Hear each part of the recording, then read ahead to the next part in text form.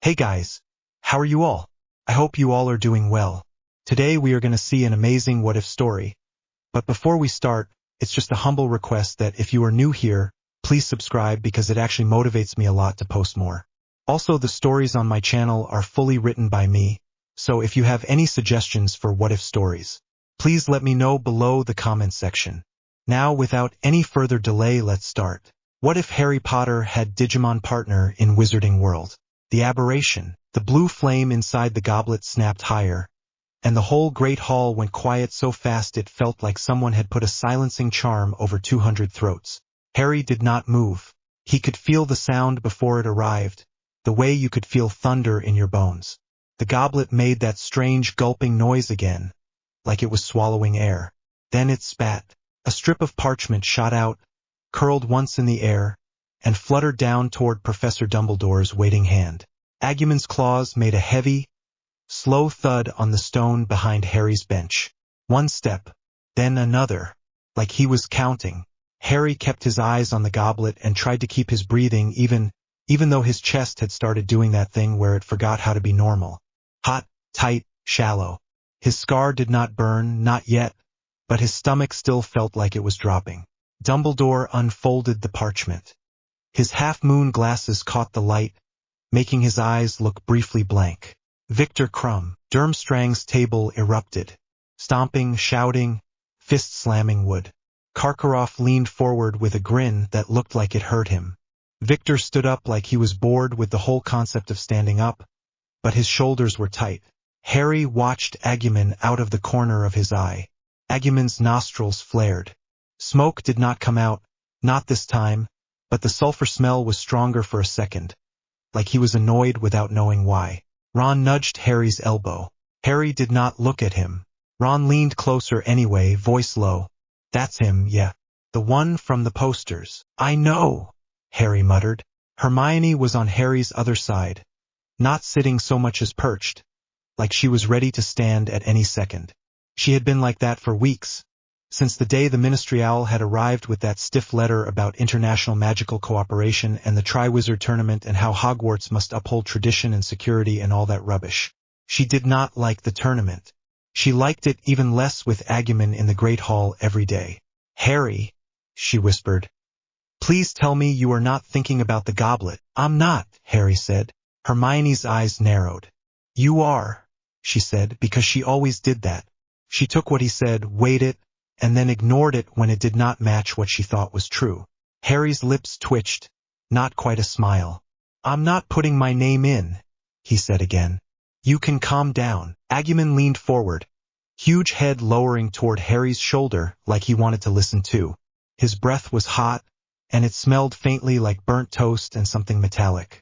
Ron made a face. Can he not do that? He muttered. It's like having a furnace breathing down your neck. Agumon blinked at him. His big eyes were not stupid. They were just honest. Too honest most days. Harry's hand found the edge of Agumon's forearm without looking.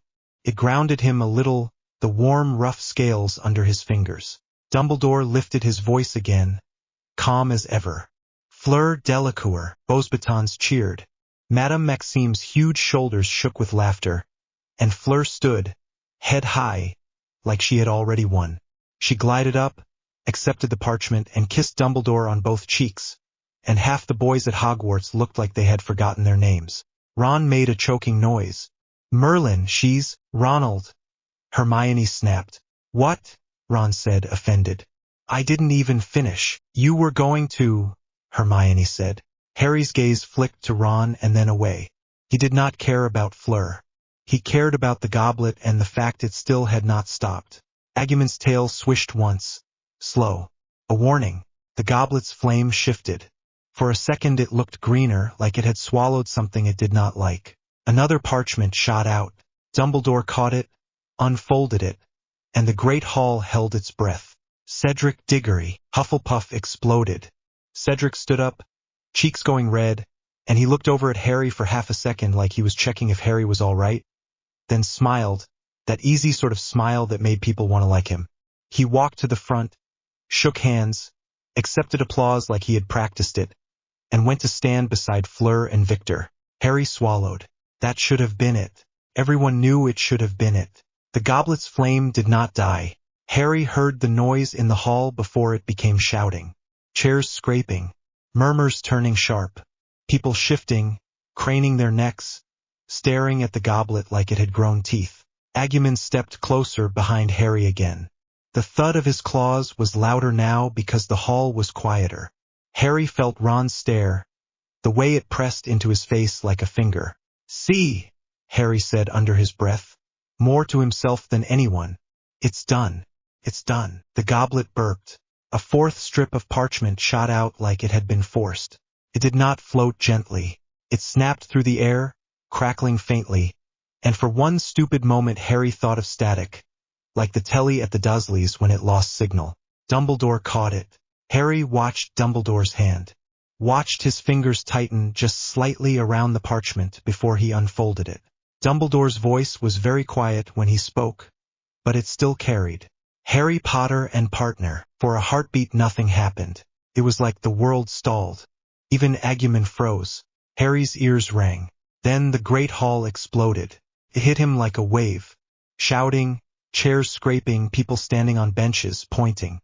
Harry heard Malfoy's laugh, high and sharp. He heard Seamus swear loudly. He heard Hermione gasp and say, "No," like she could argue with reality. He heard Ron say, "What?" Not a question. Not yet. Just a word. Empty. Harry felt heat climb up his neck. "I didn't," he said, but no one could hear him. Dumbledore's gaze found him. There was no anger there, no accusation, just something tired, something sharp behind it.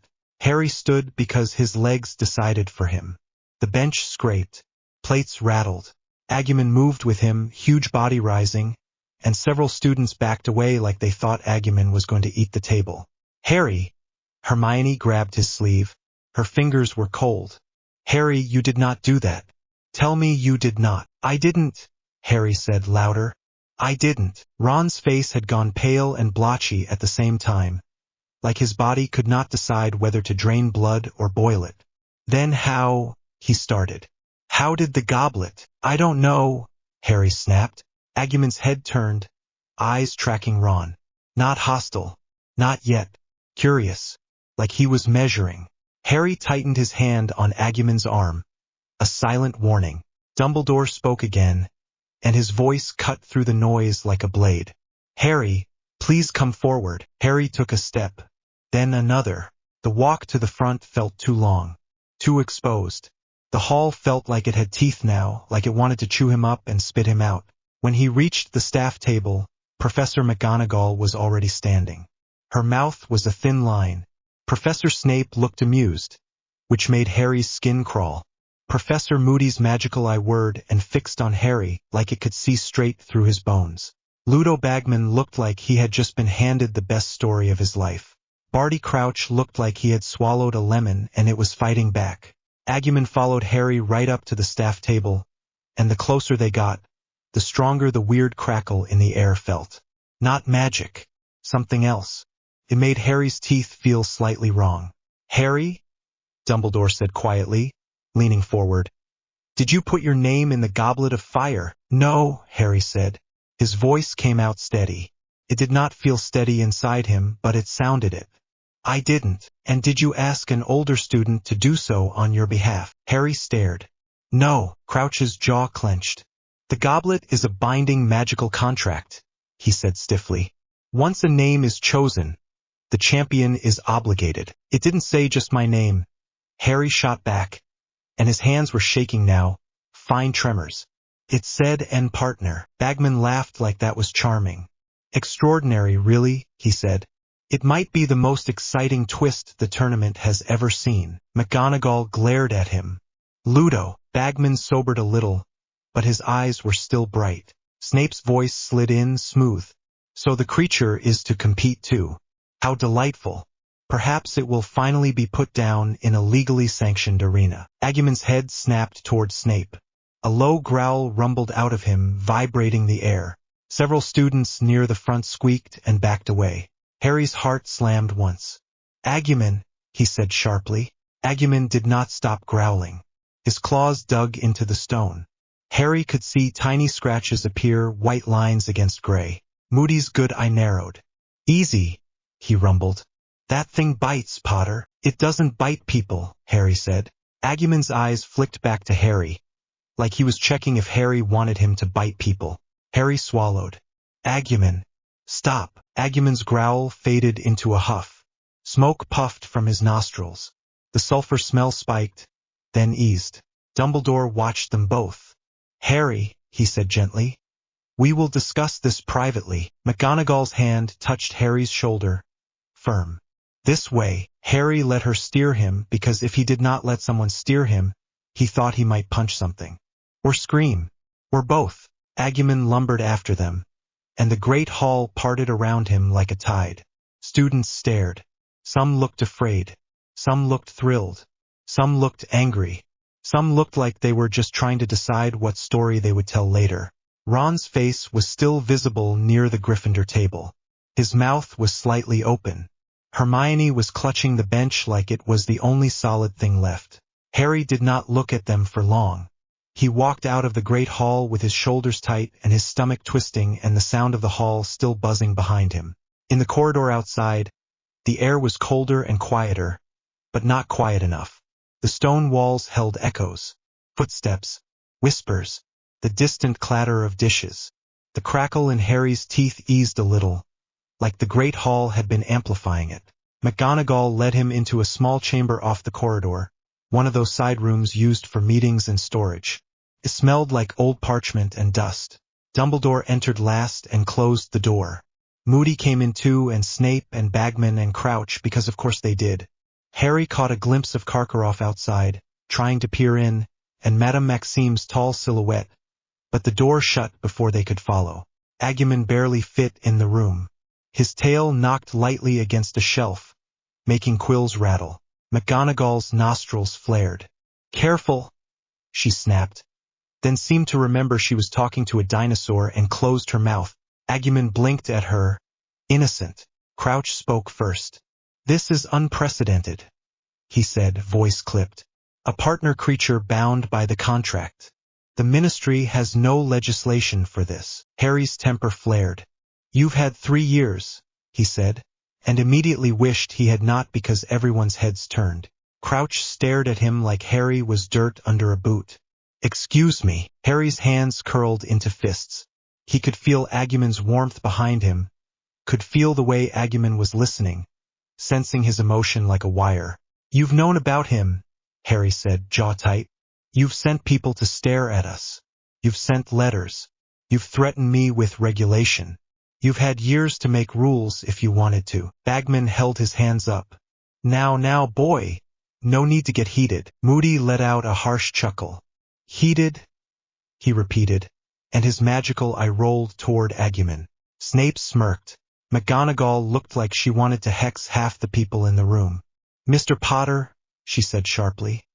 That is not the point. It is the point, Harry said. His voice went flat. He could hear himself getting cold, which was always worse than yelling. If you lot can't control it, you panic. Dumbledore's gaze stayed steady. Harry, he said softly, you are not in trouble. Harry's laugh came out short. That's new. McGonagall's expression tightened with something like guilt, which made Harry feel sick. Crouch adjusted his cuffs like he was trying to keep control over at least something. The contract stands, he said. You will compete. Harry's breath hissed out. I didn't enter. The goblet chose you, Crouch said, and his voice carried the weight of law. Your intentions are irrelevant. And Agumon, Harry said, and he could not keep the edge out of his voice. What about him? Crouch's eyes flicked to Agumon like he was looking at an object. The parchment clearly stated "and partner." Therefore the partner is bound. Agumon made a low noise in his throat. Not quite a growl, more like displeasure. Bagman leaned forward, excited again. Think of it, he said. A duel like no one has ever seen. A champion with magic and muscle. The crowd will go mad. McGonagall snapped. This is not a sporting event, Ludo. It literally is, Bagman said, sounding offended. That is the point. Snape's voice was soft and poisonous. It is a death trap, he said. It always has been. They simply pretend otherwise. Harry's stomach turned. Moody's scarred mouth twisted. The boy's right about one thing, he said. Someone put his name in. Harry's head snapped toward him. I didn't ask anyone, he said again. Moody held up a hand. I believe you, he said, which was weirdly direct. But I also believe someone did it. Which means someone is trying to get you killed. Bagman looked like he was going to protest. But Moody's glare shut him up. Dumbledore nodded. Slow. Yes, he said. That is my concern as well. Harry swallowed. He could feel sweat on his palms now. He wiped one hand on his robe without thinking. McGonagall's voice softened just slightly. Harry, you must understand, she said. The other schools are here. The ministry is involved. We cannot simply cancel the tournament. Harry's eyes narrowed.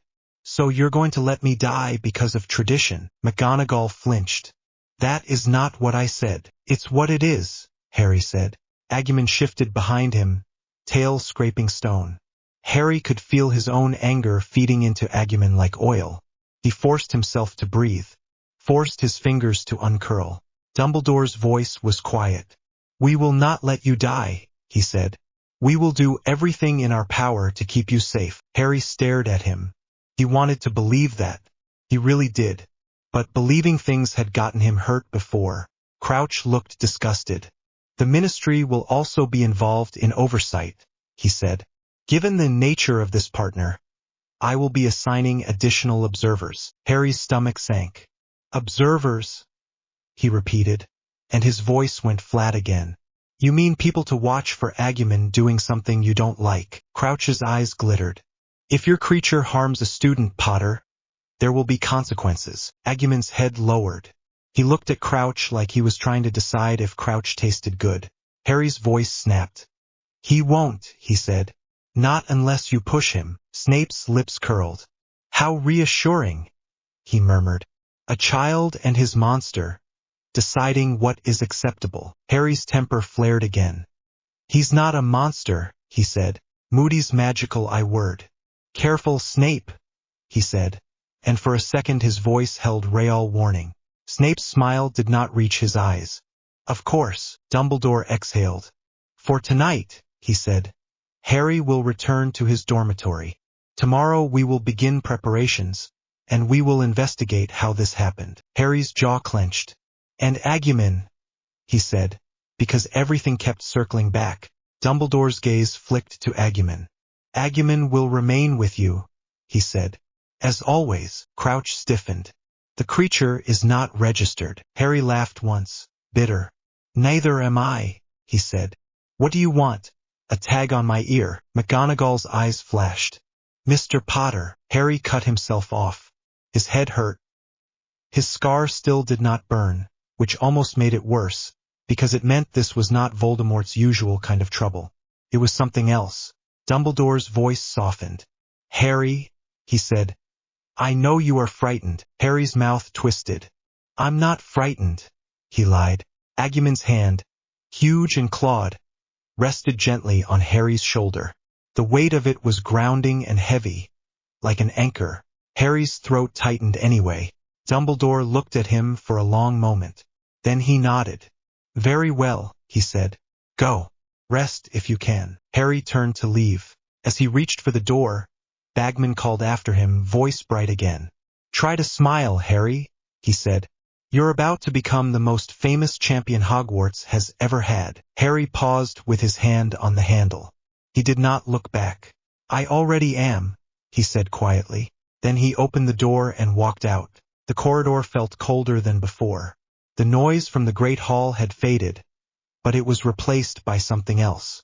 Footsteps, whispers, the echo of excitement and fear spreading through the castle like a sickness. Agumon's claws clicked behind Harry. The sound drew attention. Every time they turned a corner, someone was there. A student pretending they were not looking. A ghost drifting too close. A portrait leaning in. Harry kept his head down and walked fast. Halfway up the stairs, he heard quick footsteps behind him. Harry, Hermione's voice. Harry stopped because if he did not stop, she would follow him all the way into the dormitory and then into his bed if she thought she had to. He turned. Hermione was panting slightly from hurrying. Her eyes were bright and furious, but there was fear under it, the kind she hated showing. "Tell me the truth," she demanded. "Did you put your name in?" Harry's jaw clenched. "No." Hermione stared at him like she was trying to pick apart the lie and then looked angry when she could not find one. "Then someone did it," she said, and her voice shook. "Someone did it to hurt you." "I know," Harry said. Digimon leaned his head down toward Hermione. Hermione stiffened, but she did not back away. That was Hermione. She was terrified and stubborn at the same time. Digimon sniffed her hair like he was checking if she was safe. Hermione's eyes flicked to Harry. "And what about him?" she whispered. "Harry, the parchment. It bound him too." Harry swallowed. His tongue felt thick. "Yeah," he said. Hermione's mouth trembled. "That's not right," she said. "He didn't choose this." Harry's chest tightened. "Neither did I." Hermione stepped closer. "Harry," she said, voice softer now, "please, whatever you do, do not shut us out." Harry's laugh came out sharp. "Us," he repeated. Hermione blinked. "Ron's just in shock," she said quickly. "He'll come around. He always does. He's just—" Harry's eyes narrowed. "He always does," he echoed, and something cold curled in his stomach. Hermione's cheeks flushed. "You know what I mean." Harry looked at her for a moment. He could hear the noise of the castle behind her, the way the gossip moved like a living thing. He could smell Digimon's sulfur breath mixing with Hermione's ink and parchment smell. Harry's shoulders sagged a fraction. "I didn't ask for this," he said quietly. "I didn't. And now everyone's going to stare, and the ministry's going to poke, and the teachers are going to pretend they can protect me, and I'm going to have to fight dragons or something." Hermione's eyes widened. "Dragons?" she repeated, horrified. "Harry, that's—" "Yeah," Harry said. "So if you want to help, stop telling me to trust people who keep failing." Hermione flinched like he had slapped her. Then she lifted her chin, stubborn. "Fine," she said. "Then trust me." Harry stared at her. Hermione's jaw tightened. "Trust me not to leave," she said, voice fierce. "Because I'm not going anywhere." Harry wanted to say something sharp, something that would push her away before she could be hurt. Instead he felt his throat tighten, and the words came out tired. "Don't make promises you can't keep," he said. Hermione's eyes narrowed. "That's rich," she snapped. "You're the one who keeps trying to carry everything alone." Harry's temper flickered. "Because when I don't, people get hurt." Hermione's lips parted. She looked like she wanted to argue. Then she looked at Digimon, at the way Digimon stood close behind Harry, and something shifted in her expression. "Is he—" she started, then stopped. Harry's stomach clenched. "Is he what?" Hermione swallowed. "Is he scared?" she said quietly. "About being forced into this." Harry glanced back at Digimon. Digimon's eyes were on Harry, focused, bright. He did not look scared. He looked ready, like this was a fight he had already decided he would win, because losing was not an option. Harry's chest ached. "He'll do it," Harry said. "He'll fight. He'll protect me. That's what he does." Hermione's voice softened. "And what do you do?" Harry's mouth tightened. "I survive," he said. Hermione looked like she wanted to cry, which made Harry feel sick. She blinked hard. "Come back to the tower," she said. "Please, come back with us, and we'll figure it out." Harry's gaze flicked past her down the corridor. He could almost see Ron in his head, hear the word what, empty and turning into something else. Harry's stomach twisted. "I'm going up," Harry said, and he did not say yes. He did not say no. He just turned and kept walking. Hermione watched him go. He could feel her stare like a weight on his back. Digimon's claws clicked. His tail swished once. Restless. By the time Harry reached the portrait of the fat lady, the corridor was packed. Students were pretending they were there for other reasons, but their eyes all followed him. Whispers rose and fell like wind. "Password," the fat lady demanded, eyes wide. Harry stared at her blankly for a second, then forced his mouth to work. "Fortuna Major," he said, because that was the password for this week, and because Hermione had drilled it into him like she thought forgetting it was a personal insult. The portrait swung open. Harry stepped through, and the Gryffindor common room felt like stepping into a storm. The noise hit him first. Shouts, laughter, arguments. The heat from the fire, the smell of butterbeer and smoke. Heads turned like they were pulled by strings. Harry! Someone yelled it like a cheer. Someone else hissed.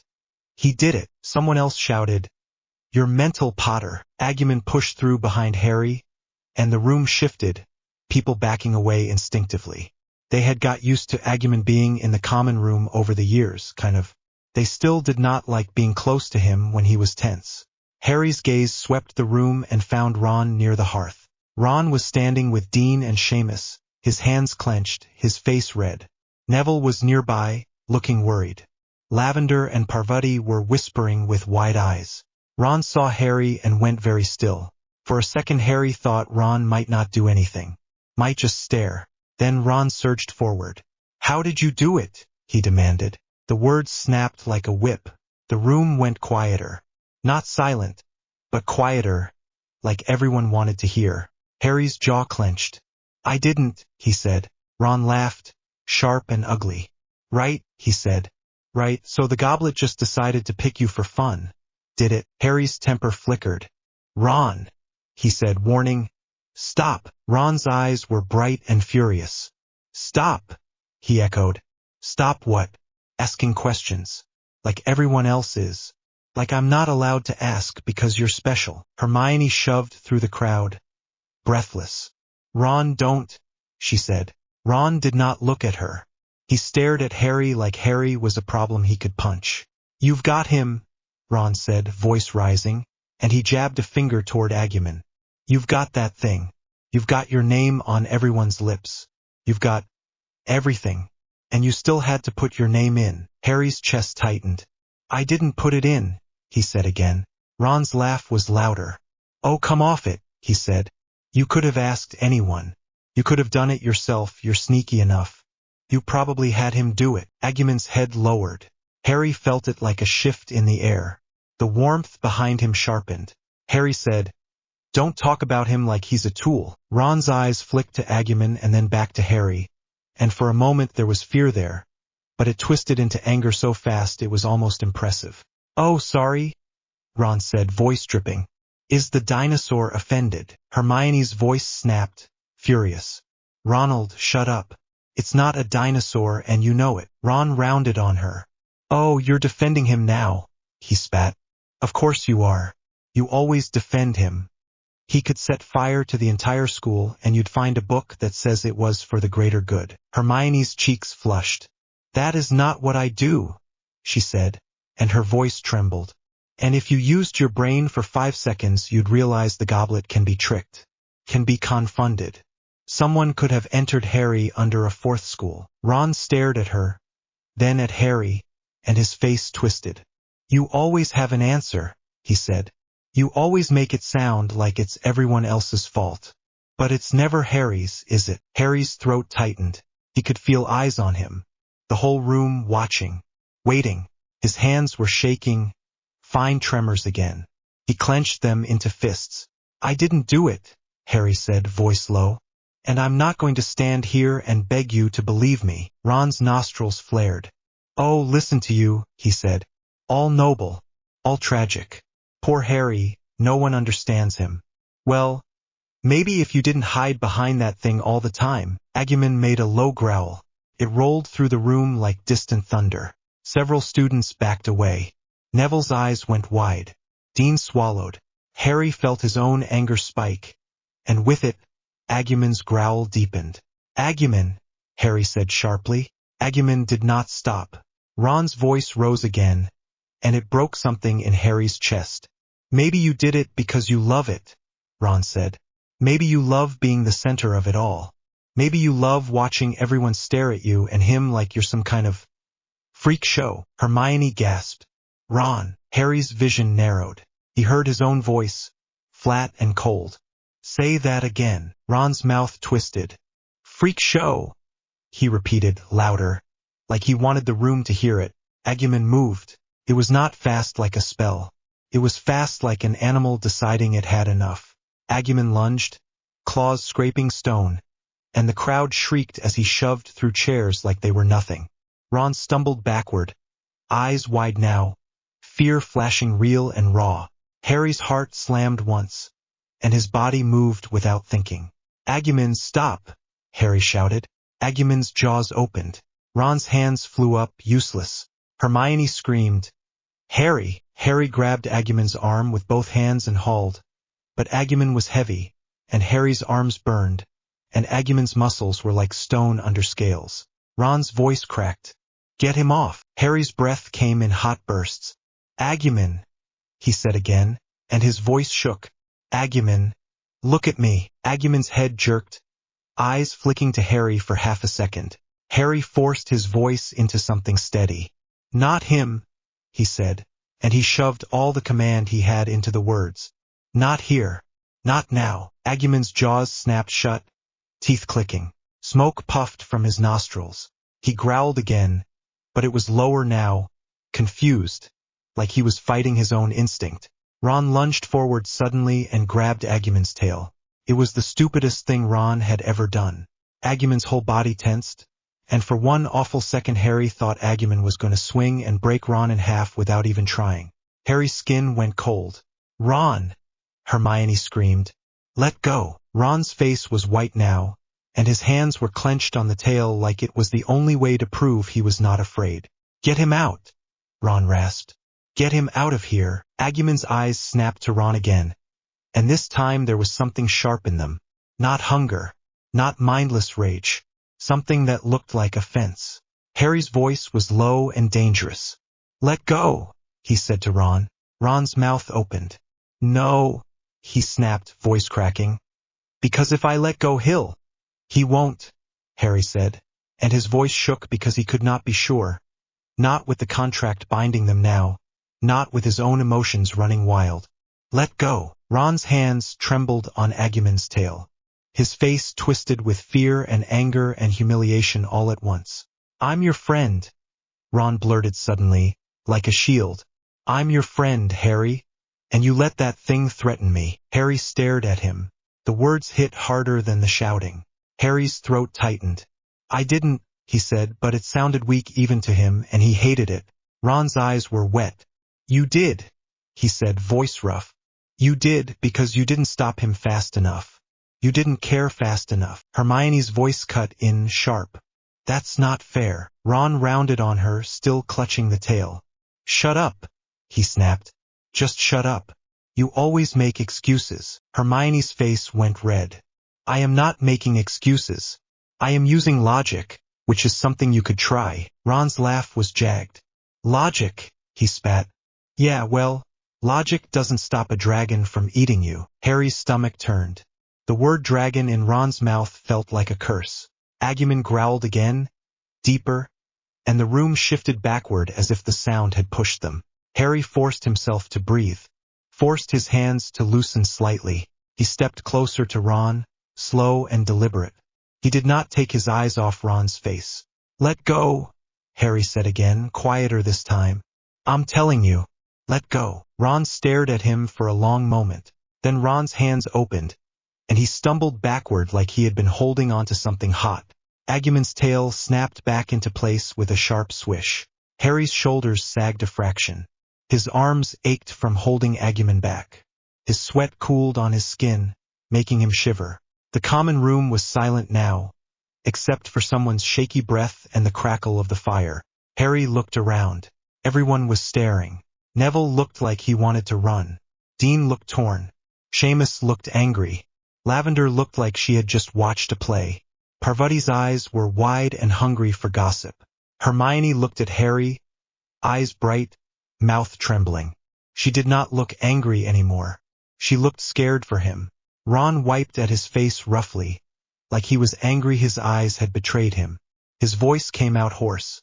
"You can't control him," he said. Harry's jaw clenched. "I can," he said, and his voice was hard.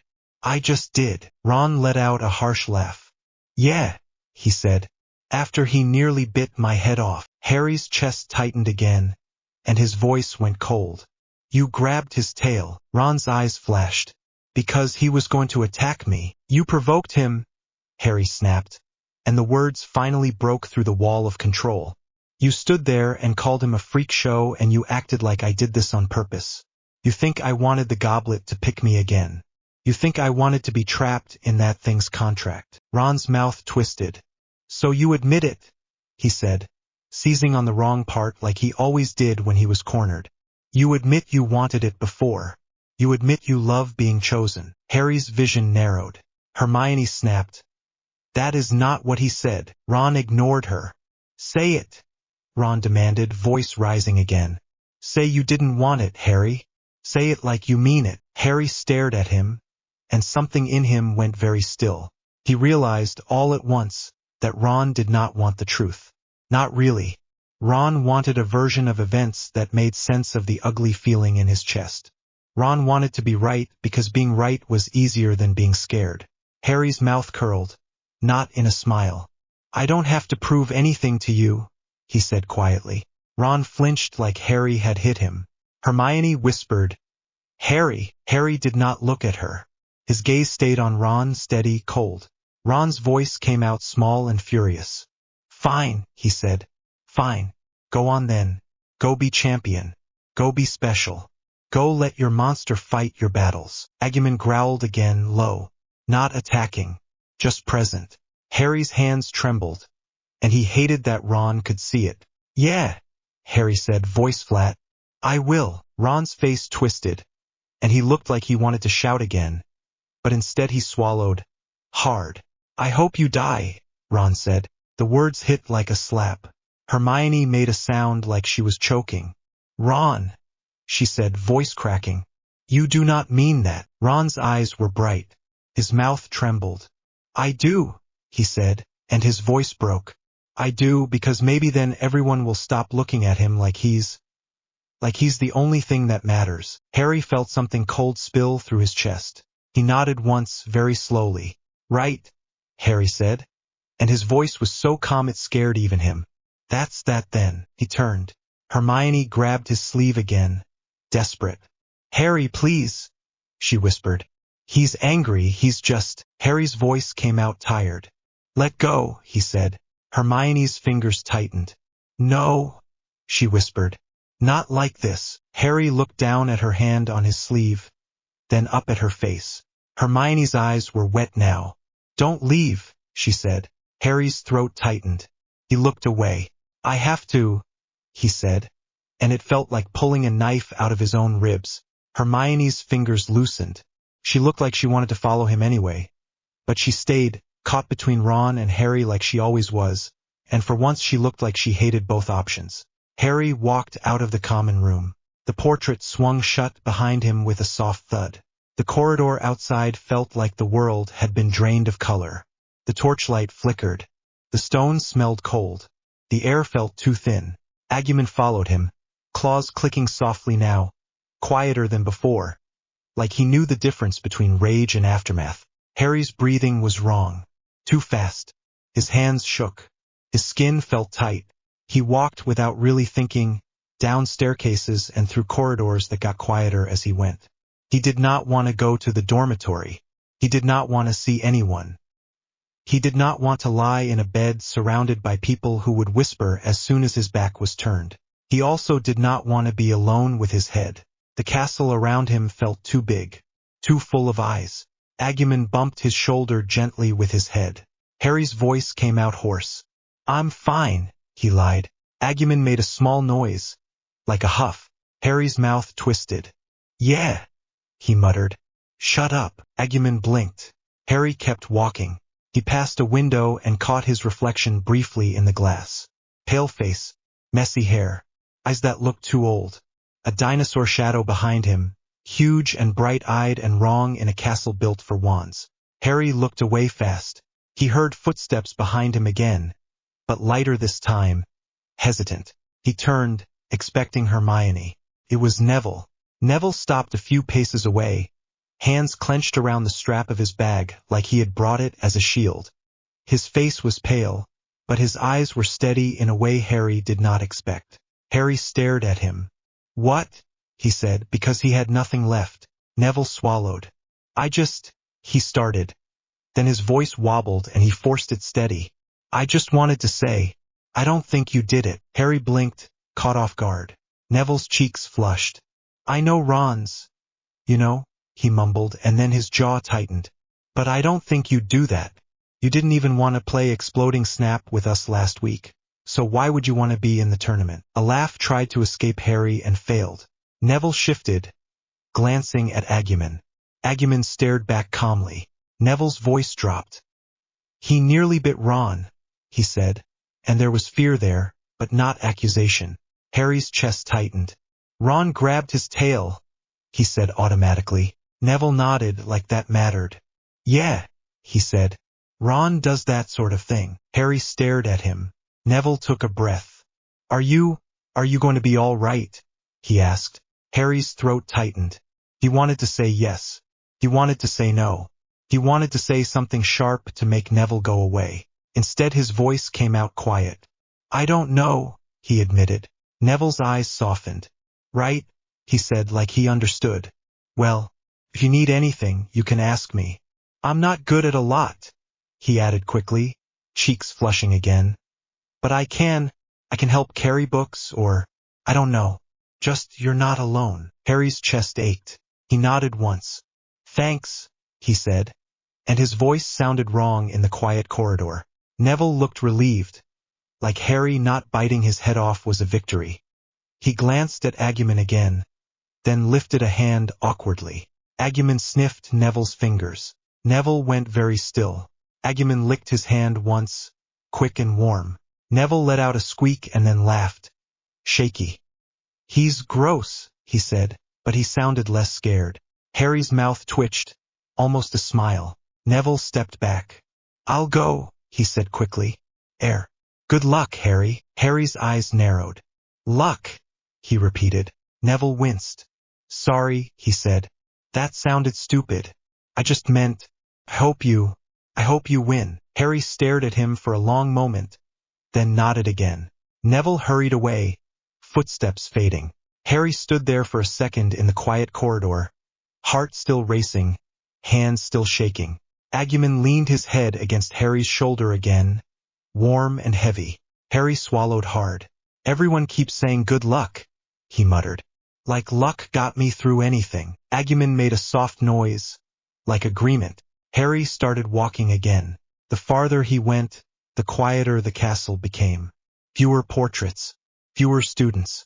The air grew colder, the torchlight dimmer. He realized he was heading toward the 7th floor without deciding to. He hated that the castle could feel his mood, could guide him like it was amused. He stopped outside a blank stretch of wall and stared at it. The room of requirement was there if he needed it. It always was when he needed it badly enough. It had saved him before. It had hidden things. It had swallowed secrets. But he did not want the room. He wanted something less kind. He wanted a place the castle had forgotten because forgotten places did not ask questions. Harry turned away from the blank wall and kept going. Past the tapestry of Barnabas the Barmy. Past a corridor that sloped downward. Past a stair that creaked under his feet like it had not been used in a while. Agumon's claws echoed louder here. Harry's breath fogged slightly in front of him. He rounded a corner and found a stretch of corridor with 3 portraits covered in dust. Their frames cracked. The stones smelled damp. There was a door at the end half off its hinges. Harry stopped. He did not know why exactly, but the place felt right. Wrong but right. Agumon stepped forward and sniffed the air. His tail swished. Harry rubbed his forehead with the heel of his hand. His scar still did not burn. His head still felt like it was splitting. He pushed the door open, creaked like a complaint. Inside was an old classroom, abandoned. Desks stacked in corners. A broken blackboard. Dust thick enough to leave footprints. A window with a crack in it that let a cold draft crawl in. Harry stepped inside and shut the door behind him. The quiet hit him like a blanket. His shoulders sagged. His legs suddenly felt weak. Agumon lowered himself to the floor with a heavy thump, tail curling around his body. The sound of it echoed in the empty room. Harry stood there for a second, staring at nothing. Then his hands started shaking harder. He pressed his palms to his eyes, hard, like he could crush the tears before they happened. It did not work. He sucked in a breath that came out like a sob, and he hated that sound, hated that his body would betray him like that after he had held it together in front of everyone. Agumon's head lifted. He made a soft sound, concerned. Harry laughed. Bitter. What? He rasped. You going to tell me it's fine? Agumon blinked. He shuffled forward, slow, careful, and nudged Harry's shoulder. Harry let out a shaky breath. He sank onto the floor beside Agumon, back against the cold stone wall, knees pulled up. His robes gathered dust immediately. He stared at his hands. The tremors had not stopped. Binding contract, he whispered. And partner. Agumon's eyes watched him, focused. Harry swallowed. His throat burned. They bound you, he said, and his voice cracked. They dragged you into this because someone wanted me dead. Agumon made a low sound, not angry, more like a question. Harry's laugh came out rough. Yeah, I know, he whispered. You'd fight anyway. You always do. Agumon's nostrils flared. Smoke puffed out, small and harmless. Harry stared at it, mesmerized. It looked like a tiny dragon breath, ridiculous and terrifying in the same second. Harry pressed his head back against the wall and closed his eyes. For a moment he tried to imagine how this would go. Dragons, water, mazes, people cheering while he bled. The Ministry watching him like a specimen. Ron's voice flashed in his mind again. I hope you die. Harry's jaw clenched. His eyes opened. Fine, he whispered to the empty room. Let them watch. Agumon's head tilted. Harry's mouth tightened. We'll win, he said, and the words came out cold and steady now like a vow. We'll win and we'll make them choke on it. Agumon's eyes brightened. He made a sound that was almost pleased. Harry's stomach twisted. That was the problem. Agumon responded to him. If Harry went dark, Agumon would follow him, because Agumon was loyal in a way humans rarely were. Harry swallowed. Footsteps sounded outside the door. Harry froze. Agumon's body tensed. He shifted, claws scraping lightly on stone, and the sound made Harry's spine prickle. The doorknob turned. Harry's hand shot toward his wand out of instinct. The door creaked open. A figure stepped in, framed by the corridor's dim torchlight. Slytherin robes. Tall, slim, hair pulled back neatly, a posture that looked like confidence but was really control. Daphne Greengrass shut the door behind her with a soft click, like she owned it. Harry stared at her, stunned. Daphne's eyes flicked to Agumon first, calm and assessing, then to Harry. Her expression did not change much, but her gaze sharpened slightly, like she had confirmed a theory. Harry's fingers tightened around his wand. What are you doing here? He demanded. Daphne's mouth curled. Not quite a smile. Breathing, she said smoothly. Unlike the rest of the castle. Harry's eyes narrowed. This is my spot, he said. Daphne's brows lifted. Faint amusement. Did you put your name on the door? She asked. Harry's jaw clenched. Get out. Daphne did not move. She stepped forward instead. Slow, measured, like she knew exactly how far she could go before Agumon decided she was a threat. She stopped a few paces away, hands visible at her sides, not reaching for her wand.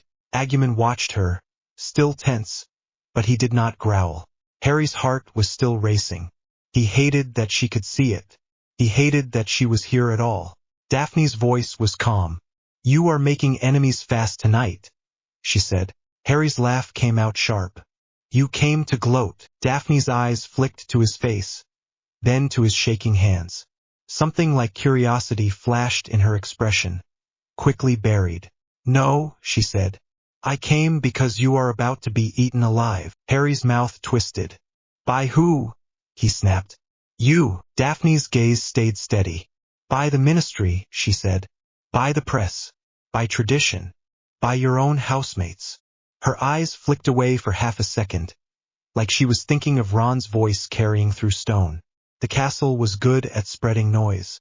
Harry's throat tightened. Daphne took a breath.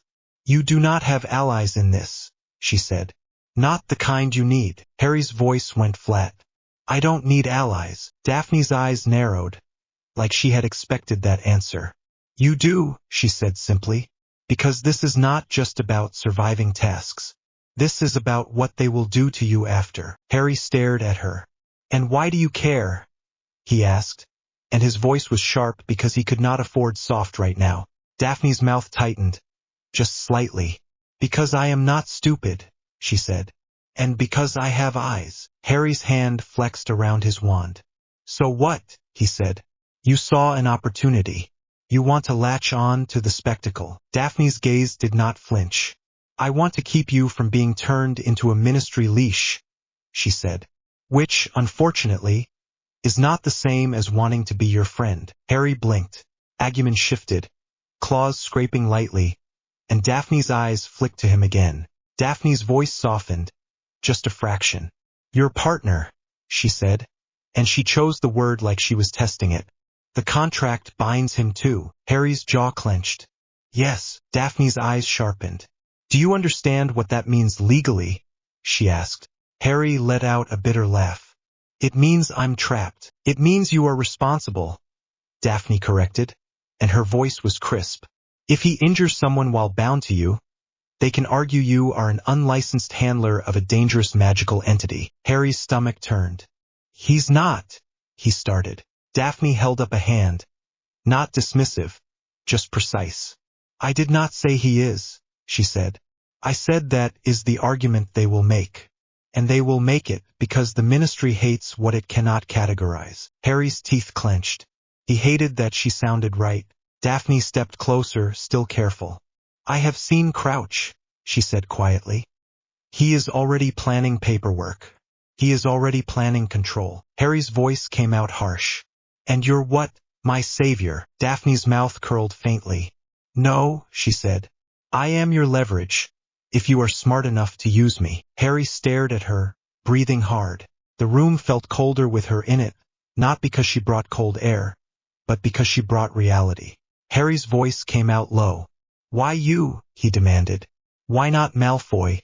Why not go be useful to your own lot? Daphne's eyes flashed. Do not lump me with Malfoy, she said, and for the first time her voice carried real anger. He is loud and stupid. He thinks power is something you show off. I think power is something you survive. Harry blinked again. Agumon's head tilted, like he was listening to the difference in her voice. Daphne exhaled slowly and smoothed her expression back into calm control. You are isolated, she said. You have been isolated for years, and now it is worse. Harry's throat tightened. You don't know anything about me. Daphne's gaze held his. I know you sit with your back to the wall, she said. I know you do not laugh unless someone makes you. I know you have a partner who follows you like your shadow. And I know that makes you both stronger and more alone. Harry's hands shook again. He hated that she could see it and name it. He forced his voice into something sharp. So what's your offer? He asked. Daphne's eyes narrowed slightly, like she approved of him getting to the point. An alliance, she said. Not a friendship. Not a house truce. A practical agreement. Harry stared at her. For what? He demanded. Daphne's mouth tightened. For protection, she said. For information. For strategy. For someone who will not panic because your partner is large. Harry's gaze flicked to Agumon, then back. And what do you get? Harry said. Daphne's eyes held his steady. Safety, she said simply. If the old ways collapse, I do not intend to be buried under them. Harry's mouth twisted. So you want to bet on the winning side? Daphne's expression did not change much, but her voice softened, just slightly. I want to bet on survival, she corrected. And right now you are a storm. People will either try to chain you or try to ride you. I prefer to be neither. I prefer to stand beside you and steer. Harry's pulse thudded in his ears. He did not like her. Not yet. He did not trust her. But she was standing here, alone, in a forgotten classroom, while the rest of the castle screamed about him. That meant something. Harry's voice came out flat. How did you find me? He asked. Daphne's mouth curled faintly. You walk like someone who wants to disappear, she said. That is not difficult to track if you understand the castle. Harry's jaw clenched. Daphne held his gaze. I am not here to comfort you, she said. I am here to tell you that you cannot fight this with teeth and spells alone. Harry's laugh came out harsh. I've been fighting with teeth and spells my whole life. Daphne's eyes flicked to Agumon. Yes, she said. And it has made you frightening. It has not made you safe. Harry stared at her for a long moment. His hand loosened slightly on his wand. What do you know about contracts? He asked. And the words tasted like poison because it felt like admitting he needed help. Daphne did not smile. She looked almost relieved, like she had been waiting for him to ask. My family has solicitors, she said. Not that you will like that word. People hear it and think it means cowardice. It means preparation. Harry swallowed. So you're offering legal advice, he said, and his voice sounded wrong saying it like it belonged to someone else. Daphne's eyes stayed steady. You need a lawyer, Potter, she said quietly. Not a dragon. Filch's lantern swung at the far end of the corridor. A slow yellow arc that made the suits of armor look like they were breathing. Move, Daphne whispered. Harry did not argue. His feet were already going, soft on stone, heart hammering hard enough that he swore the castle could hear it. Agumon padded after them, claws clicking once before Harry shot him a look. Agumon's next steps were careful, quiet. He still did not fit in Hogwarts hallways the way a person did, but he tried. That was the mad part. A creature made of heat and muscle and teeth, trying not to wake up an old caretaker with a cat. Daphne cut left, fast, and Harry followed without thinking. They slipped behind a tapestry and pressed flat to the wall while Filch shuffled past, muttering to himself. Mrs. Norris's eyes flashed in the dark like she was looking straight at Harry. Harry held his breath. His fingers were cold around his wand, even though his palm was sweating. Mrs. Norris's head turned. Agumon's tail twitched. Harry's stomach dropped. He reached back and grabbed the base of the tail with one hand. Firm. Not hurting, just warning. Agumon went still, muscles locking under scales.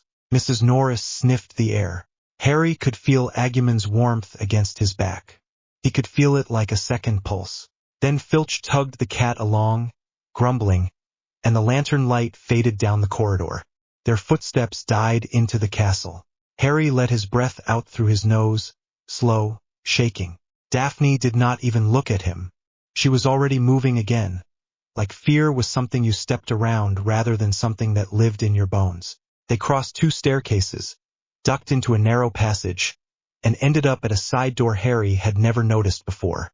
Daphne pushed it open with a small twist of her wand. No sparks, no dramatic sound, just a quiet click, like the castle itself had decided to cooperate. The library hit Harry like a cold bath. Rows of shelves loomed in dim light, the air smelling of paper and dust and old glue. It was too early for the usual crowd. Only a handful of lamps were lit, leaving the corners in shadow.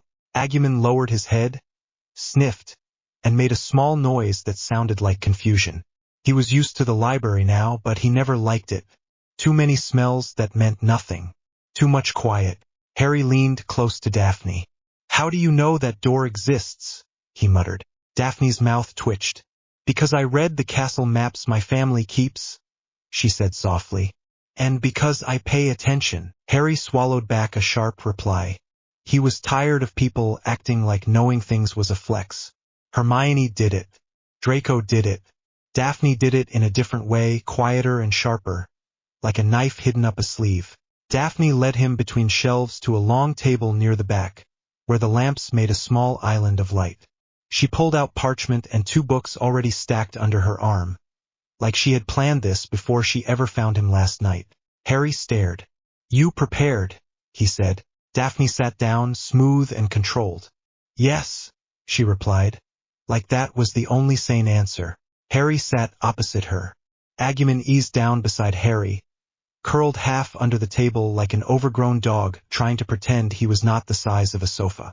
His tail wrapped around Harry's ankle. Warm, heavy, possessive. Harry's throat tightened at the word that still sat like a stone in his mouth. Partner. Daphne slid 1 parchment toward him. Read, she said. Harry glanced down. It was a list of names, not random names. Names with titles, departments, committees, things that sounded like they belonged in court. Harry's eyes narrowed. What is this? Who will try to own you? Daphne said quietly. Harry looked up sharply. I'm not property. Daphne's gaze did not move. I did not say you are, she answered. I said they will try. Harry's jaw clenched. Daphne tapped the parchment. Crouch will frame it as safety, she said. He will say your partner is unregulated, unpredictable, dangerous. He will say the contract makes it worse because it binds your creature to the tournament, meaning Hogwarts is responsible if something goes wrong. He will argue that responsibility requires oversight. Harry's hand tightened on the edge of the parchment. Oversight, he repeated, tasting the word like poison. Daphne nodded once. Oversight becomes restriction. Restriction becomes control. Agumon lifted his head slightly, eyes narrowing like he understood tone even if he did not understand law. Harry forced his voice steady. So what do we do? Daphne's eyes flicked to him, the first sign of approval Harry had seen all morning. We stop them from writing the first story, she said. Harry blinked. Story. Daphne leaned forward a fraction. Not the gossip, she said. The legal narrative. The one that decides whether you are a boy forced into a contract or a reckless handler who unleashed a weapon. Harry's stomach turned. Ron's voice echoed in his head, twisted and ugly. Monster. Freak show. Harry swallowed hard. We cannot stop them talking, he said. Daphne's voice stayed calm. We can give them a version that costs them more to attack, she said. That is different. Harry stared at her. You talk like this is chess. Daphne's mouth tightened. It is, she said. Except the pieces bleed. Harry looked away, throat burning. He did not like how true that sounded. Daphne flipped open one of the books. The pages were filled with dense text, old laws and archaic language. Harry recognized a few headings from Hermione's rants. Daphne's finger traced a line. Magical creatures classification, she said. Control standards. Handler liability. Mostly nonsense. Because they wrote it before anything like your partner existed. Harry rubbed his forehead. So we are stuck. Daphne's finger stopped. Not if you play offense, she said. Harry's eyes narrowed. What does that mean? Daphne looked up. It means you are not a boy in the corner hoping adults protect you, she said. It means you demand terms. It means you make them acknowledge that the contract is the primary authority, not their paperwork. Harry's stomach tightened. How? Daphne's gaze sharpened. You forced Dumbledore to take a position, she said. Harry's pulse jumped. He already did, he said. Thinking of last night, Dumbledore's quiet voice, his tired eyes. Daphne shook her head slightly. He said he will keep you safe, she replied. That is kindness. I mean a formal stance. In writing. With the right witnesses. Something the ministry cannot pretend did not happen. Harry stared. Agumon huffed softly. A small burst of warm breath. Like he approved of pushing back. Harry's mouth twisted. You are asking me to challenge the ministry. Daphne's eyes held his. You already are, she said. You just do not realize it yet. Harry sat back, chair creaking. A quiet beat passed. Lamp light flickered. Somewhere deep in the library, parchment rustled. Harry's voice came out rough. Why are you doing this? He asked again, softer this time. Because he needed a real answer. Not the survival one. The real one. Daphne stared at him for a moment, expression carefully blank. Then she looked down at the book, like it was safer than meeting his eyes. My sister cried last night, she said quietly. Harry blinked. That was not what he expected. Daphne's fingers tightened on the edge of the page. Astoria is young, she continued, voice controlled, but there was something tight underneath it. She heard the shouting in the Slytherin common room. She heard how people talked about you, like you were a spectacle, like your partner was a threat that should be put down. Harry swallowed. Daphne's mouth tightened. I do not like watching people turn fear into cruelty, she said. It is lazy. Harry stared at her, throat tight. He had never heard a Slytherin say something like that out loud without turning it into an insult. Daphne looked up at him then, and her eyes were hard.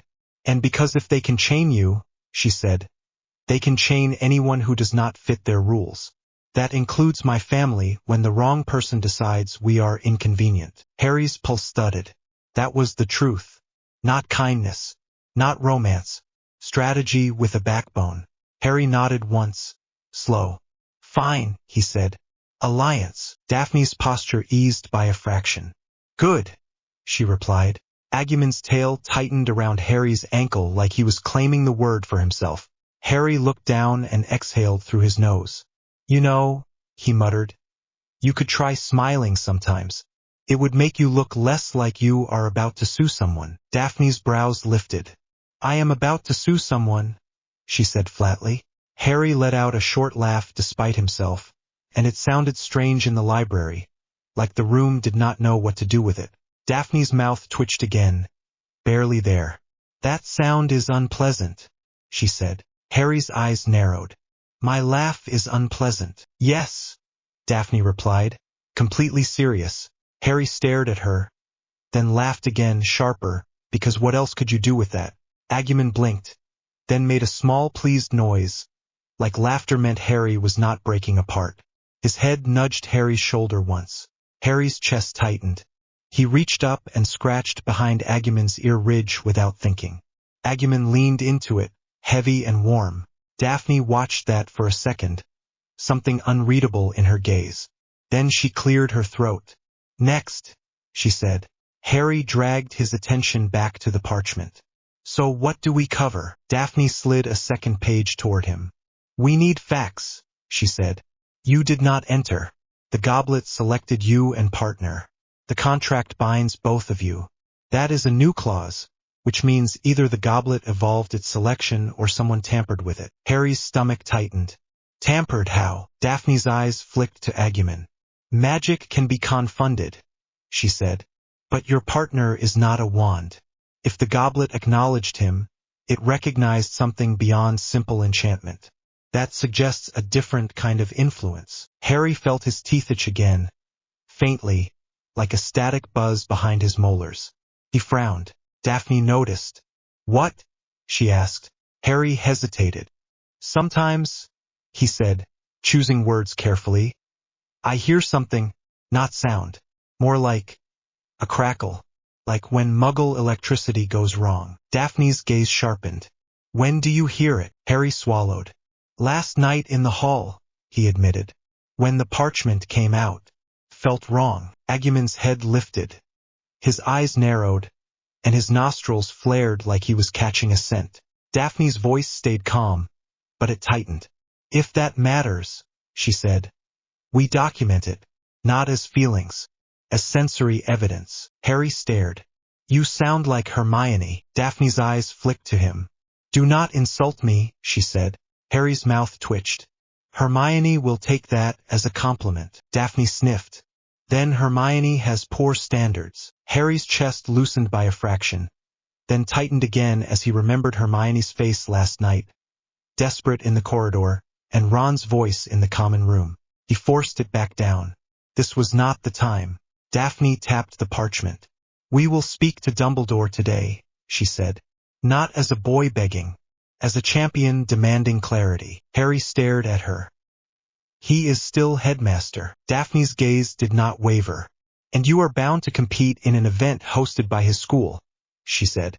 That gives you leverage. Harry exhaled slowly. He hated leverage. He hated needing it. He hated that surviving meant thinking like this. A chair scraped somewhere nearby. Harry's head snapped up. Hermione appeared at the end of the aisle between shelves, arms loaded with books, hair slightly wild like she had been running on nerves all night. She froze when she saw Harry, then her gaze flicked to Daphne, and her whole face changed. What are you doing? Hermione demanded, voice low but fierce. Daphne did not look startled. She did not even look guilty. She turned her head slightly, like Hermione was a mild inconvenience. Harry's stomach tightened. Hermione, he started. Hermione cut him off. Harry, you left, she hissed. I was looking for you. Neville said you were wandering, and I thought you might be in the room of requirement, and then I see you here with her. Daphne's brows lifted, faintly amused. Hello, she said. You must be Granger. Hermione glared. Yes, she snapped. And you are Greengrass. What are you doing with him? Daphne leaned back in her chair. Calm. Helping, she said. Hermione's laugh was sharp. Helping? She repeated, like the word was offensive. Slytherins do not help without a price. Daphne's smile was small and cold. Neither do Gryffindors, she replied. You just pretend you are noble while you do it. Hermione's cheeks flushed. That is not true, she snapped. Harry's head started to ache. He held up a hand.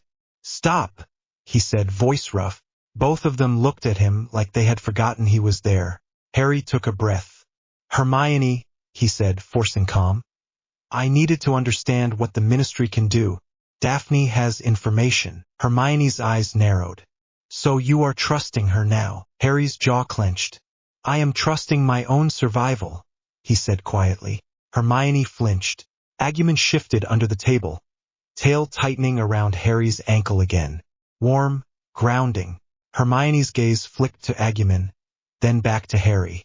Her voice softened by a fraction. Harry, she said, I can help you. You do not need her. Daphne's eyes narrowed slightly. He does, she said simply. Hermione's glare snapped to Daphne. Excuse me. Daphne's tone stayed calm. You are emotional, she said. That makes you brave. It also makes you predictable. Hermione's hands tightened on her stack of books. And you are cold, she shot back. That makes you cruel. Daphne's mouth twitched. Sometimes, she said. Harry squeezed his eyes shut for a second. He could feel the weight of both of them, pulling him in opposite directions, and he wanted to scream. He opened his eyes and looked at Hermione. I am not replacing you, he said, voice low. I am not choosing her over you. I am doing what I have to do. Hermione's eyes were bright. And what about Ron? She whispered. Harry's stomach clenched. Ron made his choice, he said. Hermione's voice cracked. He was angry, she insisted. He did not mean it. Harry's jaw tightened. He meant enough, he replied. The silence that followed was thick. Hermione's face twisted like she was trying to hold herself together.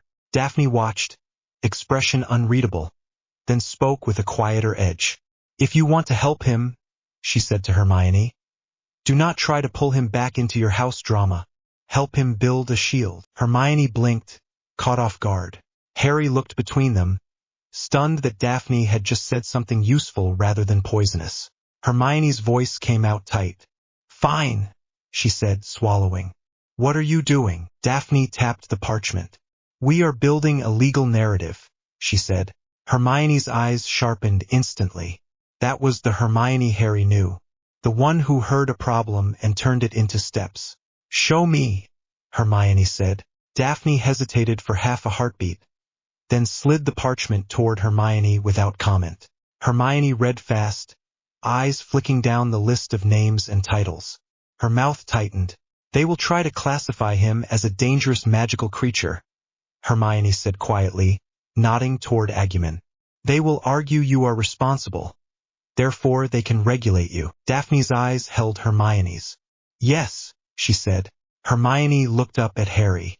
We need Dumbledore's written stance, she said immediately. And we need witnesses. McGonagall, Moody, anyone who will not lie for the Ministry. Harry's pulse thudded. He stared at Hermione, then at Daphne. Daphne's mouth twitched. See, she said mildly. Not useless. Hermione glared. Do not, she snapped. Harry felt a strange thing in his chest. Not relief exactly. Not peace. Just a small shift. Like the ground under him had stopped crumbling for a second. He exhaled. Slow. Fine, Harry said, voice rough. Both of you, help me. But no fighting each other in my face. Hermione's lips pressed together. Fine, she said. Daphne nodded once. Agreed, she said. Agumon made a pleased sound and nudged Harry's shoulder again, like he approved of humans being less stupid. Harry rubbed his face. Right, he muttered. So we speak to Dumbledore today. Hermione nodded. Yes, she said. And we should also prepare for the Wandwang. It is a public event. The press will be there. Harry's stomach tightened. Press. Hermione's eyes narrowed. Rita Skeeter, she said. Daphne's gaze sharpened. She will try to trap you into saying something that makes you look reckless, she said. Harry's jaw clenched. Let her try. Daphne looked at him. Then her eyes flicked to his hands. Still trembling faintly, her voice softened just a fraction, careful. Do not give her a weapon, she said. Harry stared at her. For a second, the room felt too quiet. He could hear his own heartbeat. He could smell parchment and dust and Agumon's warm breath. Harry looked away first. Fine, he said. Hermione began stacking books on the table, already moving. We need contract theory, she said. Goblet enchantment variation, creature binding, and anything related to foreign magic recognition clauses. Daphne looked mildly impressed despite herself. You came prepared, she said. Hermione snapped. Of course I did. Harry let out a short breath that might have been a laugh if it did not hurt.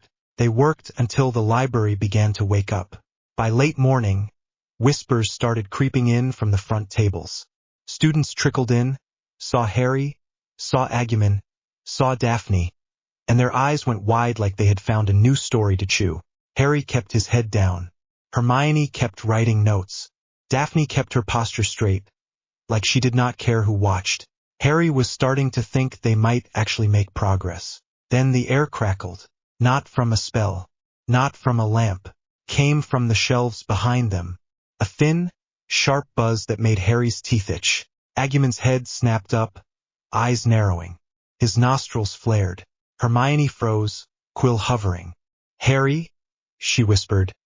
Do you feel that? Harry swallowed. Yeah, he said. Daphne's gaze went to the shelves, calm but sharp. Where? She asked. Harry stood slowly, chair scraping. He followed the sensation like it was a string pulled tight through the air. It led him between rows, deeper into the stacks. Agumon rose with him, heavy and quiet. Hermione and Daphne followed, Hermione trying not to look nervous and failing. The crackle grew stronger near a shelf packed with old tournament records. Harry's skin prickled. He stopped. On the shelf, a book sat half pulled out, as if someone had been reading and abandoned it mid-thought. The spine looked normal. Old leather. Faded gold letters. But the air around it buzzed like a trapped insect. Hermione's voice was very small. That book should not be doing that. Daphne's wand was in her hand without drama. Do not touch it, she said. Harry stared at the book, heart pounding. He wanted to grab it just to prove he could. He wanted to smash it just to make the feeling stop. Agumon made a low noise in his throat. Harry glanced at him. What? Harry whispered. Agumon's eyes stayed on the book. Bad data, he said, voice simple. Hermione blinked. Bad what? Harry's stomach dropped. Agumon, he said quietly. You feel it too. Agumon nodded once. Slow. Like wrong, he said. Daphne's gaze sharpened. Wrong how? She asked. Agumon's tail flicked once. Like someone break it, he said. Like someone put sharp inside. Harry swallowed. His skin felt cold. Hermione's voice cracked slightly. Harry, she whispered. This could be connected. The goblet, the contract, the partner clause. Daphne's eyes flicked to Harry. We take it to Dumbledore, she said. Harry stared at the book. The crackle buzzed in his teeth. He reached out anyway. Daphne snapped. Potter. Harry's fingers hovered over the spine. Agumon's hand landed on Harry's wrist, warm and heavy, stopping him. Not rough, just firm. Harry's breath hitched. Agumon's voice was low. Not touch, he said. Harry swallowed hard. All right, he whispered. Hermione's eyes were wide. That is the first time he has stopped you, she said softly. Harry did not answer. Daphne stepped forward, careful, and used her wand to nudge the book out with the tip. Slid, slow, and the crackle spiked like it was angry. The lamps nearest them flickered once. A portrait in the next aisle made a startled sound, like it had felt something brush past. Then the crackle faded, leaving only a faint itch behind Harry's teeth. Hermione's breath came out shaky. We are not imagining it, she whispered. Daphne's face was pale now, just slightly. No, she said. We are not. Harry stared at the book on the floor like it was a snake. Agumon growled softly, low in his chest.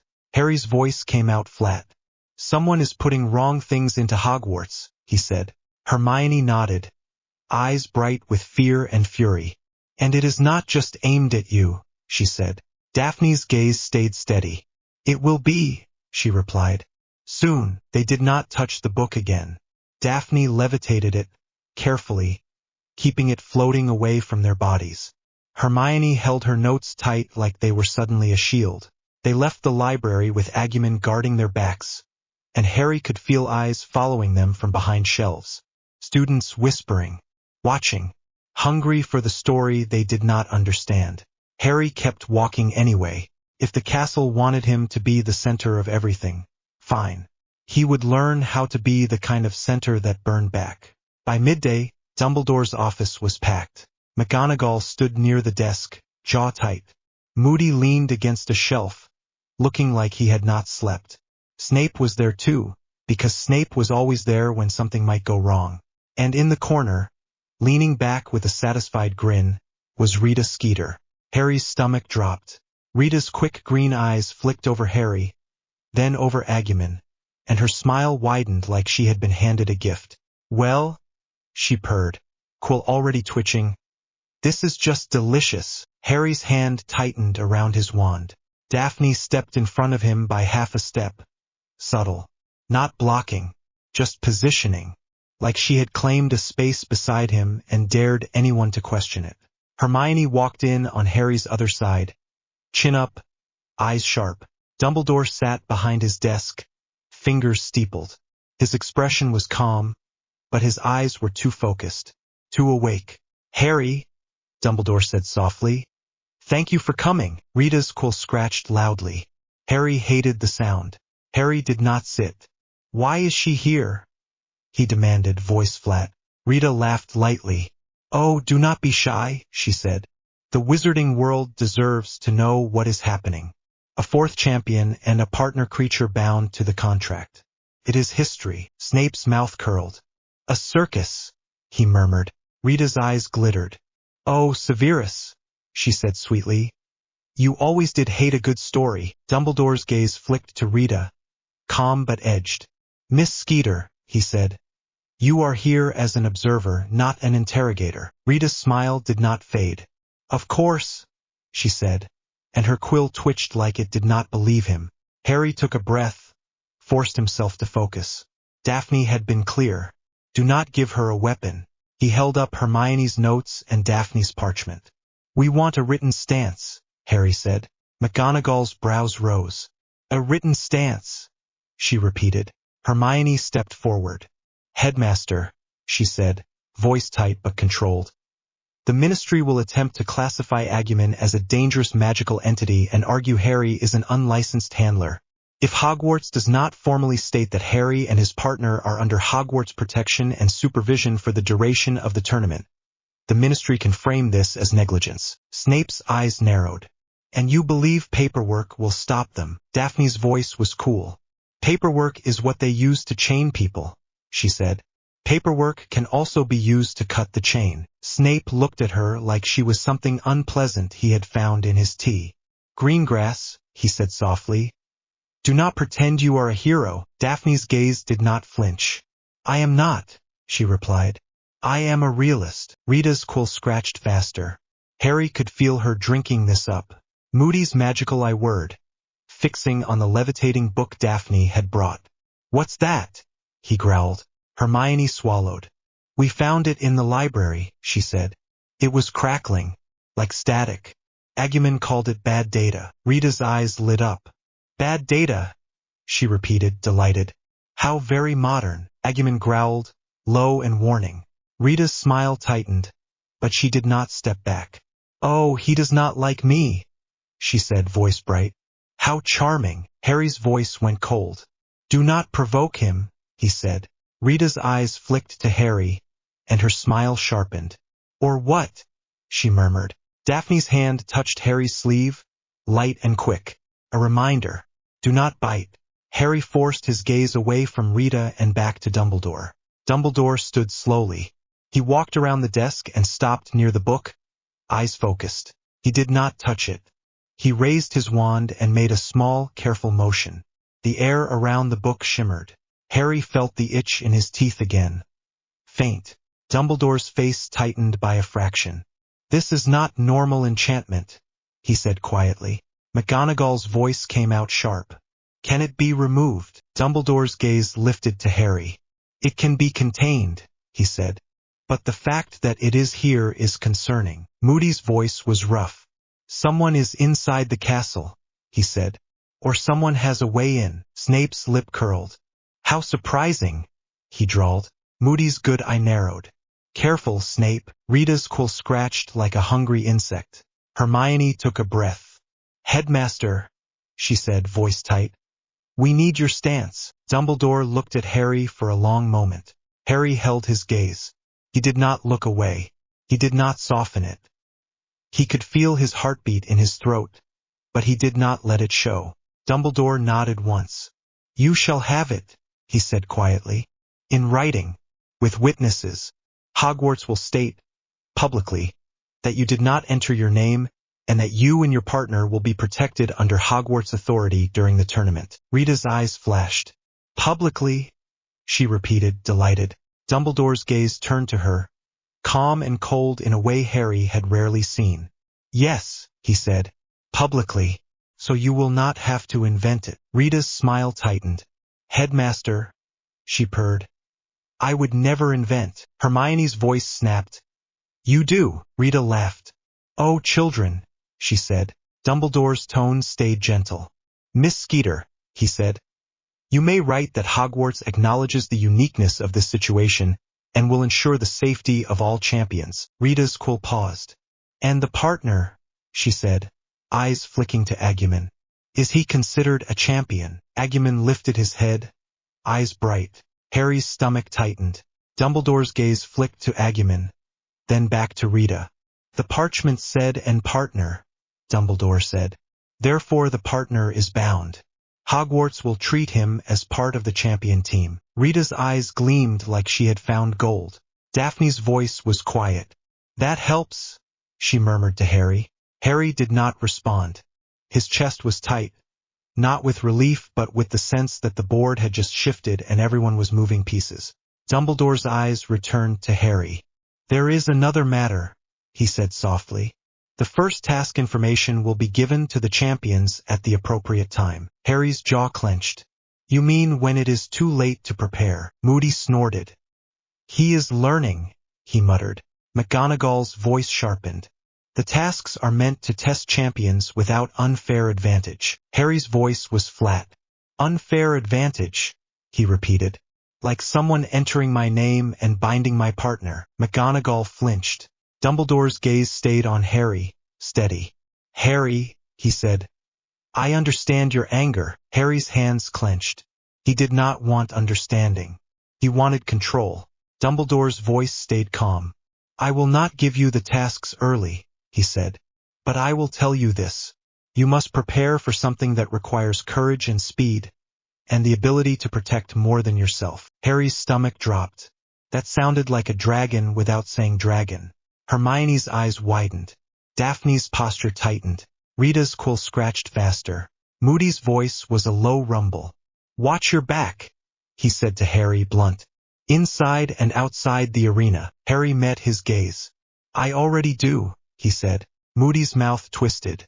"Do it harder," he replied. Dumbledore waved his wand again, and the crackling book drifted toward a cabinet that sealed itself with a soft thud. The itch in Harry's teeth eased, but it did not vanish. It was still there, like a warning that would not shut up. Dumbledore looked at Daphne and Hermione. "Thank you," he said quietly, "for bringing this to me." Hermione nodded, stiff. Daphne gave a small nod, controlled. Rita's eyes flicked between the three of them, hungry. "Interesting," she murmured, and her smile turned sharp. "A Gryffindor and a Slytherin standing guard over our champion. How very romantic." Harry's face heated. "It is not," he snapped. Daphne's expression did not change, but her hand brushed Harry's sleeve again, light and quick. like a warning and a claim at the same time. Hermione's cheeks flushed. "That is ridiculous," she said. Rita's grin widened. "Oh, deny it," she purred. "That is always the best part." Dumbledore's voice cut in, gentle but firm. "Miss Skeeter," he said. "Leave." Rita blinked, offended. "Headmaster," she began. Dumbledore's eyes stayed calm. "Now," he repeated. Rita's smile snapped back into place. "Of course," she said, and she swept out like a cat that had already stolen the cream. The room felt cleaner the moment she was gone. Harry exhaled. Slow. Dumbledore looked at Harry again. "You will attend the wand weighing this afternoon," he said. "Mr. Ollivander will be present." Harry's stomach tightened. "And the other champions?" "Yes," Dumbledore said. Harry nodded once. "Fine," he said. Dumbledore's voice softened. "Harry," he said, "you are not alone in this." Harry almost laughed. He did not. He glanced at Hermione. Her eyes were tired and fierce. He glanced at Daphne. Her posture was straight, gaze sharp, like she was already thinking 3 moves ahead. And beside him, Agumon rumbled low, steady, like a living promise. Harry swallowed. "All right," he said quietly. "Then we fight smart." Dumbledore's eyes softened. "Yes," he said. "Smart." They left the office with the castle buzzing around them again. But it felt different now. Not safer, just clearer. Like the enemy had a shape. In the corridor outside, Hermione leaned close to Harry. "Do you feel the crackle still?" she whispered. Harry nodded. "Yeah," he said. Daphne's voice was quiet. "It is not done," she said. Harry looked at her. "You think someone is testing the castle," he said. Daphne nodded once. "Or testing you," she replied. Agumon's tail brushed Harry's ankle again, warm and steady. Harry stared down the corridor, jaw tight. By afternoon, the hall where the wand weighing took place was packed. Students pressed in behind ropes, whispering, leaning forward, trying to see. Teachers stood like guards. The air smelled of excitement and sweat and polished wood. Harry walked in with Agumon at his side. He felt every stare hit him like a physical thing. Fleur stood near the front, looking bored and beautiful, eyes flicking over Harry and then lingering on Agumon with something like disdain. Victor Crumb stood with arms folded, expression flat, but his eyes tracked everything. Cedric gave Harry a small smile that looked careful, like he did not know what was allowed anymore. Rita Skeeter was there again, perched at the side like a vulture, quill ready. Harry ignored her. Mr. Ollivander stood at a table, pale and elegant, eyes bright like candle flame. He looked older than Harry remembered, but his gaze was sharp. "Ah," Ollivander murmured when he saw Harry.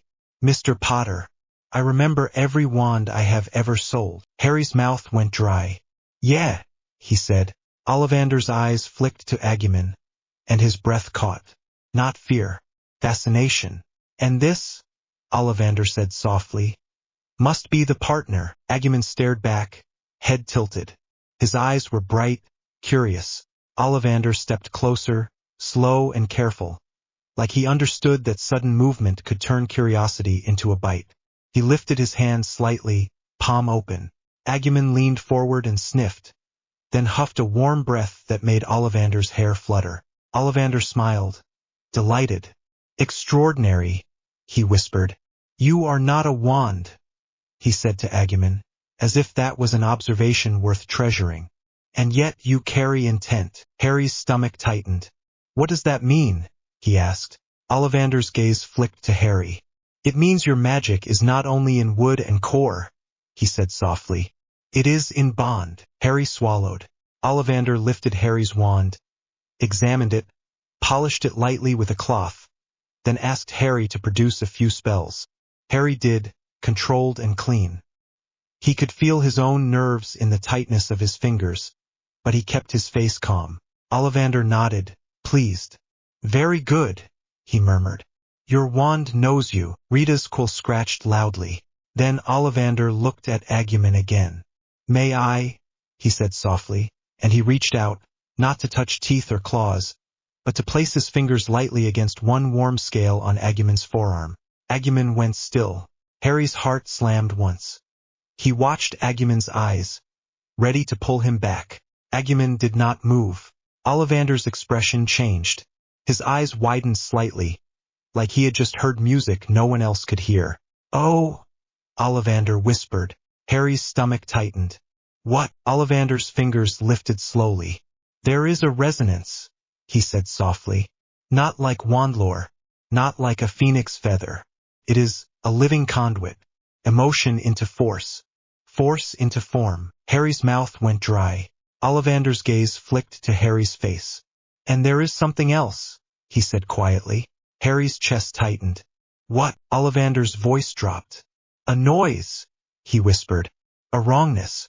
A crackle in the air. Like a spell half-written." Harry felt his blood go cold. Hermione, standing in the crowd behind the rope, went still. Daphne's gaze sharpened like a blade. Ollivander's eyes stayed on Harry. "It is faint," he said. "But it is there." Harry swallowed hard. "So I'm not imagining it," he said. Ollivander smiled sadly. "No," he replied.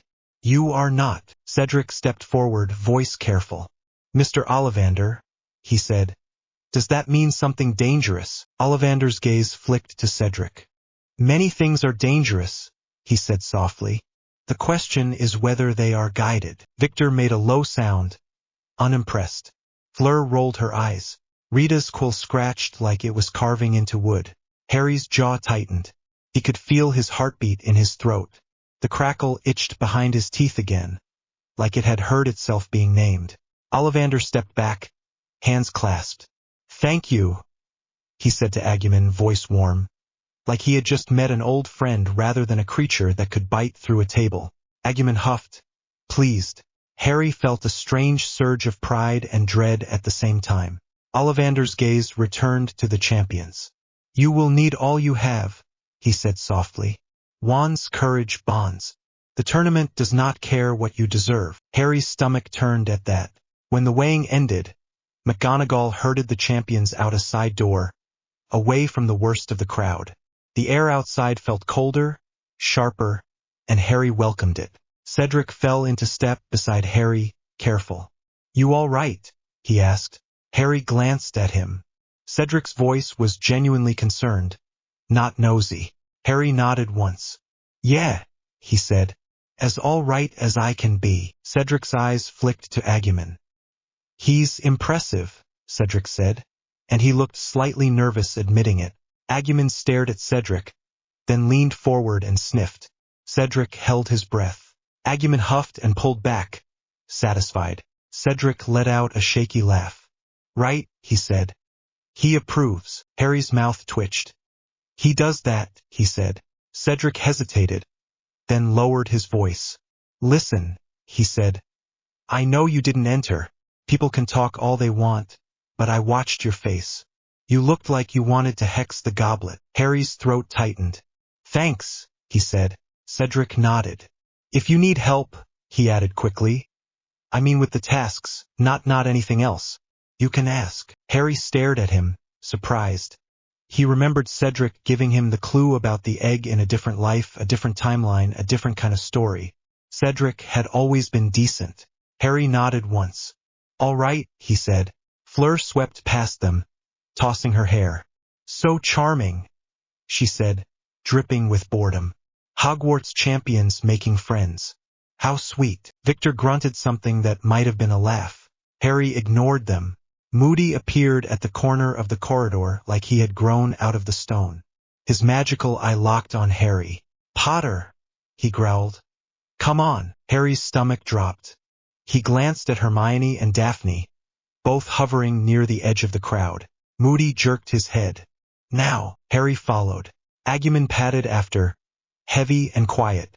Moody led them down a corridor, through a door, and out into the cold evening air.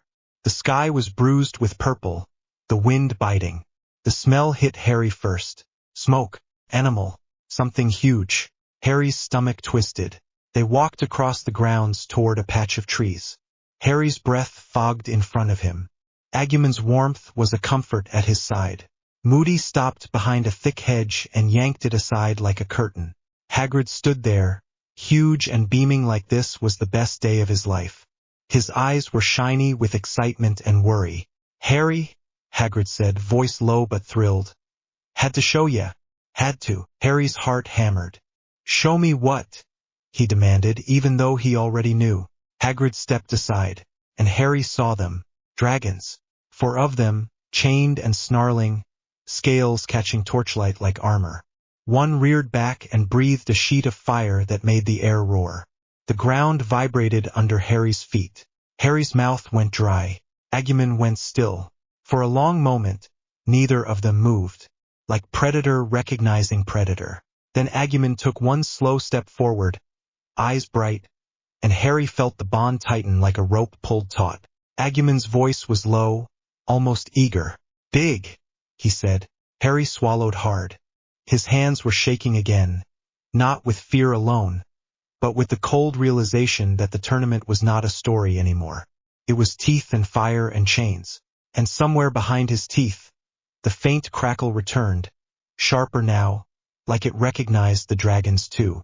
Harry stared at the nearest beast as it thrashed against its restraints, fire licking the air, and he heard himself whisper, flat and certain, "Someone wants me dead," he said. Agumon's tail brushed his ankle, warm and steady. Harry did not look away from the dragons. "Fine," he murmured.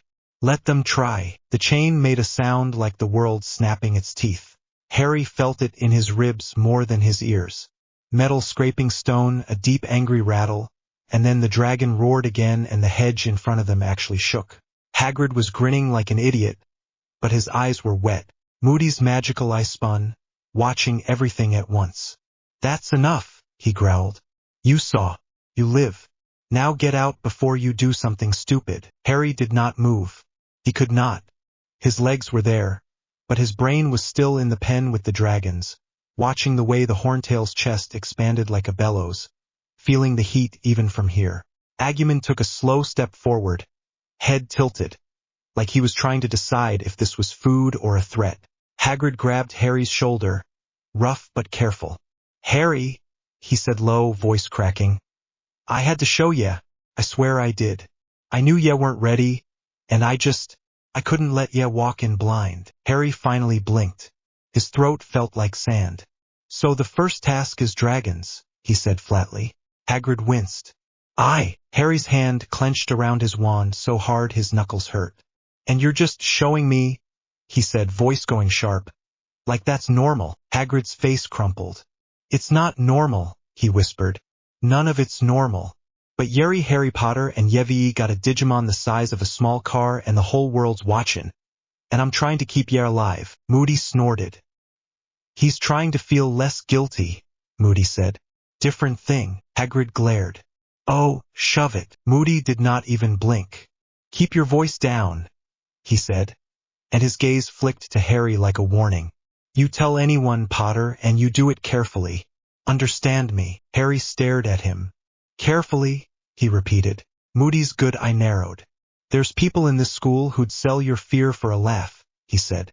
"And people outside who'd sell your life for a promotion. You pick who gets your trust." Agumon looked up at Harry, eyes bright. "Dragon big," he said. Harry's mouth went dry again. "Yeah," he muttered. Agumon's tail flicked once. "We fight." Hagrid's breath hitched like he wanted to say something brave and comforting and could not find it. "Yeah, can do it," he said anyway. "Both of yeah." Harry's voice came out rough. "You think," he said, "because I have him it's easy." Hagrid looked like he had been slapped. "No," he whispered. "No, I don't." Harry felt the heat rise under his skin. Anger and fear tangled together until he could not tell which was which. "You showed me," he said, "so I'd panic earlier instead of later." Hagrid flinched. "I showed ye so yet plan," he said softly. Moody grabbed Harry's shoulder and yanked him back, hard enough that Harry stumbled. "We're leaving," Moody said. Harry snapped his gaze back to the dragons one last time. The horntail slammed its head into the chain again. The sound of it hit Harry like a fist. Agumon's claws dug into the ground. Harry swallowed, forcing air into his lungs. "Come on," he said to Agumon, voice low. Agumon hesitated, then followed, still staring over his shoulder like he was memorizing the enemy. They moved away from the hedge, away from the pen, away from that roar that felt like a warning written into the bones of the earth. As they reached the trees, Hagrid called after him, voice thick. "Harry, please, don't tell I showed ya. I'll get sacked." Harry did not turn around. "I won't," he said, and he meant it. Moody walked him partway back toward the castle, boots crunching on frost, the sky bruised with late evening. The wind cut through Harry's robes like it hated him personally. Moody's voice came out low. "You know what they want," he said. Harry's jaw clenched. "They want me dead," he said. Moody's magical eye fixed on Harry's face. "Maybe," he said. "Or maybe they want you to crack in front of everyone. Same difference." Harry's stomach twisted. "What am I supposed to do?" he asked, and he hated that the question sounded like a plea. Moody's good eye was hard. "You prepare," he said. "You stop thinking like you're a kid in a story. You think like a champion. You think like a survivor." Harry's throat tightened. He remembered the crackle in the air, the wrongness that followed him like a shadow. Moody leaned in slightly. "And you stop trusting the first adult who smiles at you," he added, voice sharp. Harry flinched. "Are you saying Hagrid?" he started. Moody cut him off. "I'm saying everyone," he said. "Including me." Harry's pulse thudded. Moody straightened. "Go," he growled. "And keep that creature from biting a student." Agumon looked offended. "I don't bite," he said. Moody's mouth twisted. "Not yet." Harry managed a short, humorless breath. "Come on," he muttered to Agumon, and they went the rest of the way alone. By the time he reached the castle, the stone corridors felt too narrow, like the walls were leaning in, like the whole place was holding its breath. He spotted Hermione first, halfway down the corridor outside the Great Hall. She was standing with her arms folded, hair wild, eyes sharp and exhausted like she had been hunting him for hours. Daphne was with her, back straight, expression calm, hands clasped in front of her like she belonged there and dared anyone to question it. Hermione's eyes widened when she saw Harry's face. "You saw something," she blurted. Harry opened his mouth, then shut it again. His throat hurt. Daphne's gaze flicked over him, quick and precise, taking in the tension in his shoulders, the way his fingers were still clenched. "You look like you've been punched," she said quietly. Agumon padded up behind Harry and sat down with a heavy thump. His eyes were bright, too bright. Hermione's gaze snapped to Agumon. "What did you see?" she demanded. Harry swallowed. "Dragons," he said. Hermione went still. "What?" Harry's voice came out flat. "First task," he said. "Dragons. 4 of them." Hermione's face drained. "How do you know?" she whispered. Harry hesitated. He could hear Moody's warning in his head.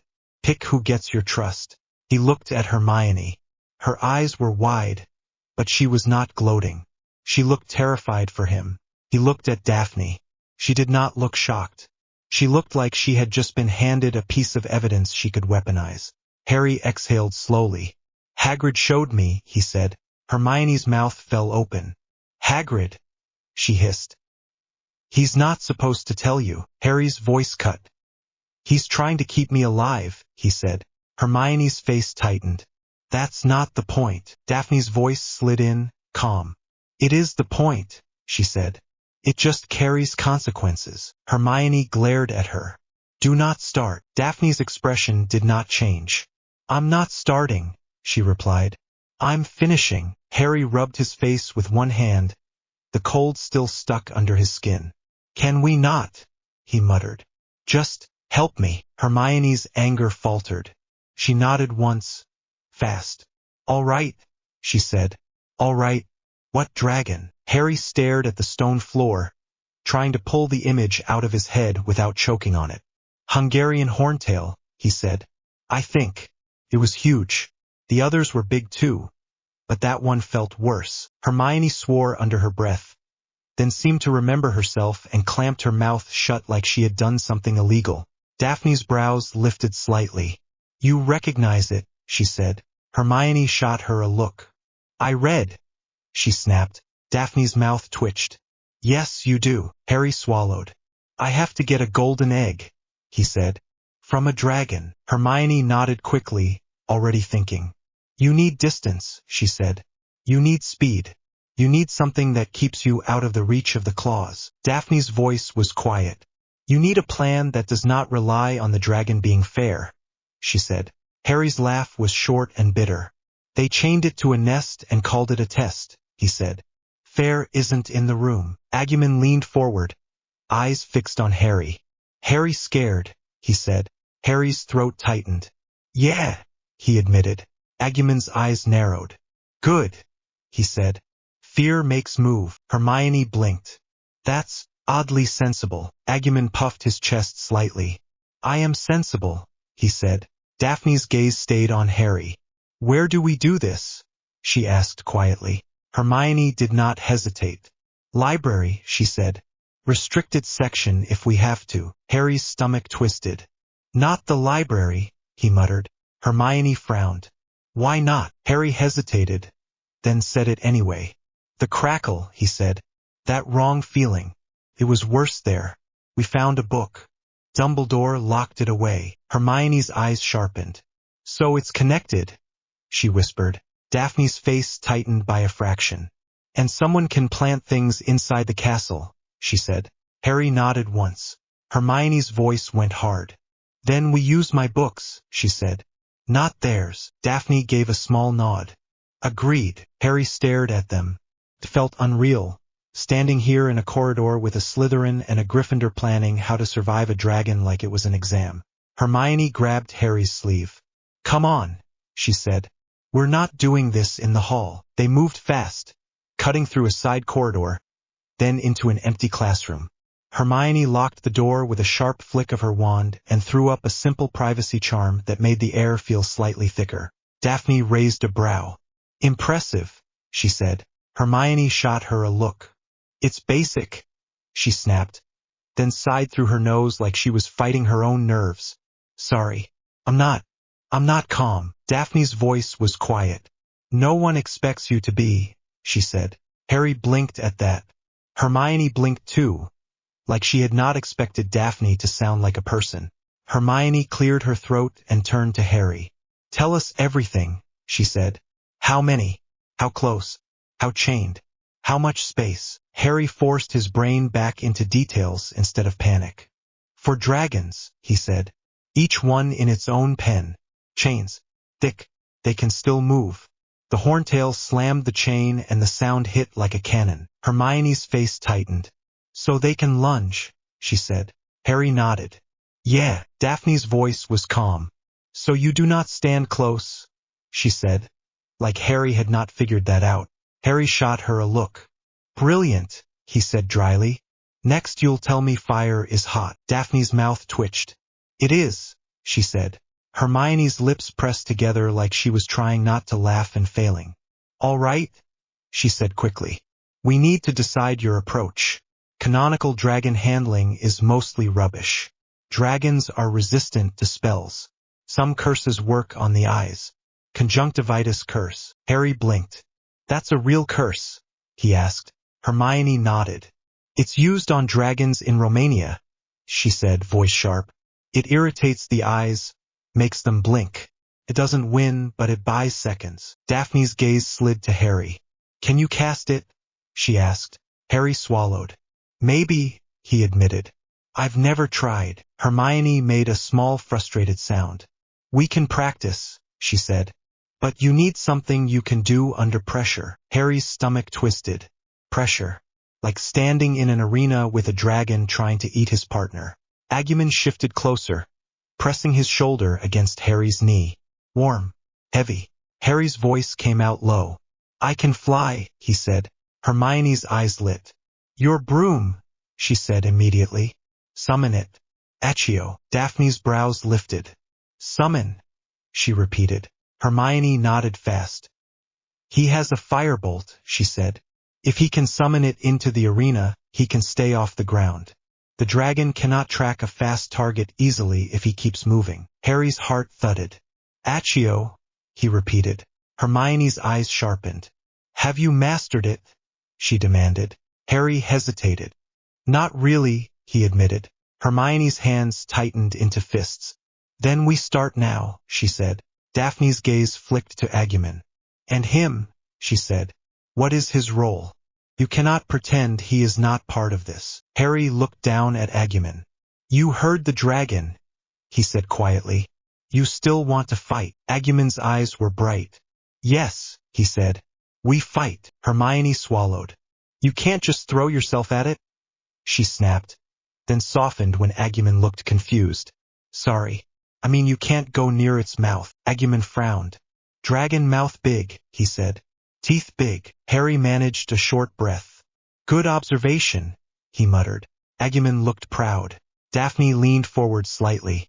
You are not a distraction, she said to Agumon, voice controlled. You are leverage.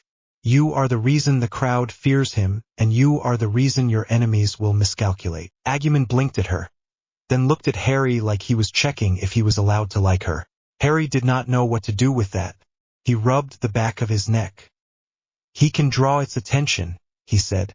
Not by going close, by forcing it to react. Fire, movement. Hermione shook her head.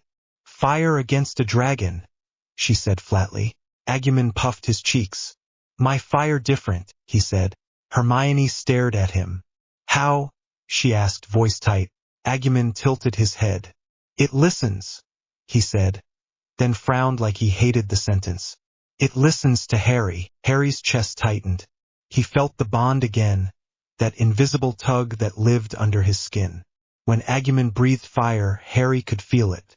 Not pain, more like heat in his veins. Like his magic was leaning into it.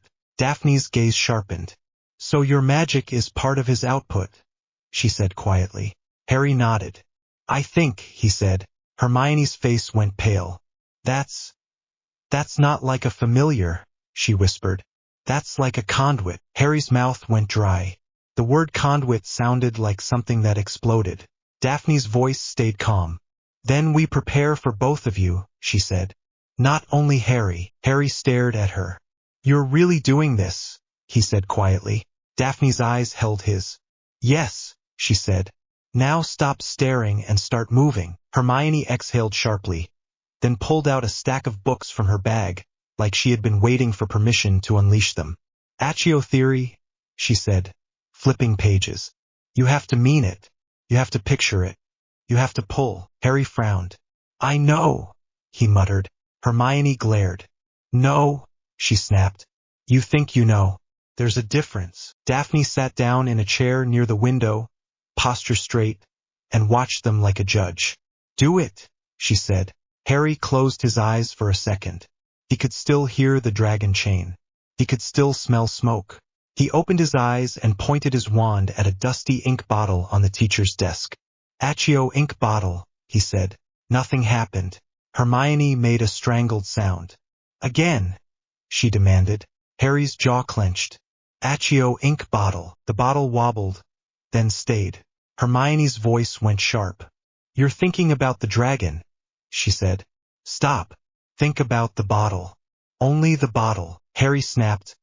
I'm trying. Hermione snapped back. Try harder. Daphne's voice cut in, calm and irritating. If you two start shrieking, you will both sound like terrified geese, she said. Hermione glared at her. That is not helpful. Daphne's brows lifted. It is accurate, she replied. Harry rubbed his face, then took a breath. He forced his brain to narrow. Ink bottle. Glass. Wait. The way it would feel in his hand. Ignore everything else. Accio ink bottle, he said again. The bottle shot off the desk and slammed into his palm hard enough to sting. Harry's heart jumped. Ow, he muttered. Hermione's face lit with fierce relief. Yes, she said. Again. Harry groaned. You're enjoying this, he muttered. Hermione shot him a look. I'm enjoying you not dying, she snapped. Daphne's voice was quiet. Same, she said. Harry froze for half a second at that, then forced himself back to the desk. They practiced until Harry's arm ached. Hermione made him do it with quills, chalk, books, a chair. Daphne made him do it while she asked questions in a calm voice that kept trying to pull his attention away.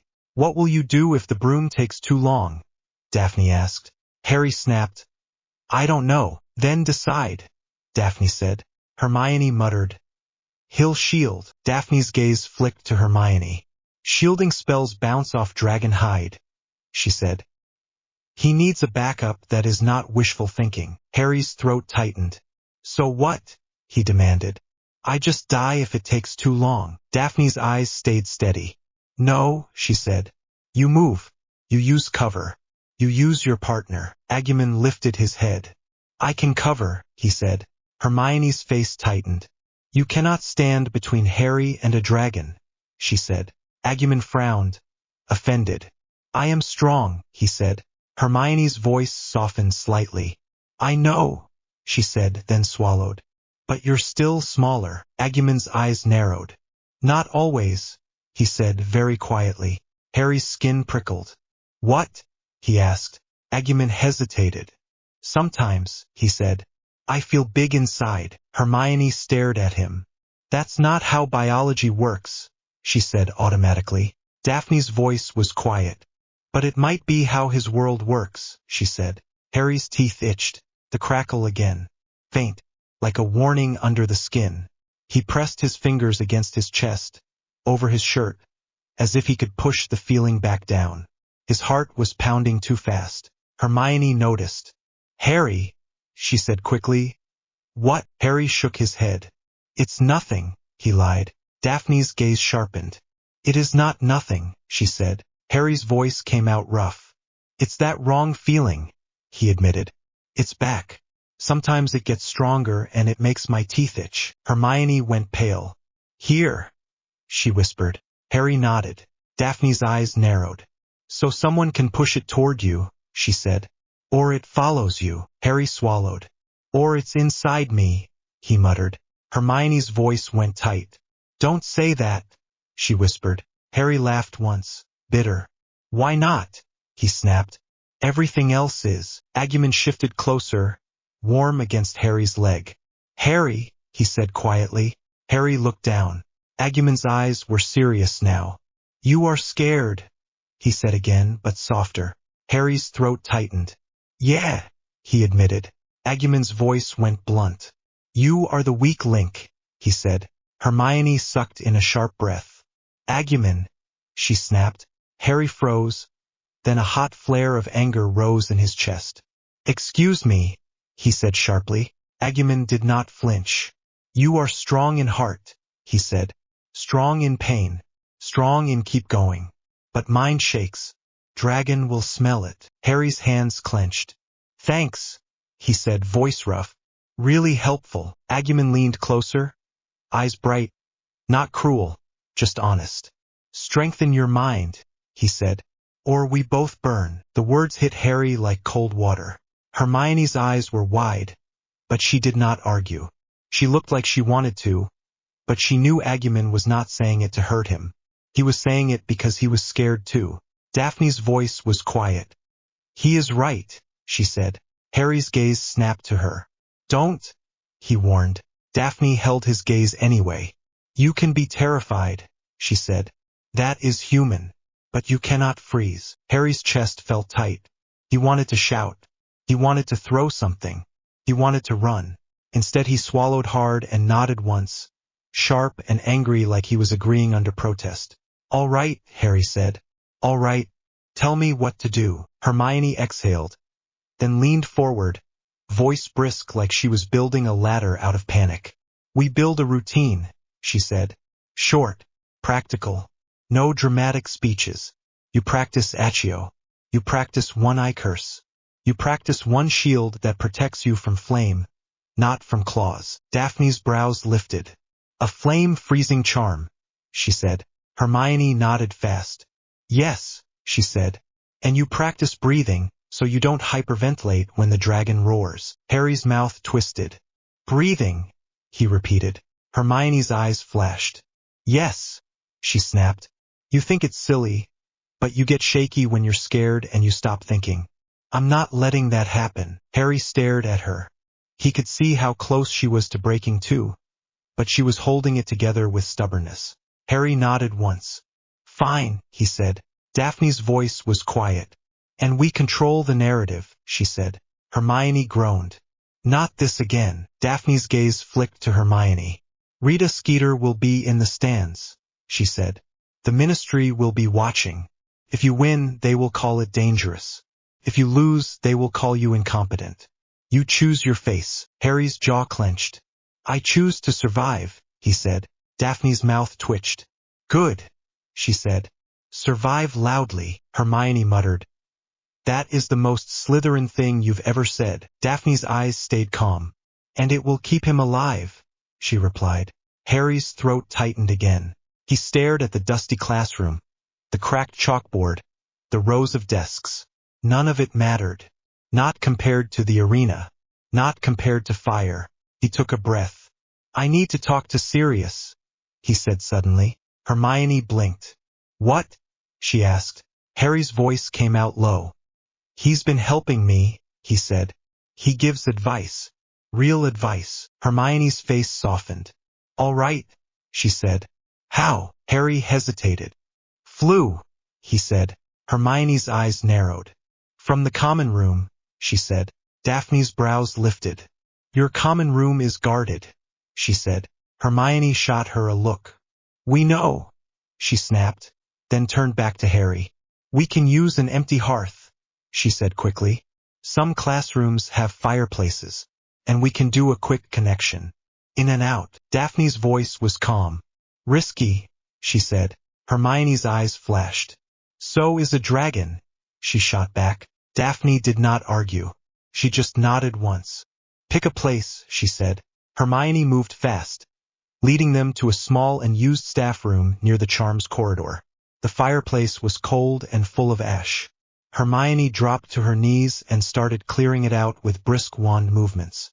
Harry watched her, feeling a mix of gratitude and guilt so sharp it almost made him nauseous. She should not be doing this. None of them should. Daphne stood by the door, listening. Agumon sat close to Harry, tail curled around his ankle again like an anchor. Hermione pulled a small pouch of flu powder from her bag and glared at Harry when he looked surprised. Don't ask, she said. Harry did not ask. He just nodded. Hermione tossed powder into the hearth and green flames whooshed up, bright and loud in the quiet room. Harry's heart jumped. He stepped forward and knelt, then leaned into the fire. Sirius Black, he said clearly. The flames swirled. Then a face formed, gaunt and sharp, eyes bright with worry. Harry, Sirius said, voice rough. I've been trying to reach you. Harry swallowed. I'm fine, he lied automatically. Sirius's eyes narrowed. Don't, he snapped. Don't do that. Harry's mouth tightened. Fine, he said. I'm not fine. Sirius's gaze flicked past Harry, and his brows lifted when he saw Hermione. Hermione, he said, voice softer. Good. Hermione nodded, tight. Hello, she said. Sirius's eyes shifted again, and he paused. And who's that? He asked, voice sharp. Daphne stepped into view without hesitation. Daphne Greengrass, she said calmly. Slytherin. Sirius's expression turned instantly wary. Slytherin, he repeated. Harry's voice went low. She's helping, he said. Sirius stared. Then his gaze flicked to Agumon and his expression changed again. Something like disbelief mixed with grudging respect. Merlin, Sirius muttered. That thing is real. Agumon lifted his head slightly. I am real, he said. Sirius blinked. It talks, he said. Harry's mouth twitched despite himself. Yeah, he said. He talks. Sirius's gaze snapped back to Harry. What's happened? He demanded. Harry took a breath. First task is dragons, he said. Sirius's face went hard. Who told you? He asked. Harry hesitated. Hagrid, he admitted. Sirius's jaw clenched. All right, he said tightly. At least someone's using their brain. Hermione's voice was sharp. We're practicing Accio, she said. For his broom. Sirius nodded once. Good, he said. Speed saves you. Distance saves you. Dragons are thick-skinned and spell-resistant. They're not clever, but they're vicious. You treat it like a wild beast, not a duelist. Harry swallowed. What about Agumon? He asked. Sirius's gaze flicked to the Digimon. He's your advantage, Sirius said. And your risk. The crowd will watch him more than you. The dragon will react to him. That can be good. That can get him killed. Agumon's eyes narrowed. I do not die, he said. Sirius stared at him. Try telling a dragon that, he muttered. Agumon huffed. Harry's voice went tight. He's bonded, Harry said. The contract said and partner. If he gets hurt, Sirius's eyes sharpened. Then you feel it, he said. Harry's throat tightened. Yeah, he admitted. Sirius's face softened for half a second, then hardened again like he did not allow himself comfort. Then you plan like he is part of you, he said. Because he is. Daphne's gaze stayed on Sirius. The ministry will watch, she said. They will try to control him after. Sirius's eyes snapped to her. They'll have to catch him, he said flatly. Daphne's mouth twitched. That is not a strategy, she said. Sirius's smile was sharp and ugly. It's a promise, he replied. Harry felt something hot twist in his chest. Promise sounded nice. Promise did not stop fire. Hermione leaned closer to the flames. We found something, she said quickly. A book in the library. Crackling. Wrong. Dumbledore sealed it. Sirius went still. Crackling, he repeated. Harry's teeth itched. I feel it sometimes, he admitted. Like static. Sirius's eyes narrowed. That could be dark magic, he said. Or something else. You keep your wand on you and you keep your head up. And you do not go anywhere alone. Harry's mouth twisted. Too late, he muttered. Sirius's eyes flashed. Harry swallowed. I'm trying, he said. Sirius exhaled slowly, then lowered his voice. Listen, he said. The first task is designed to scare you. The real danger is what happens after. People will approach you. They'll pretend they care. They'll offer help. They'll offer secrets. Daphne's voice was quiet. And they will want a price, she said. Sirius's eyes stayed on her. Exactly, he said. So if you accept help, you do it on your terms. You never owe anyone your fear. Harry felt his throat tighten. Sirius's gaze softened slightly. You're not alone, he said, voice rough. You've got Hermione. You've got her, he added reluctantly, nodding at Daphne. And you've got that dinosaur. Agumon puffed his chest. I am not dinosaur, he said. Sirius blinked. Close enough, he said. Agumon looked offended again. Harry let out a short breath that almost counted as a laugh. Felt strange, like the sound had to fight its way out. Sirius leaned closer to the flames. One more thing, he said, voice low. If the dragon goes for your partner, you do not freeze. You do not bargain. You act. Harry's stomach twisted. He could already see it. Claws. Teeth. Agumon small against that massive head. Harry nodded once. Sharp. I will, he said. Sirius's gaze held his for a long moment. Good, he said. Now go. Practice. And Harry leaned closer. Yeah, he whispered. Sirius's voice softened. Come back alive, he said. Harry swallowed hard. I will, he said, and he wanted it to be true more than anything. Hermione cut the connection quickly. The green flames died back into ash, leaving the room colder than before. For a second none of them spoke. Then Hermione wiped her face with the back of her hand like she was angry at the idea of tears. All right, she said briskly. We practice until your arm falls off. Harry's mouth twisted. Thanks, he muttered. Daphne's gaze stayed on Harry. He is right, she said quietly. If the dragon goes for Agumon, you cannot freeze. Harry's jaw clenched. I know. Agumon leaned closer, eyes serious again. Harry, he said. Harry looked down. Yeah, he whispered. Agumon's voice was low. I will not let dragon eat you, he said. Harry's throat tightened. And I won't let it eat you, he said back. Agumon nodded, satisfied. Hermione cleared her throat, voice tight. We need a place to practice without people watching, she said. Charm's classroom might work, but Flitwick will notice. We need somewhere empty. Daphne's eyes narrowed slightly. An used broom cupboard, she said. Near the courtyard. I know a door. Hermione stared at her. Of course you do. Daphne's mouth twitched. Yes, she said. They moved quickly, keeping to quieter corridors. Daphne led them down a narrow stairwell and through a door that creaked like it was offended at being used. The room beyond smelled of wood polish and dust and old straw. A few brooms hung on hooks, and there were crates stacked against the wall. Hermione's eyes lit. Perfect, she said. Harry's stomach tightened. If someone finds us, he muttered. Daphne's gaze was calm. Then we leave, she said. Stop catastrophizing. Hermione shot her a look. He's allowed to catastrophize, she snapped.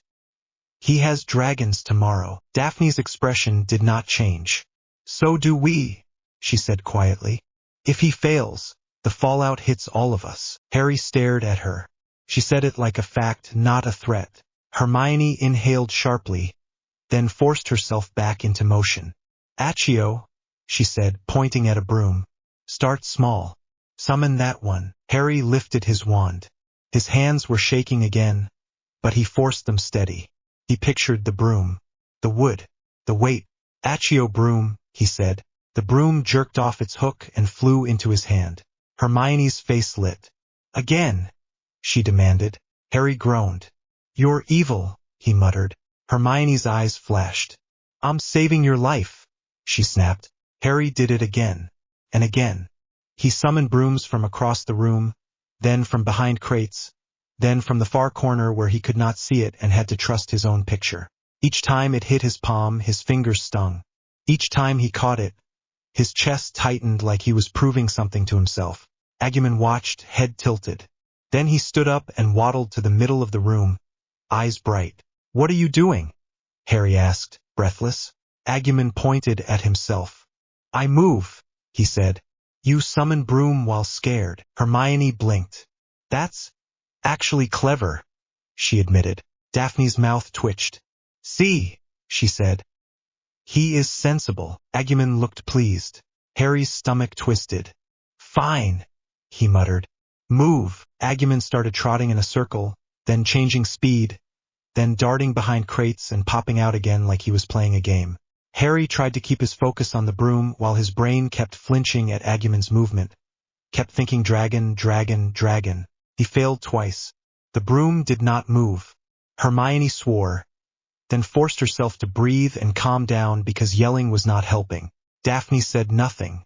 She just watched Harry's face like she was measuring cracks. Harry got it on the third try. The broom shot to him like it was desperate. Harry caught it and almost dropped it because his fingers were numb. Hermione grabbed his wrist. Look at me, she said. Harry blinked at her. Hermione's voice was tight but steady. You can do it, she said. You're doing it. You just need to do it when your heart is trying to climb out of your throat. Harry swallowed. That's easy, he muttered. Hermione glared. Do not, she snapped. Harry nodded once. Sharp. Sorry, he muttered. Daphne's voice was quiet. Again, she said. Harry did it again, and again. By the time Hermione finally stopped him, Harry's arm felt like it was full of fire and his chest felt too tight. Hermione exhaled. All right, she said. Now we add one more thing. The dragon's eyes. Harry's stomach twisted. Conjunctivitis curse, he muttered. Hermione nodded. Yes, she said. It's not complicated, but you have to aim. Under pressure. Digimon tilted his head. I can aim, he said. Hermione blinked. No, she said quickly. Not you. Harry. Digimon frowned. I can aim at dragon eyes, he insisted. Daphne's voice was calm. He is not wrong, she said. If he can irritate the eyes, the dragon blinks. That gives Harry seconds. Hermione's face tightened. He's smaller, she said.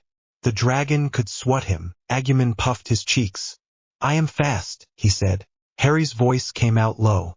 We need both options, he said. If the broom fails, Digimon distracts.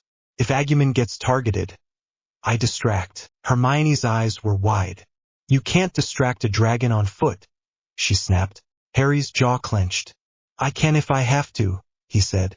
Daphne's gaze stayed on him. He will, she said quietly. Hermione swallowed, then nodded. sharp. Fine, she said. But you practice a flame-freezing charm too. If you get hit, you need something. Harry's mouth twisted. All right, Hermione started drilling him. Short, brutal practice. Casting. Dodging. Breathing. She made him do it until his wrist cramped. When Harry finally leaned against a crate, panting, Hermione looked ready to collapse too. Daphne watched them both, then stepped closer to Harry. You did not break, she said quietly. Harry gave her a flat look. That's a low bar, he muttered. Daphne's mouth twitched. It is the bar you need tonight, she replied. Harry stared at her, then looked away. He could feel the exhaustion in his bones. He could feel the fear still waiting behind it, patient and sharp. Hermione packed her books, hands shaking. We should get food, she said, voice tight. Then sleep. You need sleep. Harry laughed once, harsh. Sleep, he repeated. Hermione glared. Try, she snapped. Daphne's gaze flicked to Harry. Do not wander tonight, she said. You will do something reckless. Harry's voice went flat. Like what? He asked. Daphne's eyes stayed steady. Like go back to the dragon pen, she said. Harry froze. Hermione's eyes widened. You were going to, she whispered. Harry's jaw clenched. I don't know, he muttered. Maybe. Hermione made a sharp sound of frustration. Harry, she snapped. Agumon pressed closer, tail curling around Harry's ankle again. No go, he said. Harry looked down at him. Agumon's eyes were serious. We fight tomorrow, he said. Tonight we rest. Harry swallowed hard. All right, he whispered. They split after dinner. Hermione insisted on walking Harry partway toward the Gryffindor Tower. Daphne stopped before the portrait hole, obviously, and stood in the corridor like she was guarding him from the world. Hermione paused, then looked at Daphne, hesitant. Thank you, she said quietly. Daphne's brows lifted slightly. For what? She asked. Hermione's mouth tightened. For helping, she said. Daphne held her gaze for a moment, then gave a small nod. It is practical, she said. Hermione huffed a breath, half laugh, half disbelief. Of course you'd say that, she muttered, then looked at Harry. Don't do anything stupid, she said. Harry's mouth twisted. I won't, he said. Hermione's eyes flicked to Agumon. And you, she said, voice softer. Look after him. Agumon nodded, solemn.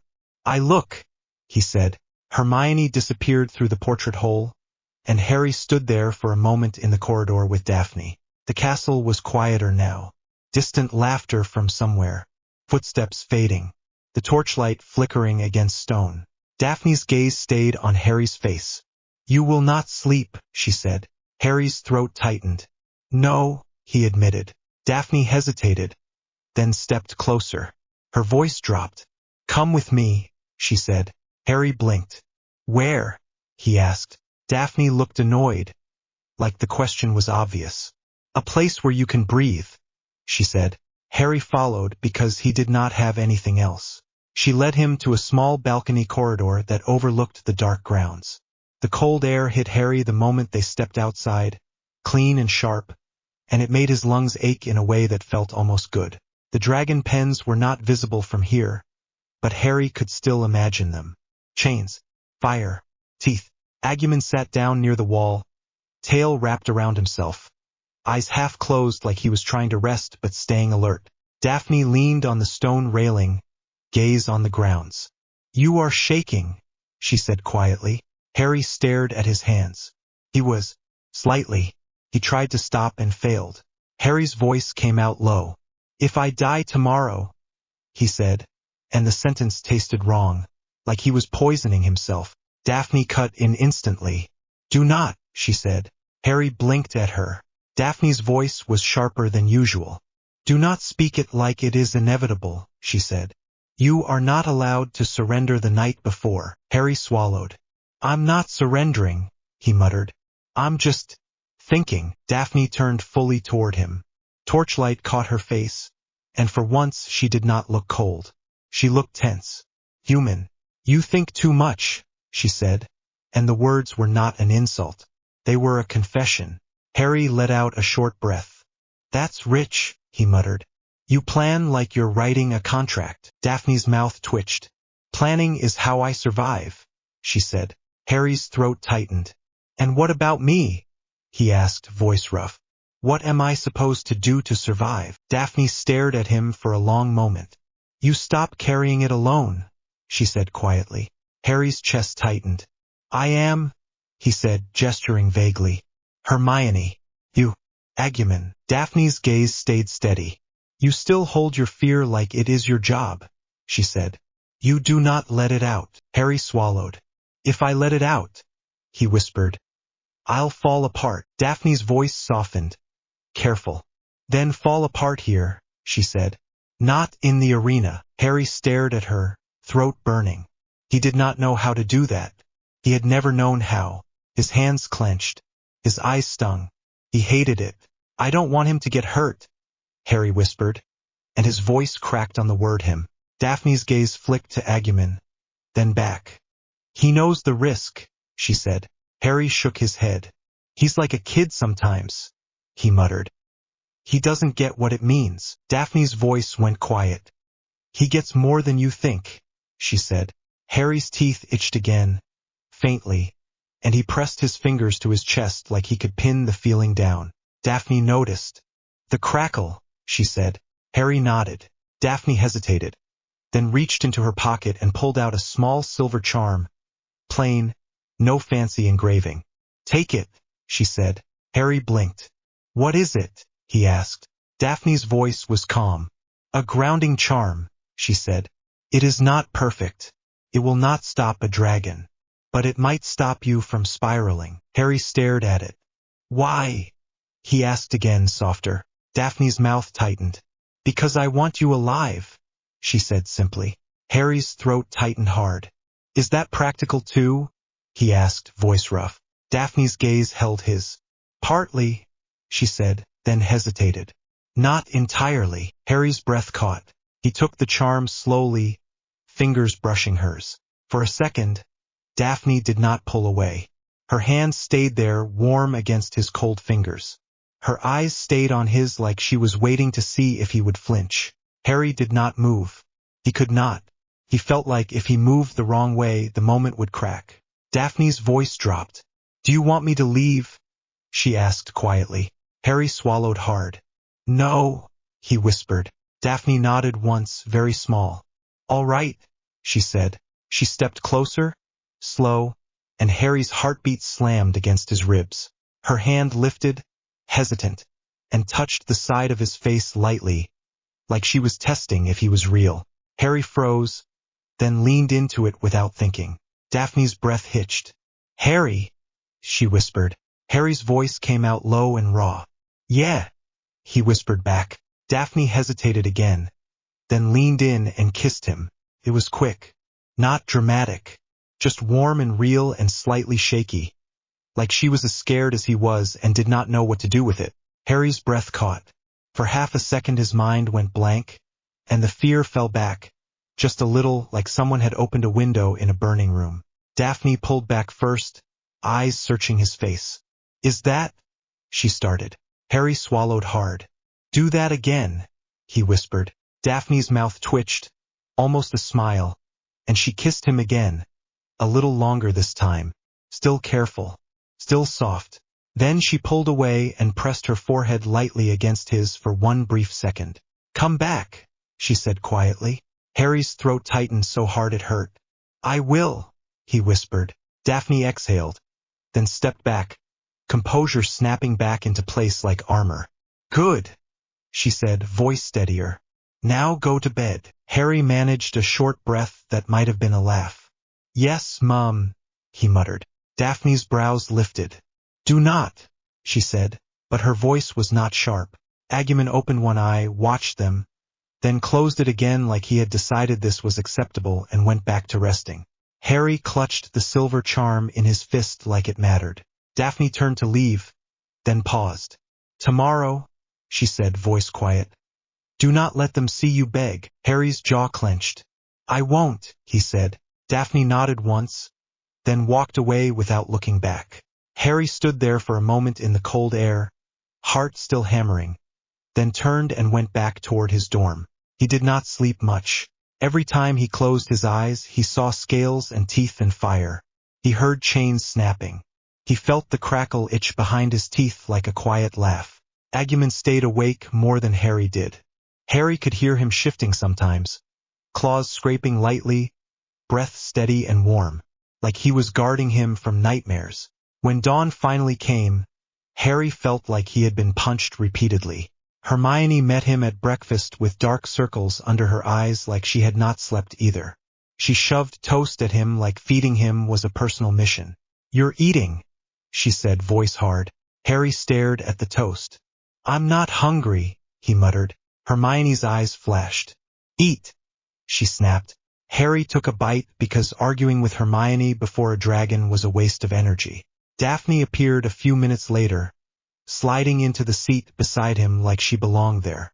Her face was composed, but her eyes flicked to Harry's mouth for half a second like she was checking something private. Harry felt heat rise under his skin and hated himself for it. Hermione noticed, frowned, then decided she did not have time for whatever that was. "We go over spells again," she said, voice brisk. "Accio, conjunctivitis, flame freezing, shield. You keep moving. You do not stop." Harry nodded. Agumon munched a piece of sausage and looked content like this was any other day. Harry wanted to shake him. Then the time came. A teacher came to collect Harry, voice too cheerful, and led him toward the champion's tent. The air outside was cold, the sky pale, and the grounds were packed with people like it was a festival. Harry could hear the roar of the crowd before he even saw the arena. His stomach twisted hard. Agumon pressed close to his side, warmth against Harry's leg. "We go," he said. Harry swallowed. "Yeah," he muttered. The champion's tent smelled of canvas and sweat and nerves. Cedric was there already, face pale but steady. He gave Harry a small nod. "All right," he said. Harry nodded back. Fleur stood near the far side, posture perfect, but her fingers kept flexing like she was trying to bleed nervous energy out of them. She glanced at Harry and Agumon with a look that was half judgment, half curiosity. Crumb sat on a folding chair, head down, jaw tight, like he was building a wall inside himself.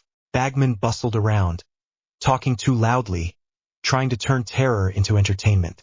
"You'll be brilliant," he kept saying, voice bright. "Absolutely brilliant." Harry wanted to hex him.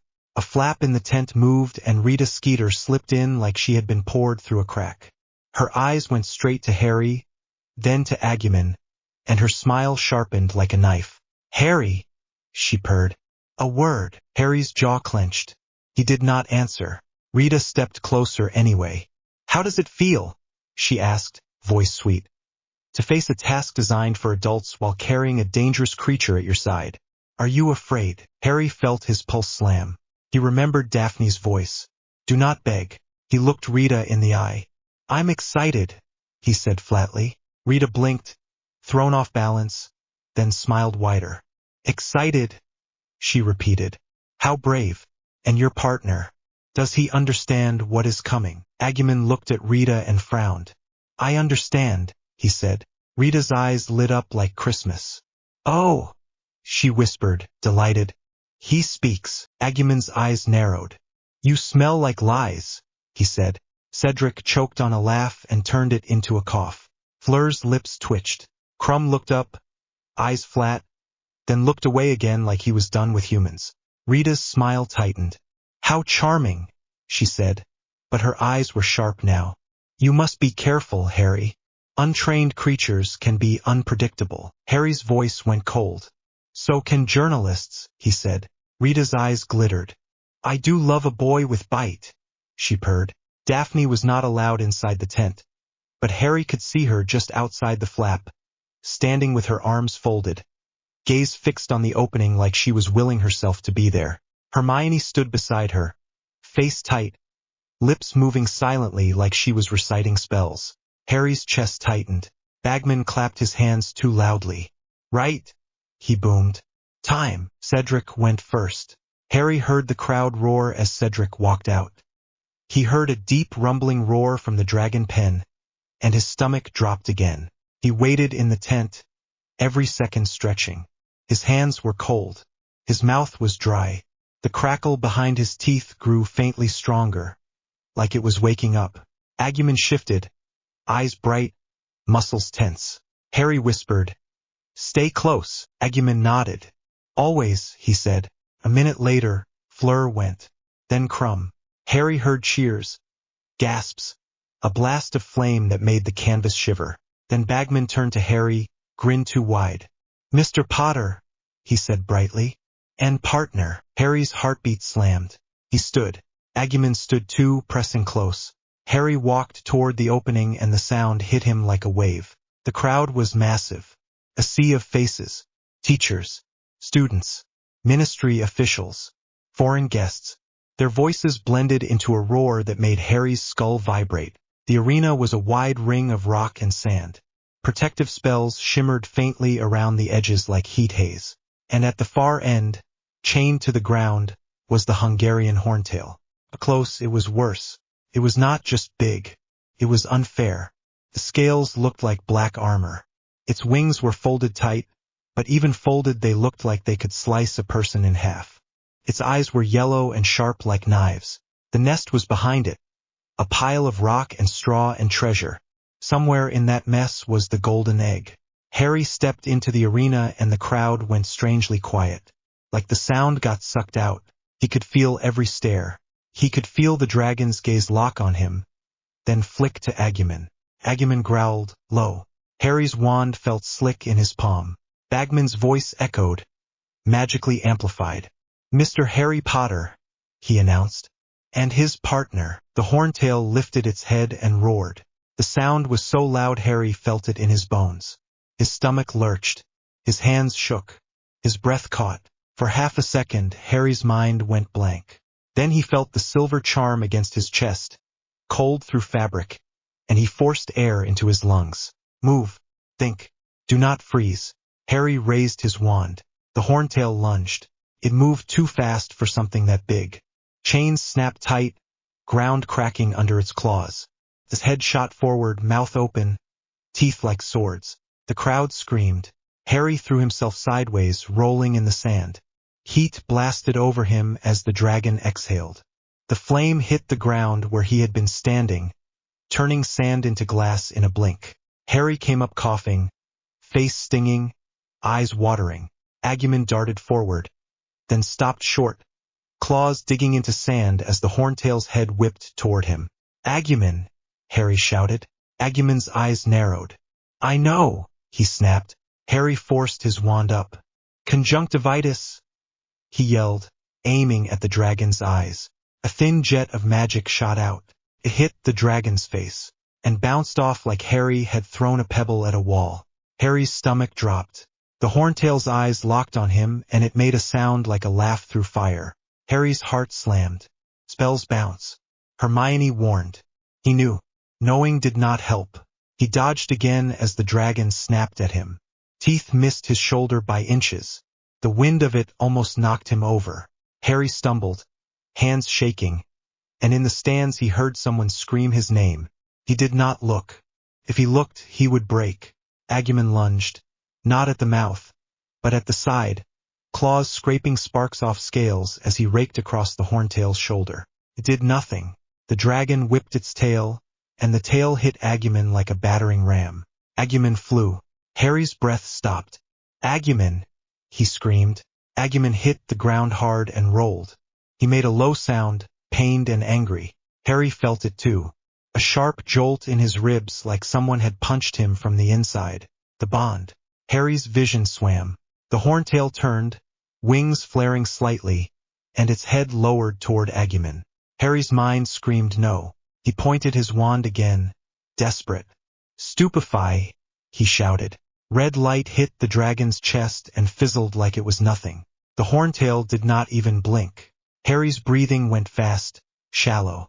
He could feel panic rising like bile. Agumon pushed himself up, shaking. His eyes were bright with fury.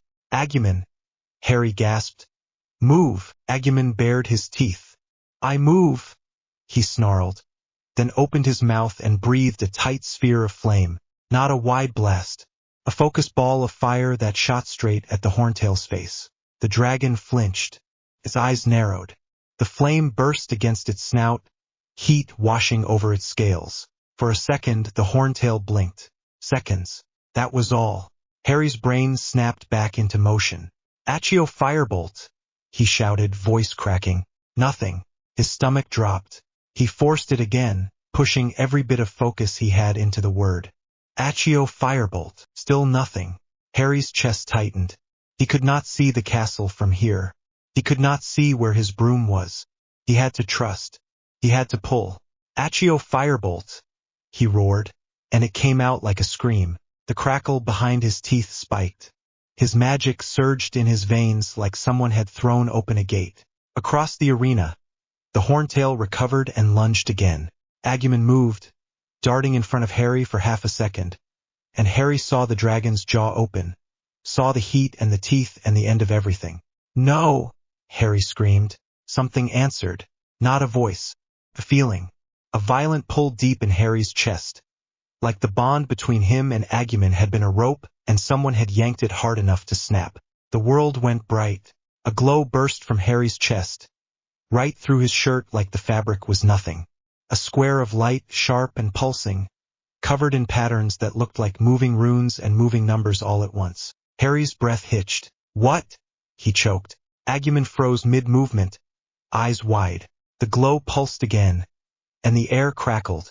Not like a spell, but like reality glitching. The horntail's claws slammed down, missing Agumon by a hair. Harry's scream turned raw, desperate. "Agumon!" he yelled. "Please!" The glow flared. A sound like a deep drumbeat hit the air, thick and heavy. The crowd went silent, like the whole arena had swallowed its scream. Agumon's body started to change. It was not gentle. His skin brightened, scales shifting. His limbs stretched. His claws grew, thickening into weapons. His head elongated, jaw widening, teeth growing larger and sharper. His tail lengthened, muscles bulging under thickening hide. Agumon roared, and the roar was not small anymore. It was huge. Harry stumbled back, eyes wide, heat rushing over his face like standing too close to a furnace. The creature in front of him was not Agumon the size of a small child. It was a monster, a towering dinosaur-like thing, shoulders above Harry's head by a lot, body thick with muscle, eyes burning with power. Its horned skull turned toward the horntail, and the air around it shimmered with heat. Greymon. Harry did not know the name. The name arrived in his head anyway, like it had always been there. The horntail froze. For the first time, it hesitated. The crowd erupted. A wall of sound so loud Harry felt it in his throat. Greymon stepped forward. The ground shook under his feet. The dragon roared again, furious, and lunged. Greymon met it head-on. Harry's breath stopped. The impact sounded like stone cracking. Greymon slammed his shoulder into the horntail's chest, and the horntail staggered, chains screaming as they pulled tight. Greymon's claws dug into the dragon's scales, sparks flying. Harry stood frozen, wand limp in his hand, watching two monsters collide like the world had decided to become a nightmare. Heat blasted off them. The air smelled of burning ozone and scorched metal and sand turning to glass. The horntail snapped its jaws at Greymon's neck. Greymon twisted, taking the bite on thick armored plates near his shoulder instead. Teeth scraped, sparks flying, and Greymon roared right into the dragon's face. Harry felt the roar in his ribs. The bond was still there, but it was different now. Stronger, hotter, like Harry's magic had been poured into a furnace and came back as something heavier. He could feel Greymon's anger like it was his own, and for one terrifying second Harry liked it. He liked the way the dragon hesitated now. He liked the way the crowd screamed his name with fear and awe. He liked the power humming in his bones like a song. It made him feel sick. Harry forced his wand up again, brain catching up. "Egg!" he gasped. "We need the egg." Greymon's head snapped slightly, like he heard him. The horntail breathed fire. A sheet of flame slammed into Greymon's chest. Greymon did not flinch. The fire washed over him like water, heat shimmering, his plates glowing orange for a second before dulling again. The crowd screamed louder. Harry's heart slammed. He realized, with a cold jolt, that if Greymon could take that, then Agumon had been in danger the whole time. That was why the evolution happened. Not because Harry wanted it, because Harry needed it. Greymon stepped through the flame and grabbed the Horntail's snout with both hands. The Horntail thrashed, wings flaring, claws tearing up sand. Greymon shoved its head sideways, forcing it away from the nest. Harry saw the opening. He ran. His legs felt like lead, but he ran anyway, sprinting toward the nest while two monsters wrestled behind him. The heat on his back was insane. His lungs burned. His heart hammered. He reached the pile of treasure and straw and rock and nearly tripped on a skull that looked like it belonged to something that had once been alive. His hands shook as he searched. Gold flashed. The egg. He grabbed it, and it was heavier than he expected, warm from the dragon's presence, and he nearly dropped it. He clutched it to his chest like it was the only solid thing in the world. Behind him, Greymon roared again. The Horntail broke free, furious now, and snapped its head toward Harry. Harry's blood went cold. He turned and ran, egg clutched tight, sand slipping under his feet. The Horntail lunged, chains screaming. Greymon moved faster than something that big should. He slammed into the dragon's side again, knocking it offline. Harry stumbled but kept running. He could hear Bagman's voice shouting something, the crowd screaming, but it was all muffled by his own breathing and the pounding of blood in his ears. He reached the edge of the arena and nearly crashed into the protective barrier. A sharp voice yelled, "That's it!" Hands grabbed him, pulling him through a gap in the spells. Harry stumbled out, clutching the egg like a lifeline. For half a second he thought it was over. Then he heard a roar behind him, deeper than before. He turned. Greymon was still in the arena, standing between the Horntail and the nest like a wall. The Horntail's eyes were locked on him with pure rage. Greymon's chest expanded, plates along his neck glowing faintly. Harry's teeth itched again. The crackle spiked. Greymon opened his mouth. A sphere of blazing heat formed there, bright enough to hurt Harry's eyes. It was not normal fire. It looked like molten stone and sunlight mixed together, spinning and pulsing like a star being born in his throat. Harry's breath stopped. "Greymon," he whispered, even though he did not know the name out loud. The sphere launched. It hit the ground in front of the Horntail and erupted. The blast was massive. A wave of heat slammed into the stands, and Harry heard people scream as they stumbled back from the sudden fire. The sand in the arena turned to glass in a wide ring. The air warped and shimmered like the world was melting. The Horntail roared, furious, and flinched back, wings shielding its face. Greymon stood there, chest heaving, eyes bright, like he could do it again. Harry's hands shook so badly the egg rattled against his ribs. He realized his mouth was open.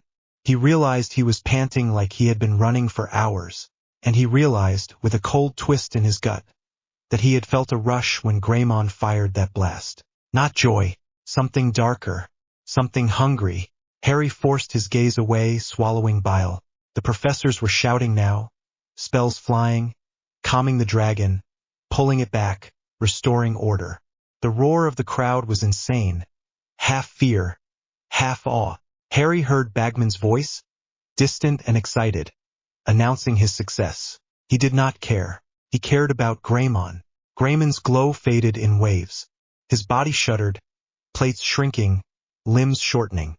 The monstrous shape collapsed inward like air leaving a balloon, and within seconds Agumon was back, smaller, breathing hard, eyes wide and tired. Agumon swayed. Harry's heart clenched. He moved before anyone could stop him, pushing past the line of adults and running toward the barrier. "Agumon!" he shouted. Agumon looked up, eyes bright, then stumbled. Harry felt it, a sudden weakness in his own knees. "Bond!" Harry reached him as professors dragged the dragon back, and he grabbed Agumon under the arms, hauling him close. Agumon's scales were hot. His breathing was rough. Agumon blinked slowly. "We win!" he rasped. Harry's throat tightened. "Yeah," he whispered. "We win." Agumon's eyes flicked to the egg in Harry's arms.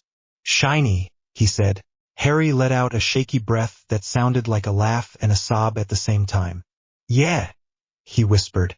Shiny. Madame Pomfrey appeared like a storm, face furious. Potter, she snapped. Now. Harry barely had time to protest before she was dragging him toward the medical tent. Agumon limping beside him, stubborn as always. Inside, the medical tent smelled of antiseptic and smoke. Curtains fluttered as people moved. Cedric was on a cot, hair singed, face pale but alive. Fleur looked furious and shaken, her robe scorched. Crumb had a burn on his arm and a glare that could kill. Harry stumbled onto a cot and immediately felt his whole body start shaking, delayed reaction slamming into him like a wave. Pomfrey yanked his sleeve up, muttering, checking for burns. Hold still, she snapped. Harry tried. His hands would not stop trembling.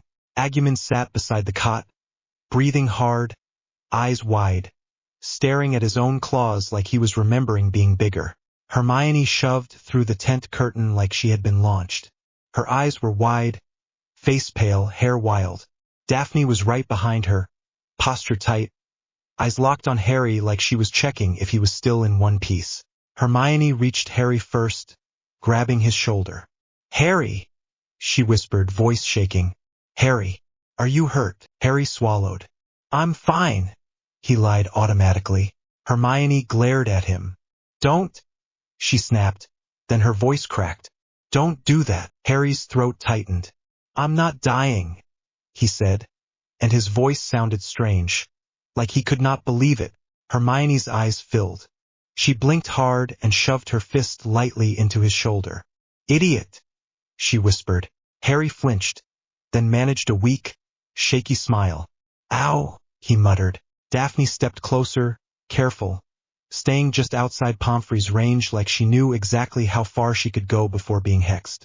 Her gaze flicked over Harry's face, his hands, the egg. Then her eyes shifted to Agumon. Agumon looked up at Daphne with wide eyes. I was big, he whispered, like he needed someone else to confirm it was real. Daphne's expression softened by a fraction. Yes, she said quietly. You were. Agumon blinked. I protected Harry, he said. Daphne nodded once. You did, she replied. Harry's chest tightened. He felt the bond pulse again, warm and exhausted. Pomfrey shoved a potion into Harry's hands. Drink, she snapped. Harry drank. Tasted like burnt mint and regret. Pomfrey moved to Agumon next, eyes sharp. And you, she said, voice tense. What exactly are you? Agumon blinked. Agumon, he said. Pomfrey stared. That is not an answer. Agumon looked at Harry, confused. Harry's voice came out rough. He's my partner, he said. Pomfrey's mouth tightened. He nearly got himself killed, she snapped. Harry's jaw clenched. So did I, he said. Pomfrey glared at him like she wanted to argue, then sighed hard through her nose. Rest, she ordered. Both of you. She swept away, muttering about reckless champions and absurd tournaments. For a moment, Harry just lay there, staring at the canvas ceiling, listening to the muffled roar of the crowd outside, his body still shaking as the adrenaline drained out. Hermione sat on the edge of the cot, still holding his shoulder like she was afraid he might vanish if she let go. Daphne stood near his feet, hands clasped, gaze steady. Agumon leaned against the cot, breathing slowly, eyes half closed. Harry's throat tightened again. He felt the silver charm under his shirt, cold against his skin. He remembered Daphne's kiss and the word come back. His eyes flicked to her. Daphne's gaze met his for half a second, and something passed between them. Quiet, private, not for the tent. Hermione did not notice, because she was still looking at Harry like she wanted to yell and cry and hug him all at once. Cedric's voice came from the next cot, tired but warm. You did it, he said. Harry turned his head slightly. Cedric looked wrecked, but he was smiling. Yeah, Harry said. Cedric's gaze flicked to Agumon, then back. That was insane, Cedric said quietly. The whole stadium shook. Harry swallowed. I didn't plan that, he admitted. Cedric nodded slowly. Still, he said, you saved your partner. That matters. Harry's throat tightened. Fleur made a sharp sound from her cot. It was barbaric, she snapped, voice shaking with anger and fear. They put us in front of beasts like we are toys. Crumb grunted. Tournament is stupid, he muttered. Harry let out a short breath. Yeah, he said. It is. The tent flap moved again. Harry's stomach tightened before he even saw who it was. Ron stepped inside. He looked like he had been running. His hair was messy, face pale, eyes red like he had been rubbing them too hard. He stopped when he saw Harry on the cot. Then his gaze snapped to Agumon, and his whole face changed. Fear. Awe. Guilt. For a second Ron just stood there, frozen, like his legs had finally caught up to his conscience. Hermione went rigid. Her hand tightened on Harry's shoulder. Daphne's posture did not change, but her eyes sharpened like a blade. Ron swallowed hard. Harry, he said, voice cracking. Harry's stomach twisted. He could feel the memory of Ron's words in the common room. Hot and ugly. Freak. Monster. Show. Harry's hands clenched around the blanket. Ron took a step forward, then stopped like he was not sure he was allowed to get closer. I saw, Ron whispered. I saw the whole thing. Harry stared at him without blinking. Ron's voice shook. You could have died, he blurted, and his eyes went wet. You could have, and he, Ron added, glancing at Agumon, then flinching because Agumon was looking at him with tired, bright eyes. Agumon's voice was low. You were loud, he said. Ron flinched like the words hit him physically. I know, he whispered. Hermione's voice snapped. Ron. Ron's eyes flicked to her, desperate. Hermione, he started. Hermione's face was tight. Not now, she hissed. Ron swallowed hard and looked back at Harry. His hands shook. I'm sorry, he said, voice cracking. I was a right idiot. I was jealous and I said horrible stuff and I didn't mean it. Harry's jaw clenched. The anger was there, hot and sharp, but under it was something colder now. Something tired. Ron took another step, careful. I didn't think, he whispered. I didn't get it. I thought you wanted attention. I thought you were having a laugh and I was... He swallowed. I was wrong. Harry stared at him. Ron's eyes filled. I'm sorry, he repeated. And this time it sounded like he meant it. Hermione's grip on Harry's shoulder tightened like she was bracing for impact. Daphne did not move. Agumon watched Ron, head tilted, eyes tired. Harry felt the whole tent waiting. Even Cedric was quiet. Even Fleur stopped complaining. Even Crumb looked up. Harry's voice came out low and flat. I told you, he said. Ron blinked. What? He whispered. Harry's eyes stayed on Ron's face. I told you, he repeated, voice still flat. I said I didn't put my name in. I said it wasn't a joke. You called me a liar. Ron's face crumpled. Harry, he whispered. Harry's throat tightened, but he did not let the emotion win. He did not let it turn into a speech. He was too tired for speeches. I told you, Harry said again, quieter now, and it landed like a closing door. Ron's apology hung there like smoke. Harry kept staring at him because if he looked anywhere else, he was going to start shaking again, and he could not stand the idea of shaking in front of Ron. Not after all of it. Ron swallowed hard. His eyes flicked to the egg tucked beside Harry's hip like it might bite him. Then to Agumon, then back to Harry. I was horrible, Ron said, voice rough. And I know saying sorry doesn't fix it. Doesn't. But I'm saying it anyway because I can't just stand there pretending I didn't do it. Hermione's hand was still on Harry's shoulder. He could feel her fingers pressing in like she was grounding him. Daphne stood near the foot of the cot, arms folded, face calm in that way that looked like she had iron in her spine. But her eyes kept darting to Harry's hands like she was checking for tremors. Agumon sat by the cot, still breathing like he'd run a marathon. His scales looked duller than usual, like the light had leaked out of him. Every now and then his body did a tiny shudder and Harry felt the echo of it in his own ribs. Ron's voice cracked. When you went in there, he said, and that dragon went for you and for him, I thought, Merlin, I've been an absolute idiot. I thought I was going to watch you die and the last thing I said to you was rubbish. Harry's throat tightened. He hated how much that hit.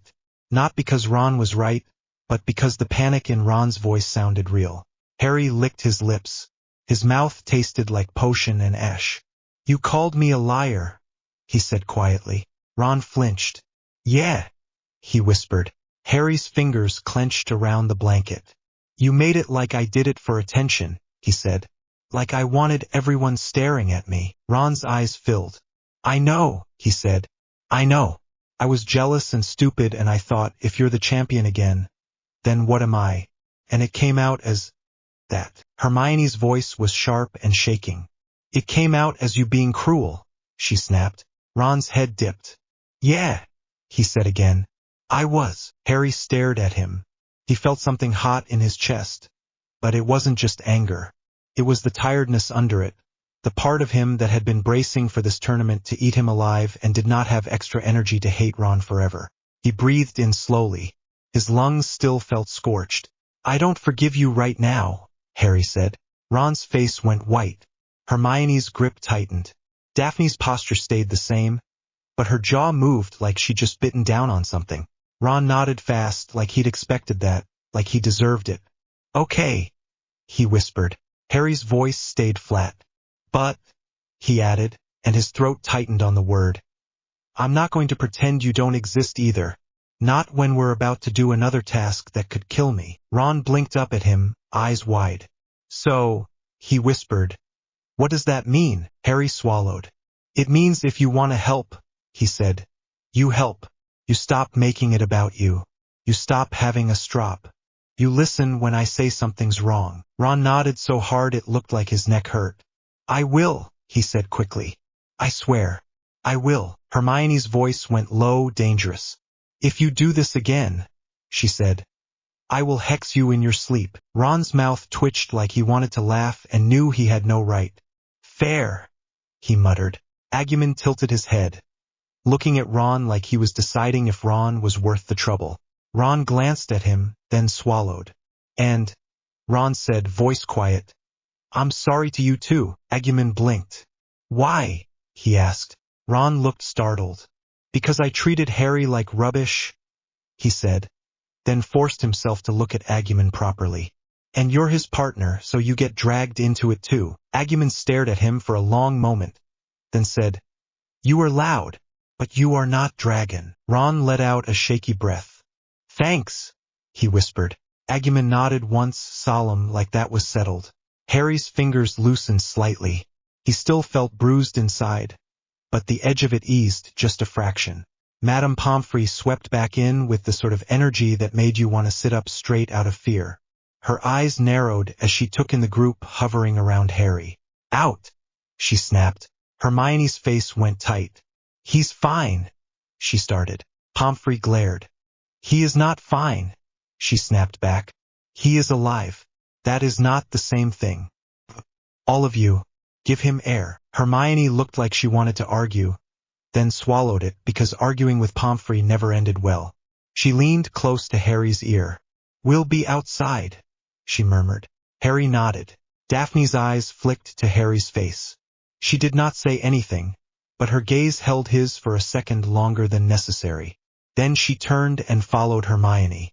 Ron hesitated like he wanted to say more, then seemed to realize it would only make it worse. He nodded once at Harry and left too. Agumon tried to stand. Pomfrey's eyes snapped to him. "And you stay," she said sharply. Agumon blinked. "Why?" he asked. Pomfrey's voice was tight. "Because you were hit by a tail the size of a carriage," she said. "And you are not marching anywhere until I know you are not about to collapse." Agumon looked at Harry like he wanted permission to argue. Harry's throat felt raw. "Stay," Harry said quietly. Agumon sat back down with a grumble, then leaned against the cot like a sulky guard dog. Pomfrey moved around Harry again, muttering, "Burns, shock, exhaustion, magical drain." She listed like she was counting sins. Then her eyes narrowed at Harry. "And I do not know what that was." Harry swallowed. "Neither do I," he admitted. Pomfrey's gaze flicked to Agumon. "It looked like," she said slowly, "your creature grew into something else." Agumon's eyes went bright again. "I was big," he said. Pomfrey pinched the bridge of her nose. Yes, she said dryly. I noticed. Harry's stomach twisted. The memory of Greymon was still in his head, heavy and hot. The roar, the way the dragon hesitated, the way Harry felt the surge and hated that he liked it for a second. Pomfrey shoved another potion at Harry. Drink, she ordered. Harry drank. Tasted like chalk and bitter herbs. Pomfrey's voice softened only by a hair. Sleep, she said. At least for an hour. Your body needs it. Harry wanted to laugh. Sleep felt impossible. But his eyelids were heavy, and the potion warmth spread through him, dragging him downward whether he wanted it or not. He felt Agumon's weight settle closer, warm against the cot. Harry's last clear thought before the world went dim was the egg, sitting there like a promise. Then he was gone. Later that evening, Harry woke with his throat dry and his muscles aching like he'd been trampled. The tent was quieter now. The other champions were gone. The air still smelled faintly of smoke and potion. Agumon was asleep with his head on the edge of Harry's cot, mouth slightly open. His tail twitched now and then like he was dreaming. Harry stared at him for a moment, chest tight. He reached down and touched Agumon's head lightly. Warm. Real. Agumon blinked awake. Harry, he mumbled. Harry swallowed. You okay? He asked. Agumon blinked slower. Tail hurt, he admitted. Harry's stomach twisted. Mine too, he muttered, then realized how ridiculous that sounded and almost smiled. Agumon's eyes sharpened. We win, he said again, like he needed to hear it. Harry nodded once. We did, he said. Agumon's gaze flicked to the golden egg. That is next trouble, he said. Harry huffed a breath. Yeah, he said quietly. It is. Pomfrey caught him sitting up and snapped at him to lie down again. Harry did, mostly because he didn't have the energy to fight her. When she finally released them, it was with a list of warnings that sounded like a curse and a threat at the same time. No dueling in corridors. No running. No staying up all night. And if your creature so much as sneezes fire in my infirmary, I will personally feed you both to the Whomping Willow. Agumon blinked. Tree eats, he asked. Harry's mouth twitched. Yes, he lied, because it was easier than explaining. Agumon looked impressed. Outside the medical tent, the air was colder than Harry expected. The sky was dark, stars sharp. The castle looked the same, but Harry felt different walking toward it. Like the ground was less stable. Like people were going to look at him and see something else now. He was right. Students were scattered across the grounds, still buzzing from the task. Some stopped mid-sentence when they saw him. A few stared openly. Some pointed, whispering. Harry felt heat rise in his face. His stomach twisted. He kept walking. Agumon trotted beside him, head high, eyes bright, like he was proud. A couple of younger students edged closer, eyes wide. One of them blurted, Is it true you turned into a giant monster? Agumon blinked. I was big, he said proudly. The kid made a sound that was half squeal, half gasp, then ran off. Harry's shoulders tightened. Great, he muttered. Agumon looked confused. Big is good, he said. Harry swallowed. It is, he admitted, then added quietly. And it's scary. Agumon frowned. Dragon was scary, he said. Big helps. Harry did not argue because he could not. By the time they reached the entrance hall, Hermione was waiting. She looked like she'd been pacing for hours. Her eyes snapped to Harry, then to Agumon, then back to Harry. You're alive, she said flatly, like she needed to hear it out loud. Harry's throat tightened. Yeah, he said. Hermione's breath shook as she let it out. Good, she snapped, then immediately looked annoyed at herself for sounding emotional. Come on, we need to talk. About everything. Daphne was leaning against a pillar nearby, arms folded, expression calm. Her hair was neat, her robes perfect, like she hadn't spent the entire day braced for Harry's death. Her eyes met Harry's. They flicked to his mouth for a split second. Harry felt his face heat and he hated himself again. Daphne's eyes narrowed slightly, like she'd noticed. Then her gaze shifted away like nothing happened. Hermione didn't notice because she was already talking. Ron wants to talk, Hermione said quickly, voice tight. Not right now. Later. But he's been pacing like a haunted suit of armor. He keeps asking if you're all right. Harry's stomach twisted. I don't care, he muttered, then immediately felt tired of his own harshness. Hermione's eyes softened. You don't have to care yet, she said quietly. Just don't pretend it didn't happen. Harry nodded once. Daphne's voice slid in, calm. We should leave the entrance hall, she said. People are watching. Hermione glanced around, then made a face. Fine, she snapped. Come on. They moved quickly, not explaining themselves to the staring students, and slipped into an empty classroom near Charms. Hermione sealed the door and threw up a privacy charm again, breathing faster than usual. Harry sat down hard on a desk because his legs felt like they were still in the arena. Digimon climbed onto the floor beside him and leaned against his shin like a warm anchor. Hermione turned to Harry, eyes fierce. All right, she said. Tell us what you felt. Harry blinked. What? He said. Hermione's jaw clenched. When he changed, she said, nodding at Digimon. When you screamed and that light happened, did you feel your magic move? Did you feel anything like a pull? Harry's teeth itched at the memory. He swallowed. Yes, he said quietly. It was like, he searched for the right words. Like something snapped open. Like a gate. Daphne's gaze sharpened. And you enjoyed it, she said softly. Harry's head snapped up. He started. Then stopped because lying to Daphne felt pointless. His throat tightened. For a second, he admitted. It felt, he swallowed, good. Hermione's face went pale. Harry, she whispered. Harry's voice went rough. I hated it, he snapped. I hated that it felt good. Digimon blinked, then said, Power feels warm, like sun. Hermione stared at him. That is not comforting, she muttered. Daphne's voice stayed calm. It is honest, she said. Harry rubbed his face. He felt exhausted all over again. What does it mean? He asked, voice low. Hermione's eyes darted, thinking fast. It means the bond isn't just emotional, she said. It's magical. It's structural. Like your magic is feeding him and he's feeding you back something else. Harry's stomach twisted. Like a loop, he muttered. Hermione nodded. Yes, she said quickly. And loops can spiral. Daphne's gaze stayed on Harry. So you need control, she said. Harry's mouth twisted. How? He asked. Daphne's voice was blunt. Discipline, she said. And allies who tell you when you're losing it. Hermione nodded sharply. And sleep? She snapped, glaring at Harry like he'd personally insulted rest. Harry huffed a breath. Fine, he muttered.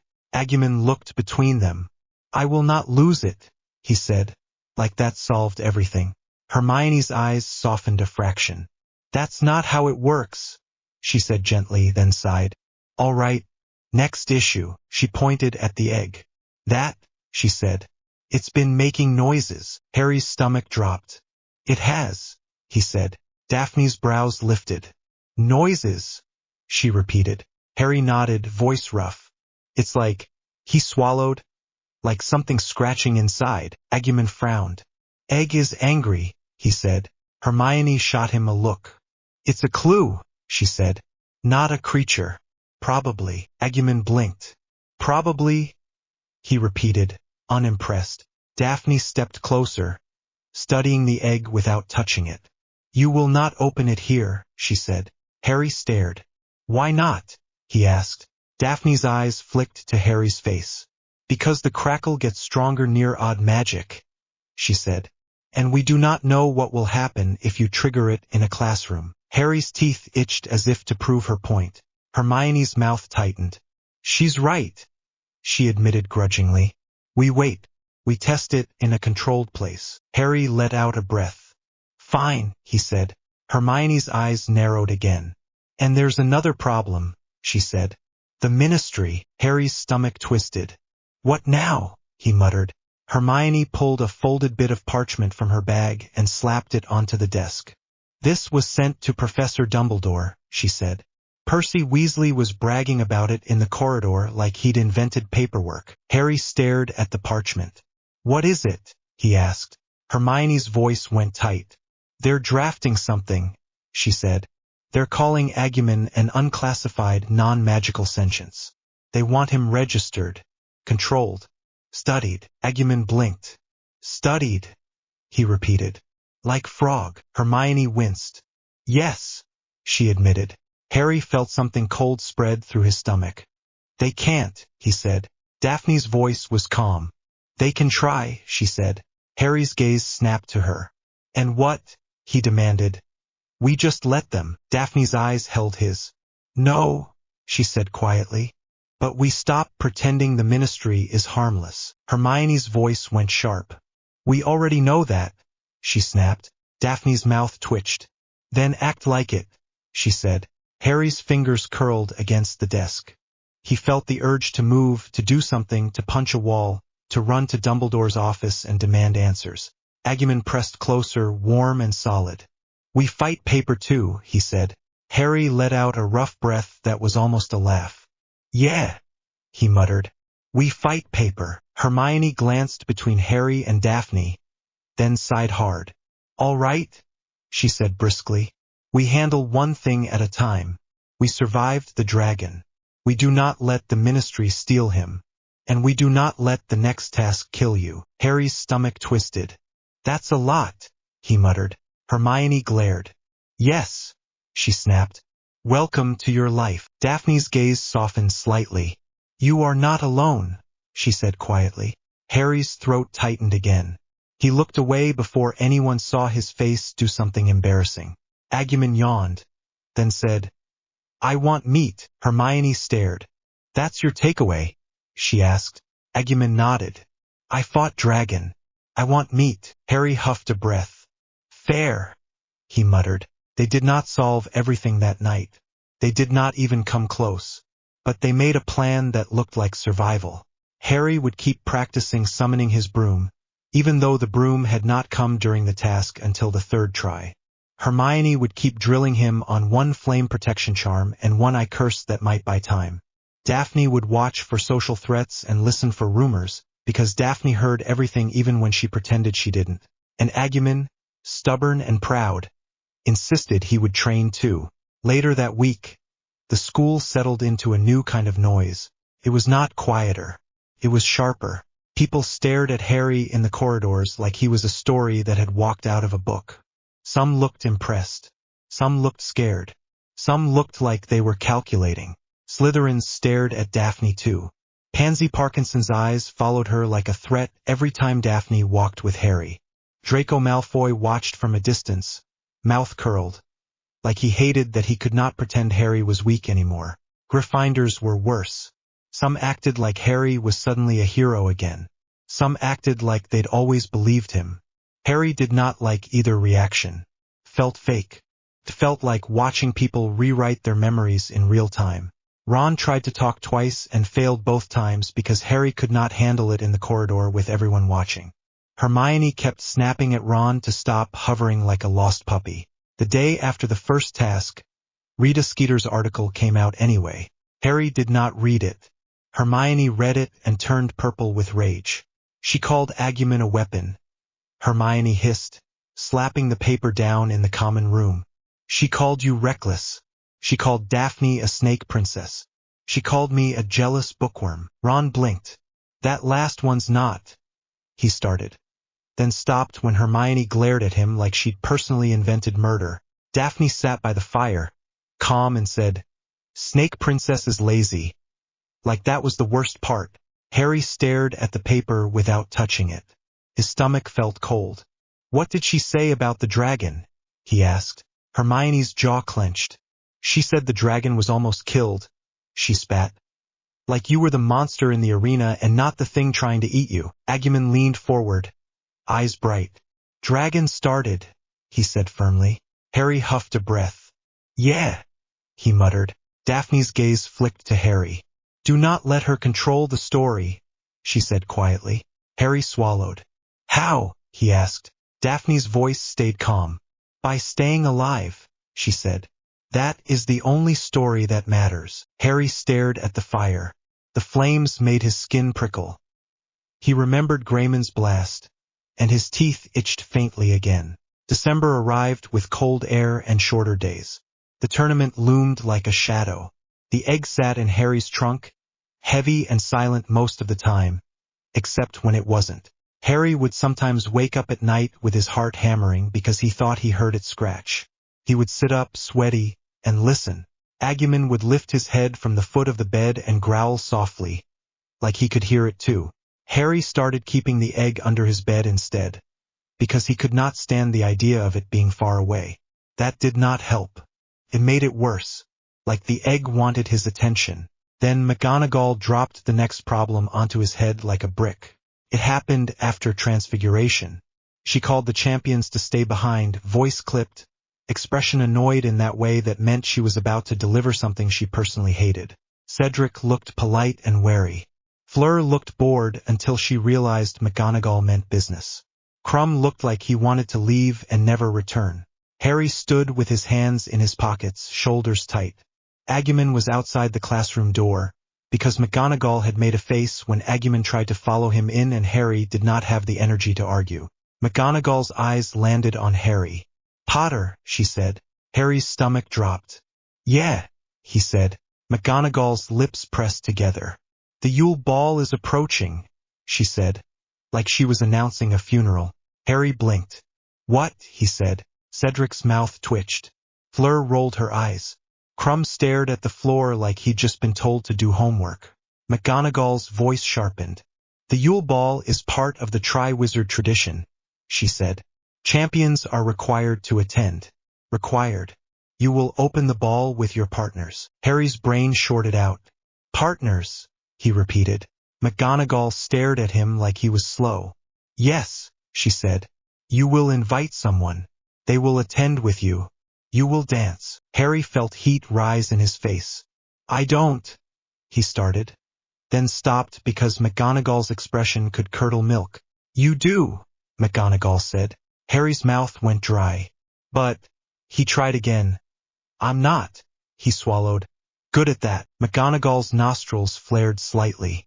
"You are not required to be good," she snapped. "You are required to show up and not embarrass the school." Harry stared. Cedric looked sympathetic. Fleur looked amused. Krum looked like he wanted to set himself on fire to avoid dancing. Harry's voice came out flat. "This tournament keeps finding new ways to humiliate me," he muttered. McGonagall's eyes narrowed. "Do not mumble," she snapped. "And Potter." Harry looked up. McGonagall's gaze flicked toward the door where Agumon waited.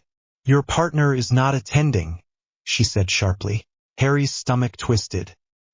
"He can stay out of the way," Harry said quickly. McGonagall's voice went colder. "The ball is crowded," she said. "It is in the Great Hall. I am not having a fire-breathing creature bumping into first years because you cannot leave him alone for one evening." Harry's jaw clenched. "He's not a creature," he said automatically. McGonagall's eyes sharpened. "He is not a student," she snapped. "He does not belong at a formal event. He can remain elsewhere. That is final." Harry wanted to argue, but the thought of arguing about ball rules while a dragon tried to eat him 2 weeks ago made him want to laugh and cry at the same time. He swallowed. "Fine," he said tightly. McGonagall nodded once, satisfied, then looked at the champions again. "You have until next weekend to invite your partners," she said. "That is all." Dismissed. They filed out. Harry stepped into the corridor and immediately found Hermione waiting like she'd been stalking the door. Daphne was beside her, calm and watchful. Hermione's eyes were bright with excitement and dread. "You have to dance," she blurted.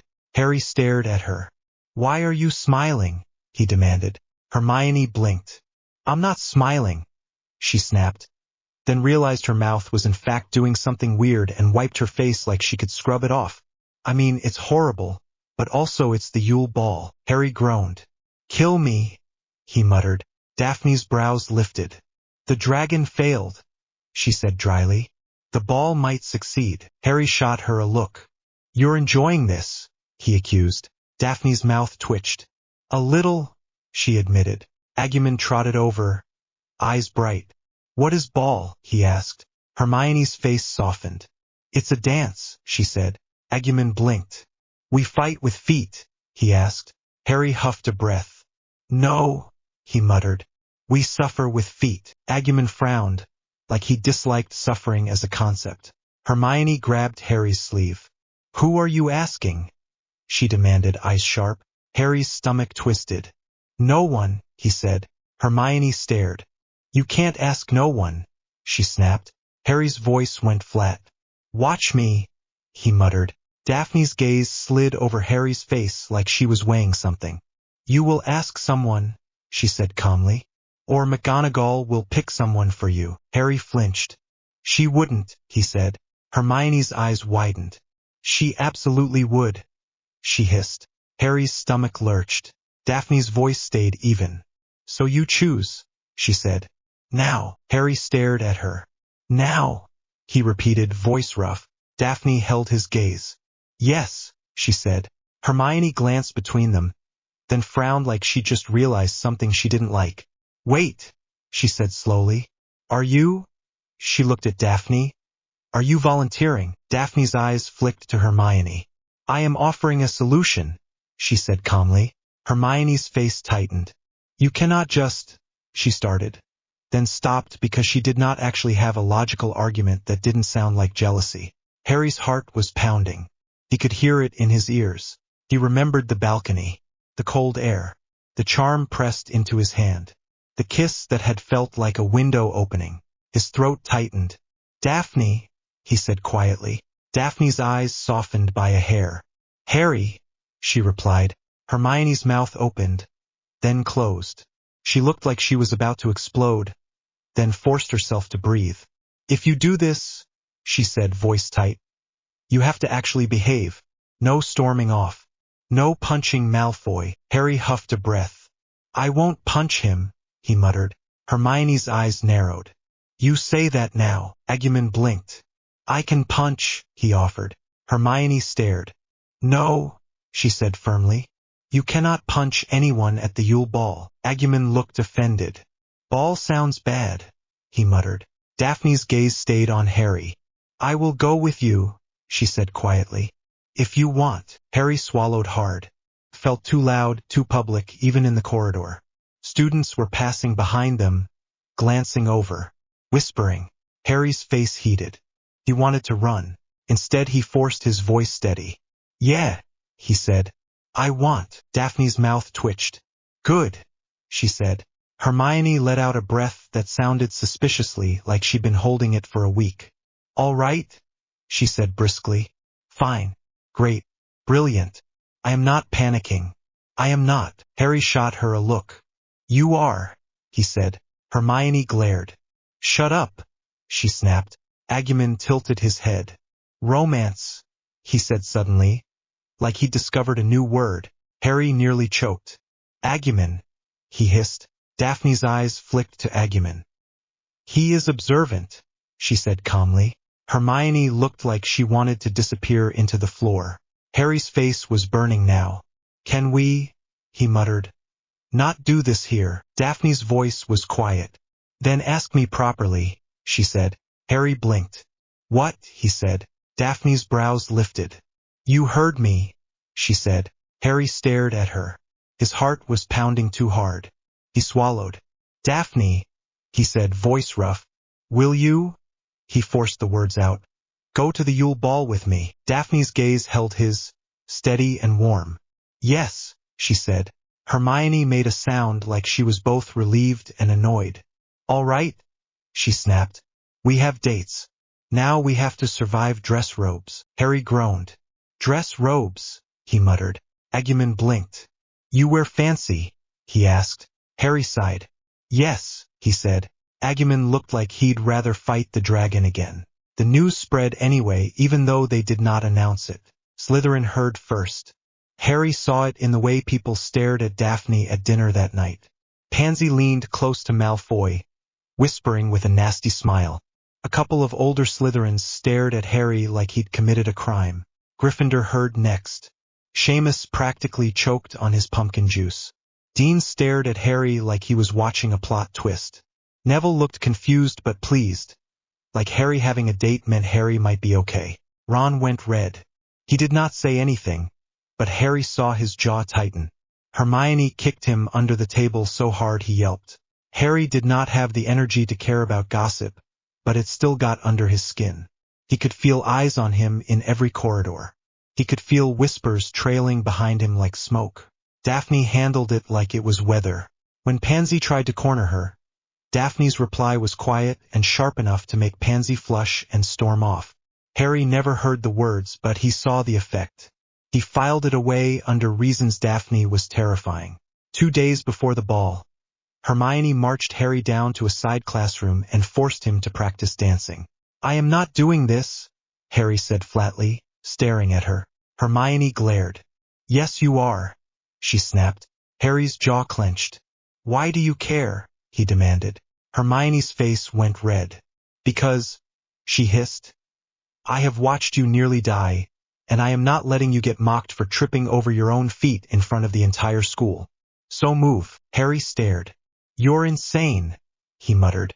Hermione grabbed his hands and shoved them into the right position like she was arranging furniture. 1, 2, 3, she said. 1, 2, 3. Left foot. Not that one. Harry stumbled. "I am doing left," he snapped. Hermione rolled her eyes.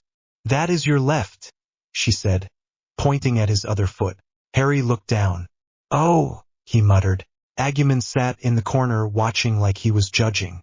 Every time Harry stumbled, Agumon made a small disappointed sound. "This is humiliating," Harry muttered. Hermione's voice went tight. "You faced a dragon," she snapped. "And this is what humiliates you." Harry glared. "Yes," he said. Hermione sighed hard. "Just," she said, softening slightly, "breathe. You don't have to be perfect. You just have to not freeze." Harry's throat tightened. That was always the real problem. Daphne arrived halfway through, calm and perfectly composed, and Harry immediately got worse because his brain decided this was the perfect moment to remember the balcony again. Hermione stepped back, breathing hard. "Your turn," she snapped at Daphne, like she was handing over a weapon. Daphne took Harry's hand like it was the most normal thing in the world. "Try again," she said quietly.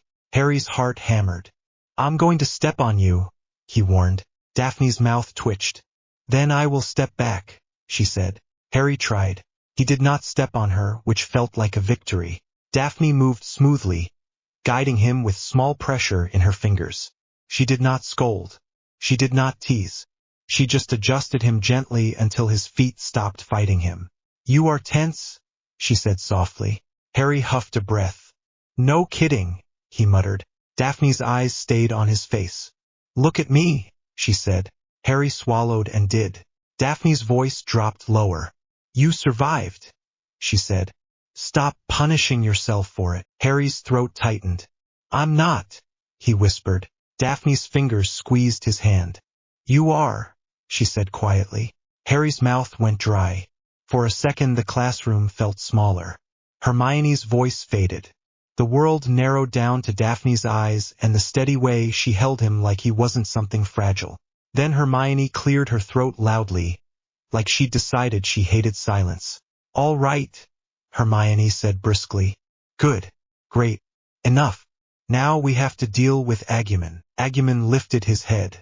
"I am here," he said proudly. Hermione's eyes narrowed. "You cannot go to the ball," she said. Agumon frowned. "Why?" he demanded. Hermione sighed. "Because it's crowded," she said. "And people panic. And you are—" She gestured at him. "You." Agumon looked offended. Harry's stomach twisted. The idea of leaving Agumon alone for an evening made his skin itch. Daphne's voice was calm. "He can stay near the Great Hall," she said. "Not inside. Nearby.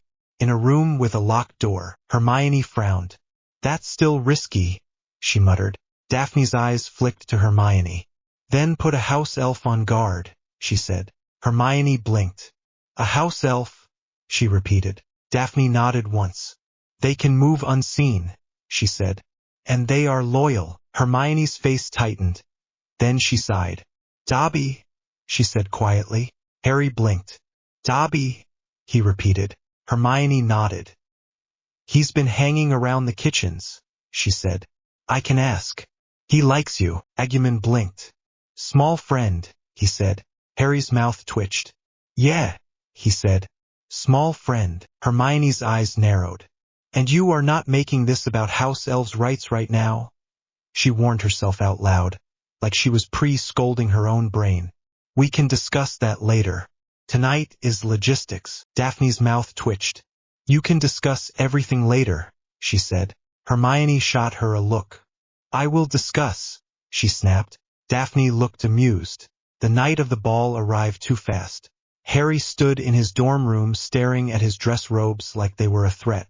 The fabric was dark, and the cut felt wrong on him, like he was wearing someone else's skin. He kept tugging at the collar, and it kept tugging back. Ron was changing too, moving awkwardly, face red like he hated everything about this. He kept glancing at Harry like he wanted to say something and didn't know how. Seamus and Dean were already dressed, looking annoyingly normal. Neville was fidgeting with his sleeves, mumbling to himself. Harry cleared his throat. Ron, he said. Ron froze. Harry's stomach twisted. This was not a full forgiveness. It was not some dramatic reunion. It was just Harry deciding he did not want to carry this tension into a night that already felt like a trap. You can, Harry started, then stopped, because the words felt clumsy. He swallowed. You can come with us to the corridor, he said. If you want. Ron stared at him like Harry had offered him a broomstick to the moon. Hermione's earlier warning echoed in Harry's head. You don't have to care yet. Harry added quietly, just don't be weird. Ron's mouth opened, then closed. I can't promise that, he muttered. Harry huffed a breath. Try, he said. Ron nodded once. Quick. Yeah, he whispered. I will. Agumon padded into the dorm doorway, staring at Harry's clothes like they were an insult. You look like Penguin, he said. Harry groaned. Thanks, he muttered. Agumon nodded, satisfied. By the time they reached the corridor outside the Great Hall, Harry's heart was already hammering. He could hear music through the doors, a smooth waltz that made his skin crawl because it sounded too calm for a tournament. Hermione was waiting, wearing dress robes that made her look older somehow. Her hair was tamed, which felt unnatural. She saw Harry and immediately frowned. You're tugging at it again, she snapped. Harry stopped tugging. I'm not, he lied. Hermione rolled her eyes. Daphne arrived a moment later, and Harry's brain stopped working for a second. Her dress robes were deep green, not flashy, not ridiculous, just sharp and clean like everything about her. Her hair was pinned back in a way that showed her neck, and Harry had to force his eyes away because he was not going to stand in a corridor staring at Daphne's neck like an idiot. Daphne's gaze flicked over him. You look uncomfortable, she said. Harry huffed a breath. I am, he admitted. Daphne stepped closer. Her voice dropped. You are allowed to breathe, she said. Harry swallowed. I am breathing, he muttered. Daphne's mouth twitched. Barely, she replied. Hermione cleared her throat loudly again, like she was determined to remain a third wheel just out of spite. Agumon, she said sharply. Where is he? Harry's stomach twisted. He's in the room near the kitchens, he said. With Dobby. As if summoned, Dobby popped into existence right beside them. Eyes huge, ears trembling, wearing a tiny bow tie that looked like it was trying to escape his neck. Harry Potter, sir, Dobby squeaked, voice high with excitement. Dobby is guarding the big lizard friend. Dobby will not let bad people take him. Dobby will bite toes. Hermione blinked. Dobby, she said, softer than usual. Dobby beamed at her. Hello, Miss Hermione, he squeaked. Miss Hermione is looking like a princess. Dobby likes. Hermione's face went pink. Thank you, she muttered. Dobby nodded vigorously, then leaned closer to Harry, whispering loudly. Big lizard friend is eating sausages, he confided. He is happy. He says ball sounds stupid. Harry's mouth twitched. Fair, he murmured. Dobby's eyes flicked to Daphne, and he tilted his head. Pretty witch, he said bluntly. Daphne blinked. then said calmly, "Thank you." Dobby grinned like he'd won something, then popped away again with a soft crack. Harry flinched at the sound. His teeth itched faintly, the crackle under his skin like static. Hermione noticed. "Harry?" she murmured. "Is it happening again?" Harry swallowed. "A little," he admitted. Daphne's gaze sharpened. "Then we do not stay long," she said. Harry nodded once. The doors opened. Warm light spilled out. Music washed over them. The great hall had been transformed, and even Harry could not deny it looked incredible, in a way that felt almost unfair. The ceiling was a dark winter sky full of glittering stars, and there were icy decorations that looked like they'd been carved out of air. The floor was polished so smooth it reflected the lights like water. Tables had been rearranged. People were dressed up, laughing too loudly, trying to forget there was a tournament hanging over them like a blade. Harry felt exposed the moment he stepped in. Heads turned. Whispers started. Harry could feel the stares hit his skin. Daphne's hand slid into his, steady and warm. "Ignore them," she murmured. Harry swallowed. "Easy for you," he muttered. Daphne's mouth twitched. "I have been ignored my whole life," she said quietly. "Tonight they look. They will live." Harry huffed a breath. His fingers tightened around hers.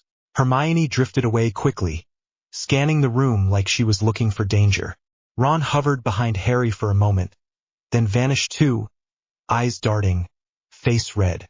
Harry's stomach twisted.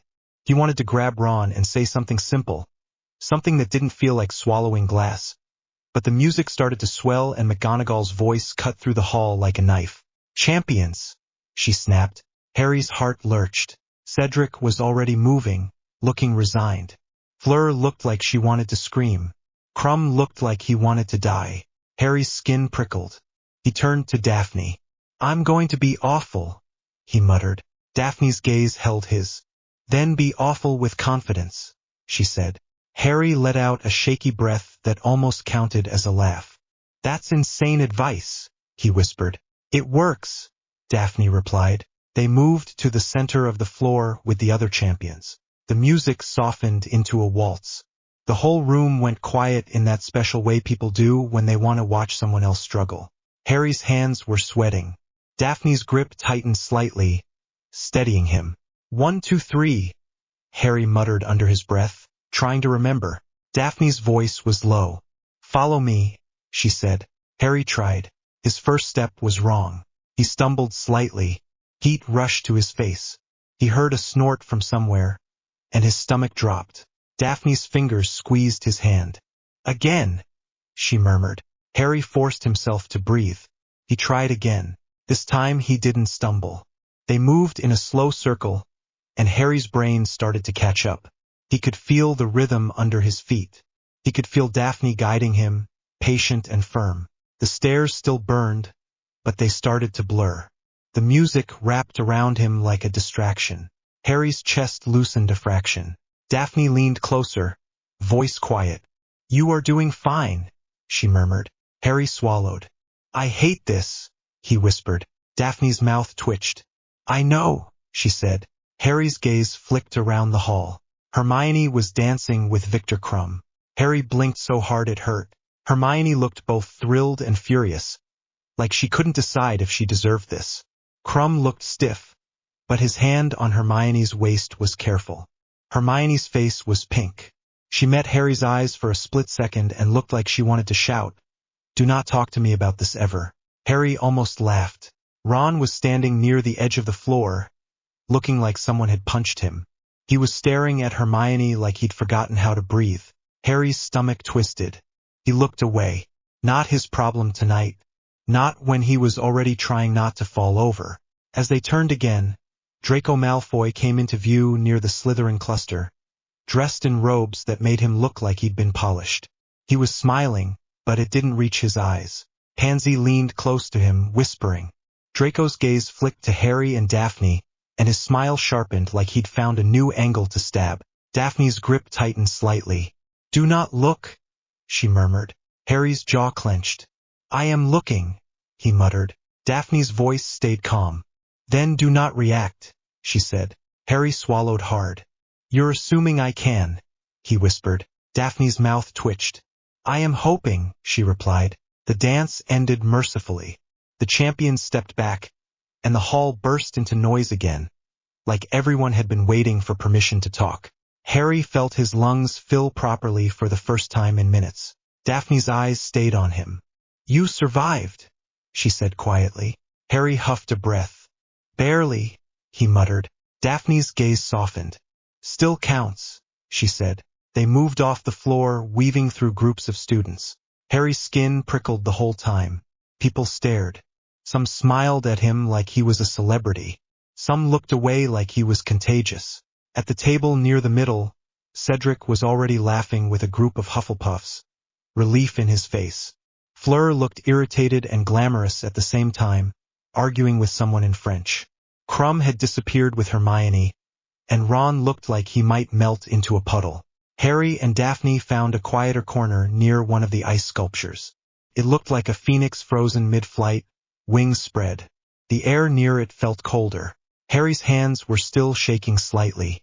He shoved them into his pockets, then realized that made him look sulky, then stopped caring.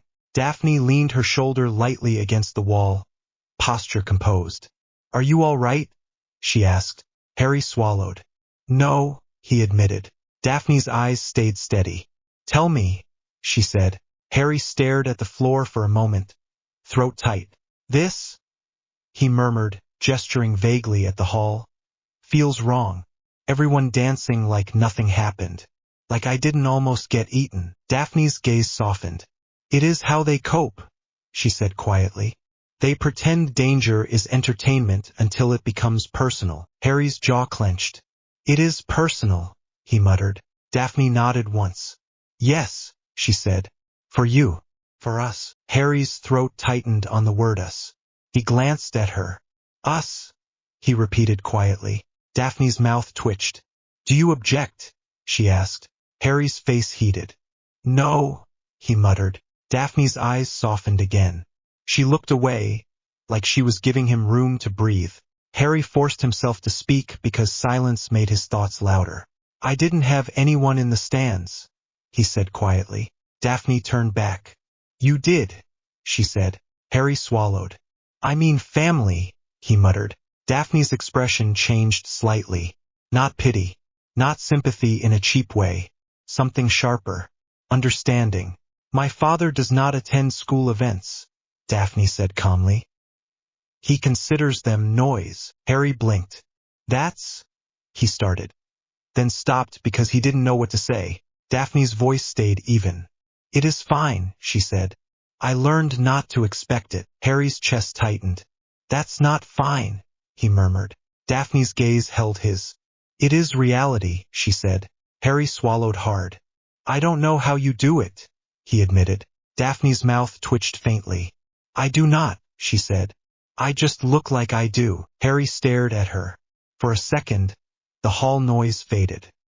He saw Daphne not as a calm Slytherin solution to problems, but as a girl his age standing in a glittering hall pretending she was untouchable because it was safer. Harry's throat tightened. He leaned closer without thinking. Thank you, he whispered. Daphne's eyes widened slightly. For what? She asked, voice quieter. Harry swallowed. For being here, he said. Daphne's gaze softened. I chose this, she said. Do not thank me like I am doing charity. Harry huffed a breath. Fine, he muttered. I'm still grateful. Daphne's mouth twitched. That is acceptable, she said. Harry's lips twitched despite himself. The music shifted into something faster. Laughter rose. People moved. Harry's body still felt too tense. He could feel the crackle under his teeth again. Faint but present, like something was waiting. Daphne noticed his jaw clench. It is happening again, she said quietly. Harry nodded. It comes and goes, he murmured. It's worse when... He stopped, then forced himself. When something feels wrong. Daphne's eyes narrowed. Then we should pay attention, she said. Harry glanced around the hall again, suddenly alert. Near the staff table, Professor Snape was standing with his arms folded, face like a storm cloud. Next to him was Professor Karkaroff, posture stiff, eyes darting. They were talking in low voices, but their faces looked tense in a way that had nothing to do with dancing. Harry's stomach tightened. Daphne followed his gaze. "They are arguing," she murmured. Harry nodded. He could not hear the words over the music, but he could see Karkaroff's hand twitching like he wanted to grab his left arm and was trying not to. Harry's teeth itched harder. Daphne's voice dropped. "We can get closer," she said. Harry swallowed. "Yeah," he murmured. They moved, slow and casual, like they were just drifting through the crowd. Daphne slid between groups with the ease of someone who knew exactly where people would step. Harry followed, trying to look like he belonged. As they got closer, the music muffled slightly behind the noise of conversation. Snape's voice cut through, low and sharp. "It is nothing," Snape hissed. Karkaroff's voice was tight, almost panicked. "It is not nothing," he snapped back. "It is burning." Harry's stomach dropped. Snape's eyes flashed. "You are imagining patterns because you are afraid," Snape said. Karkaroff's voice rose, then snapped back down. "Do you think I do not know fear?" he hissed. "I know when it moves. It is reacting." Snape's mouth curled. "To what?" he said coldly. Karkaroff's eyes flicked across the hall, and for a split second they landed on Harry. Harry's skin went cold. Daphne's fingers squeezed his hand hard. Warning. Karkaroff looked away fast, but it was too late. Harry's heart was hammering. Snape's voice went colder. "Lower your voice," he hissed. "Do you want Dumbledore to hear you making a fool of yourself?" Karkaroff's breath hitched. "It is not just him," he whispered, voice shaking now. "It is the thing, the creature, the static. It is wrong." Harry's teeth itched like someone had scraped them with a file. Snape's face tightened by a fraction, like the word static bothered him. "Control yourself," he said. "It is a tournament complication. Nothing more." Karkaroff's voice turned sharp. "It is not a complication," he hissed. "It is a door. I can feel it. Like," he swallowed. "Like the dark mark is being pulled in two directions." Harry's stomach lurched. Daphne's grip tightened. Harry could feel her pulse through her fingers. She looked calm, but her eyes were razor-sharp. Snape's gaze narrowed. "You will not say that here," he snapped. Karkaroff's mouth tightened. "So you feel it too," he whispered. Snape did not answer. His eyes flicked toward the staff table where Dumbledore sat, laughing softly at something, looking relaxed in that maddening way that made it hard to believe he ever worried. Snape's voice dropped to a low hiss. "If you panic in public," he said, "I will personally ensure you regret it." Karkaroff swallowed hard. "This is not panic," he whispered. "This is survival." Snape's eyes turned flat. "Then survive quietly," he said. Karkaroff's hand twitched again toward his arm. His face was pale. Harry's throat tightened. He felt the crackle spike, like it liked hearing them say it out loud. Daphne leaned closer to Harry's ear.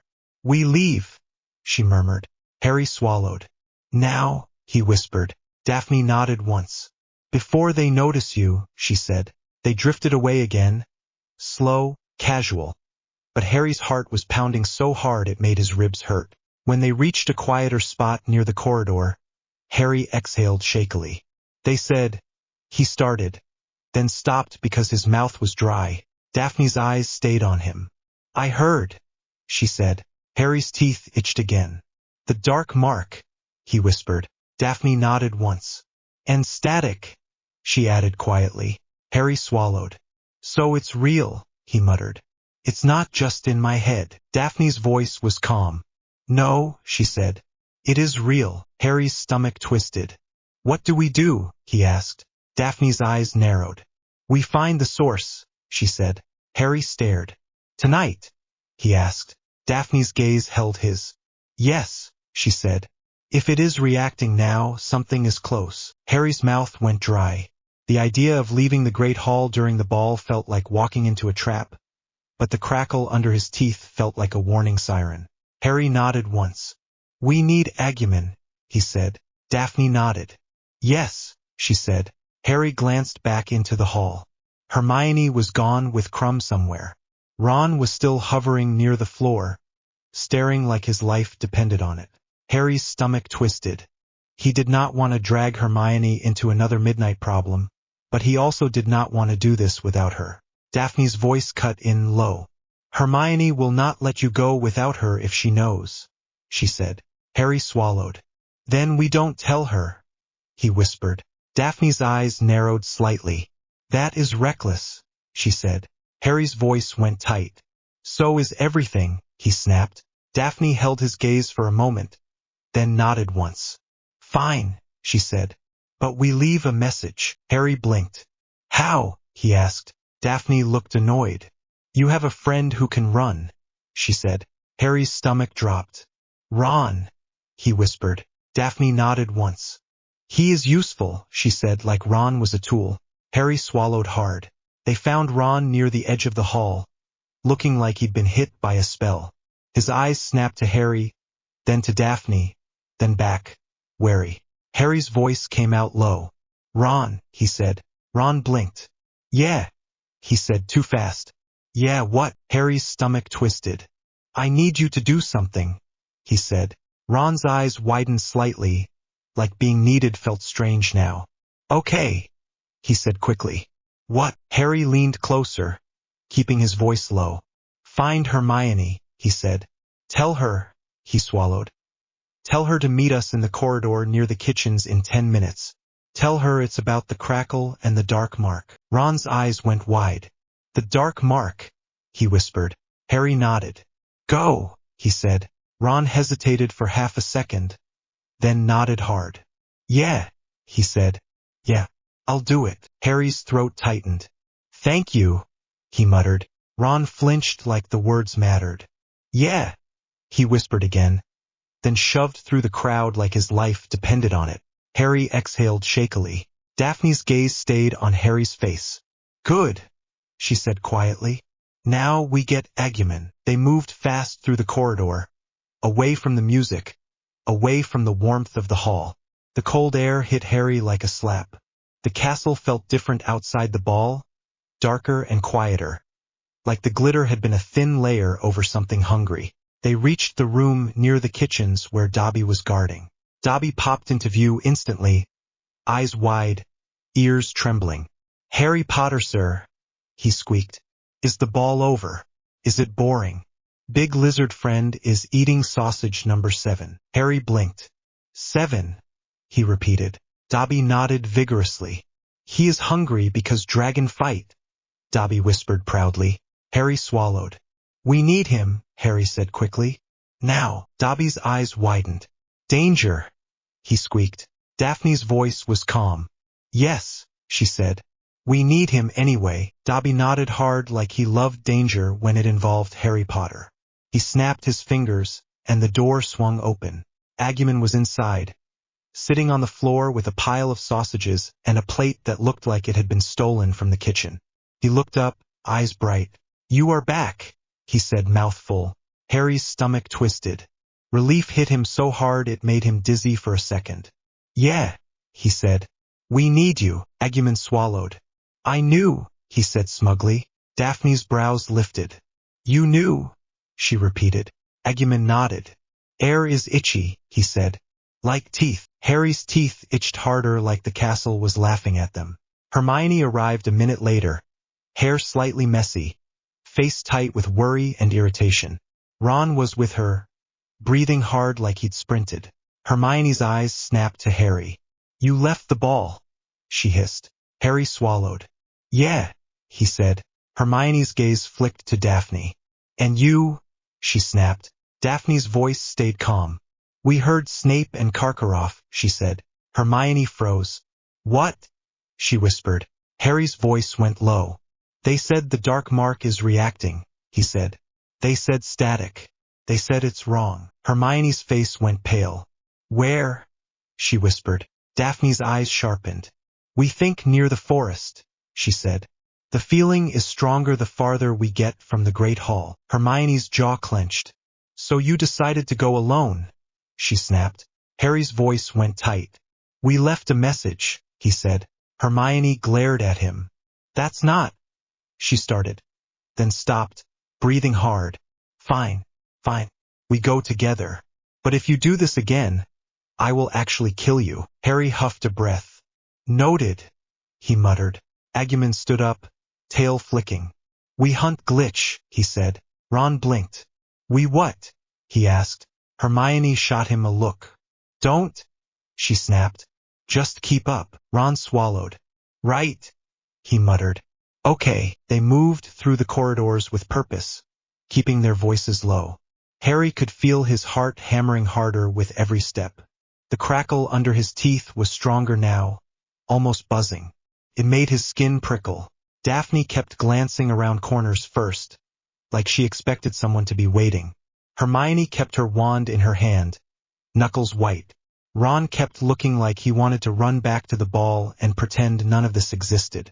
Agumon padded ahead, head up, eyes bright, like he could smell the wrongness.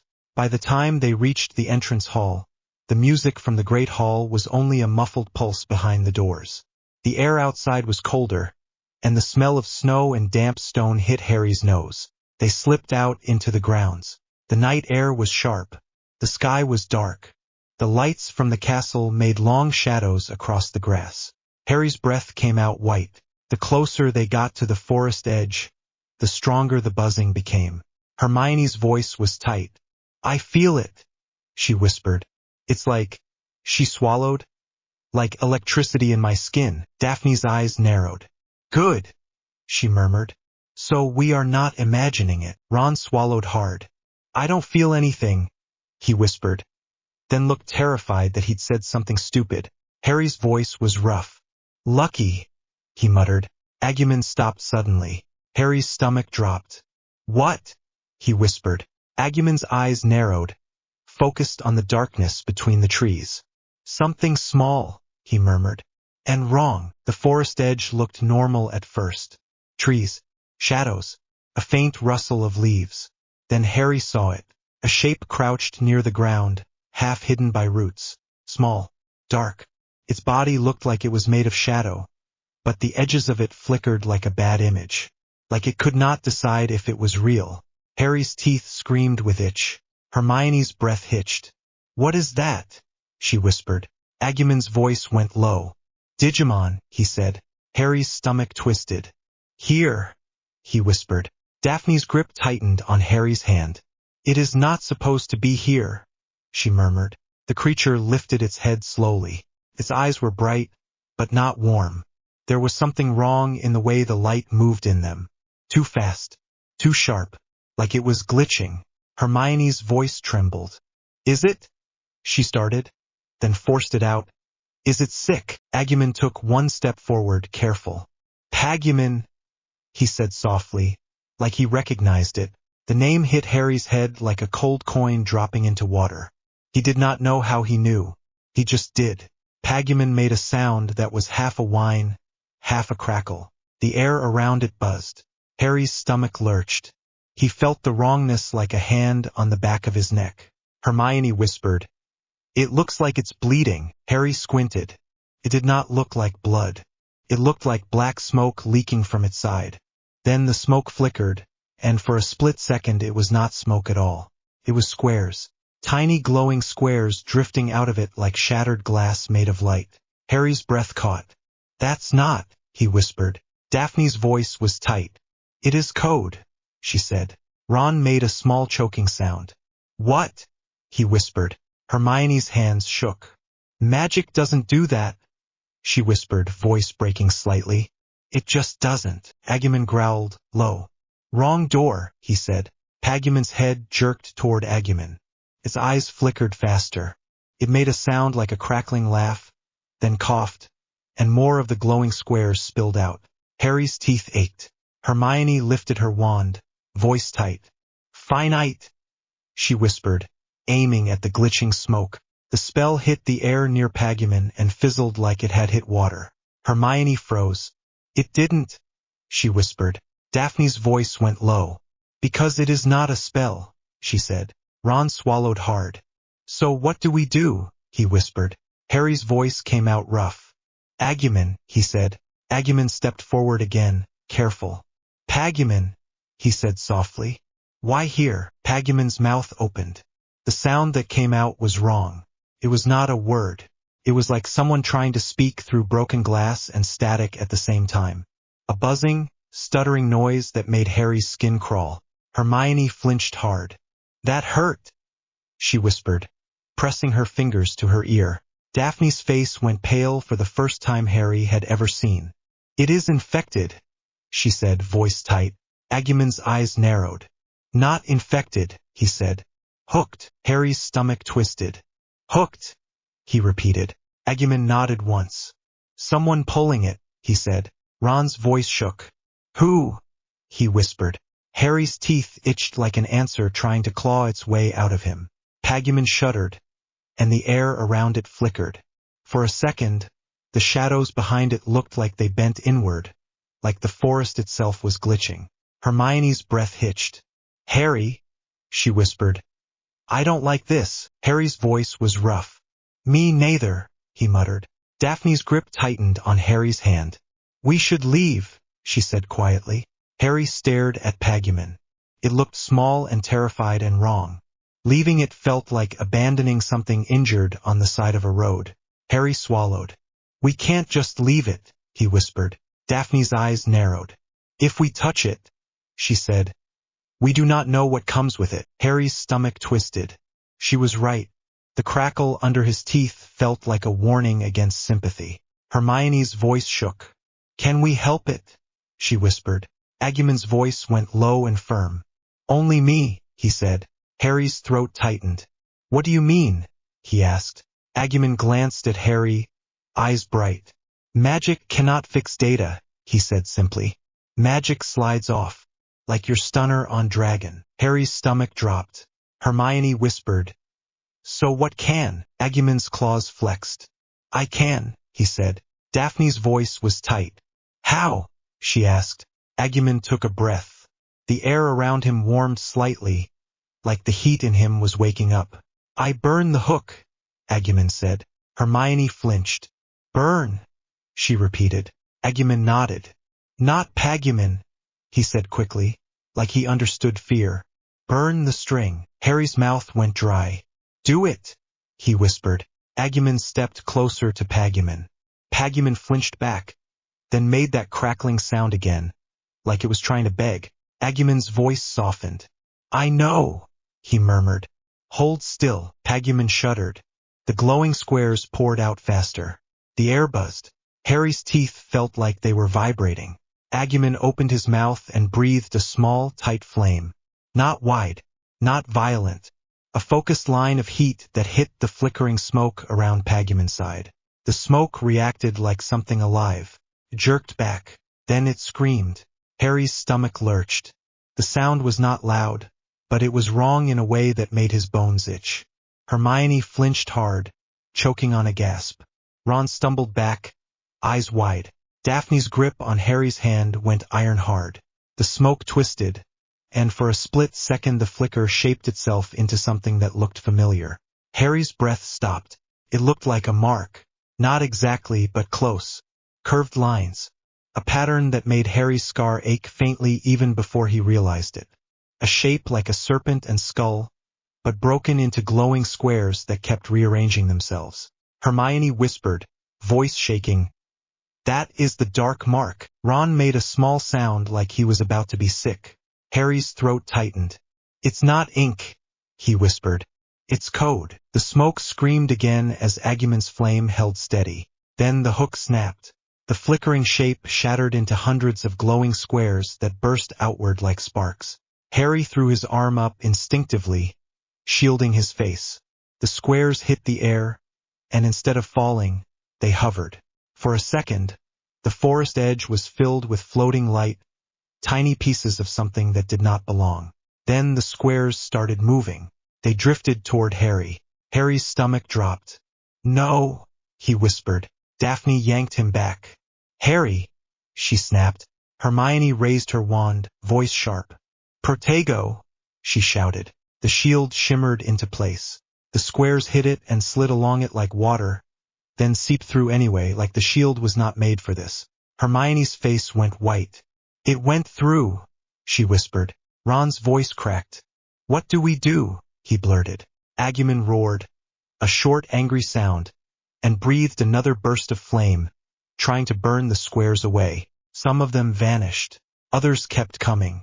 Harry felt the crackle under his teeth spike into a full buzz, like his body recognized this thing. The squares touched his sleeve. Cold shot up his arm.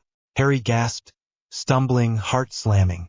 It felt like ice and electricity at the same time, like something crawling under his skin. Daphne grabbed his wrist hard. "Harry!" she snapped, voice tight. "Look at me." Harry tried. His vision was swimming. Hermione's voice shook. "Harry, pull your arm back," she begged.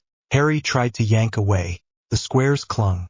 They crawled up his sleeve like insects made of light. Harry's breath came out fast. Panic rose like bile. He could feel his magic twitching, useless, like it was trying to latch onto something that didn't have a place for it. Agumon lunged in, claws swiping at the air, trying to knock the squares off. "No touch, Harry," he snarled. The squares flickered, then sped up like they were angry. Harry's scar started to ache. Not the normal ache. A sharper, colder pulse, like someone had pressed a finger into it from the inside. Harry's breath hitched. "It's going to my scar," he rasped. Hermione froze. "What?" she whispered. Harry's voice came out rough. "It knows where," he choked. Daphne's face went pale. "Stop it," she snapped, like yelling could stop light. Agumon's eyes widened, and he did something Harry hadn't seen him do before. Agumon pressed both claws to Harry's forearm, right over the crawling squares, and the bond between them flared so hard Harry felt it in his teeth. Heat surged from Agumon into Harry like a wave. Harry gasped. The squares flickered violently, like they hated the heat. Agumon's voice went low and furious. "Mine," he snarled. Harry's breath caught. "What?" he rasped. Agumon's eyes were bright, furious, protective. "Harry is mine," he said, like a claim, like a promise. The heat surged again. The squares screamed, silent but wrong, and then they shattered into dust. Harry stumbled, knees almost buckling. Daphne held him up, arm locked around his waist. Hermione grabbed his other side, hands shaking. Ron hovered uselessly for half a second, then stepped in, grabbing Harry's shoulder like he decided he was not allowed to be useless anymore. Harry's chest heaved. His arm felt numb and burning at the same time. Agumon swayed too, breathing hard, eyes narrowed, like he'd just wrestled something invisible. Pagumon made a small whimper. Harry forced his eyes to it. Pagumon was still there, smaller somehow, like most of it had been drained away. The black smoke was gone. The glowing squares were gone. But Pagumon's body still flickered faintly, like it was struggling to stay stable. Hermione's voice was shaking. "Is it safe now?" she whispered. Agumon stared at Pagumon, then said quietly, "Not safe, just not pulled." Daphne's voice was tight. "So something was controlling it," she murmured. Harry swallowed hard. His scar still throbbed faintly. Hermione's eyes were wide. "And those squares went for you?" she whispered. Harry nodded, throat tight. Ron's voice was hoarse. "Why?" he whispered. Harry's teeth itched again, but now it was less warning and more cold understanding. "Because," Harry whispered, "it recognized me." Hermione's face went pale. "Voldemort?" she whispered. The forest edge went colder. Even the wind seemed to hesitate. Pagumon made a small crackling sound again, like it was trying to say something. Agumon crouched, leaning closer, listening. "Talk," he murmured. Pagumon's eyes flickered. His mouth opened. The sound that came out was softer now, less painful, but still wrong. It was like a broken recording. Bits of words, stuttering, slipping. Harry caught fragments. A cold voice. A laugh. A word that made his scar ache. "Upload." Harry's stomach dropped. "What?" he whispered. Hermione stared. "Did it say—" she started, then swallowed. "Did it say upload?" Harry nodded slowly. "Yes," he whispered. Daphne's voice went low. "That is not a wizard word," she said. Ron's face was white. "What does it mean?" he whispered. Harry's throat tightened. He did not want to say it out loud. Saying it made it more real. Hermione's voice shook. "It means," she whispered, Someone is trying to move something from one place to another, like copying, like transferring. Daphne's eyes narrowed. Like taking a mind, she said quietly, and putting it somewhere else. Harry's scar pulsed. Harry swallowed hard. Horcruxes, he whispered. Hermione flinched. Harry, she whispered. Harry's voice went rough. What if, he said, forcing the thought out. What if he's not just trying to come back the normal way? What if he's trying to, his throat tightened, to move himself into this? He gestured at the air, the forest, the wrongness. Agumon growled, low. Digital door, he said. Daphne's grip tightened on Harry's waist. Then the tournament is not just a tournament, she murmured. Hermione's voice was tight. It never was, she whispered. Ron swallowed hard, eyes wide. So what do we do? He asked again, voice cracking. Harry stared at Pagumon. It looked exhausted and lost. It looked like a warning left behind on purpose. Harry's breath came out shaky. We take it to Dumbledore, Hermione whispered. Daphne's voice cut in, calm and sharp. No, she said. Hermione's head snapped toward her. What? She hissed. Daphne's eyes stayed steady.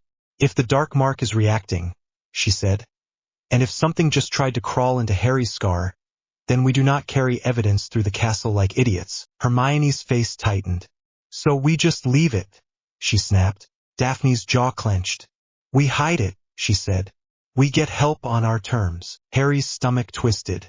He hated that Daphne made sense even when he didn't like it. Agumon looked at Pagumon, then at Harry. Pagumon cannot walk far, he said. Hermione swallowed hard. Can you carry it? She whispered to Agumon. Agumon nodded once. Yes, he said. Pagumon flinched as Agumon lifted it gently in his claws. It made a small whine, then settled like it had no strength to fight. Harry's arm still burned. His scar still throbbed. Daphne's voice was low. We go back, she said. Quietly. We do not speak about this in corridors. Hermione's eyes were wide, but she nodded, swallowing panic. Ron nodded too, face tight like he was trying to be brave and failing. They moved away from the forest edge. As they walked, the music from the great hall drifted faintly through the night, soft and normal and wrong. The contrast made Harry feel sick. Waltz music behind them, buzzing horror in his skin. Harry's teeth still itched faintly. By the time they reached the castle doors, Harry's arm had stopped burning and started aching, deep and heavy, like something had bruised him from the inside. Hermione glanced at him every few steps like she was afraid he'd collapse. Daphne kept her hand on his sleeve, steady, not letting him drift. Ron stayed close, quieter than Harry had ever seen him, eyes darting like he expected shadows to jump out. Agumon carried Pagumon like a fragile thing, claws careful. They slipped into an empty corridor and stopped. Hermione's voice was a whisper. We have to tell someone, she said. Daphne's eyes narrowed. Yes, she agreed, but not loudly, not in public, not tonight. Hermione's jaw clenched. Then when? She whispered. Daphne's gaze flicked to Harry. When he is not shaking, she said quietly. Harry blinked. He hadn't realized he was shaking until she said it. His hands were trembling slightly, not from cold, from the idea of something trying to crawl into him through light and code. Harry swallowed hard. I'm fine, he lied automatically. Hermione's eyes flashed. Don't, she hissed. Harry's throat tightened. He nodded once, sharp, like he was agreeing under protest. Agumon shifted, eyes narrowed. Something watched, he said quietly. Harry's stomach dropped. What? He whispered. Agumon stared down the corridor toward the dark windows. Not student, he murmured. Not teacher.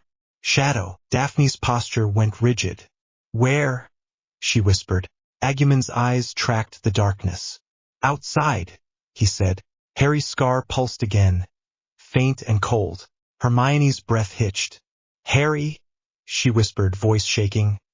We need Dumbledore. Daphne's voice stayed calm, but it was too controlled, like she was forcing herself not to panic. Yes, she said.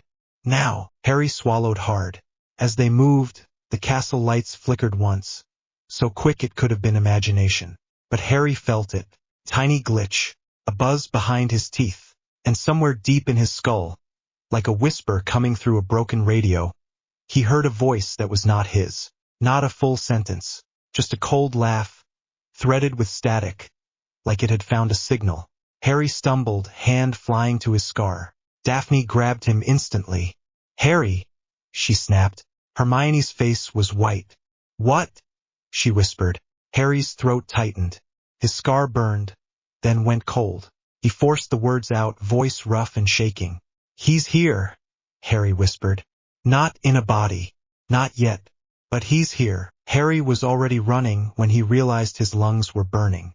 Not from a spell. From panic. The corridor outside the great hall was empty, but it did not feel empty. It felt watched. The air felt wrong, like it had a thin film on it. Hermione was right behind him, robes gathered in her fists so she would not trip. Ron panted on Harry's left, keeping up only because fear was dragging him along by the collar. Daphne ran like she had done it her whole life, quiet and fast, eyes flicking to every shadow without looking like she was looking. Agumon padded beside Harry, claws clicking on stone, body low like he expected something to jump them. Pagumon was tucked under Agumon's arm like a squirming bundle of wet cloth. It kept making tiny, glitchy noises, like a laugh trying to come out through a broken throat. Harry did not like that sound. He hated it. "Dumbledore," Hermione gasped, voice thin. We need him right now." "I know," Harry snapped, then softened because it was Hermione. "I know. Keep going." Ron's face was white in the torchlight. "Mate, are we even allowed up there at this hour?" "Ron," Hermione said, sharp. "Please, just saying." Ron shot back, voice wobbling. "Last time I was out after curfew I got bitten by a giant chess piece, so, yeah, I like to check." Daphne did not slow. "If you stop to worry about rules, you die. Keep moving." Ron blinked at her like he wanted to argue. Then he saw Harry's face and shut his mouth. The buzzing was back. Not in the castle. In Harry. Behind his eyes. In his teeth. Like his bones were humming. It had started the moment the Pagumon had crawled into the moonlight and looked at him like it knew him. Harry shoved open the staircase door and took the steps 2 at a time. His legs felt clumsy, like they were not fully his. He kept expecting a hand to grab his ankle and pull him back down. Agumon's tail flicked. "Harry. Smell bad." Harry swallowed. "Yeah, me too." They reached the gargoyle. It was asleep, stone-faced slack. Harry stopped so hard Ron nearly ran into him. "What's the password?" Ron blurted, looking around like Filch might pop out of the wall. Harry stared at the gargoyle. His mind went blank, then flooded with useless things. Music. Buzzing. A laugh in the dark. Daphne's hand on his sleeve earlier. Quiet pressure. Telling him not to be stupid. He forced his mouth to work. Fizzing sherbet. The gargoyle jolted like it had been listening.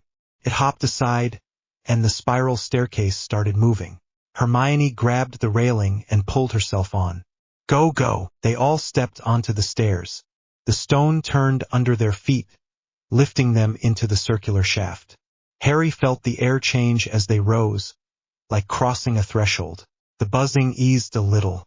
Not gone, just quieter, like someone had moved a loud clock into the next room. Daphne noticed too. She exhaled through her nose, the smallest sign of relief. "Wards," she murmured. Hermione nodded fast. "Of course. His office is protected." Ron looked like he might cry from gratitude. "Bless that old man." Agumon's eyes were narrowed. "Still bad." Pagumon wriggled. It let out a tiny noise, then a burst of static that made Harry's scalp prickle. Harry tightened his grip on the railing. "We're almost there." The stairs stopped. The oak door was right there, brass knocker shaped like a griffin. Harry lifted his fist and knocked. For a second nothing happened. Then the knocker spoke, voice smooth and mildly irritated. "You are out late." Harry swallowed. "We need Professor Dumbledore. It's important." The door opened. Albus Dumbledore stood there in a deep purple robe, half-moon spectacles low on his nose. His hair was loose, silver down his shoulders.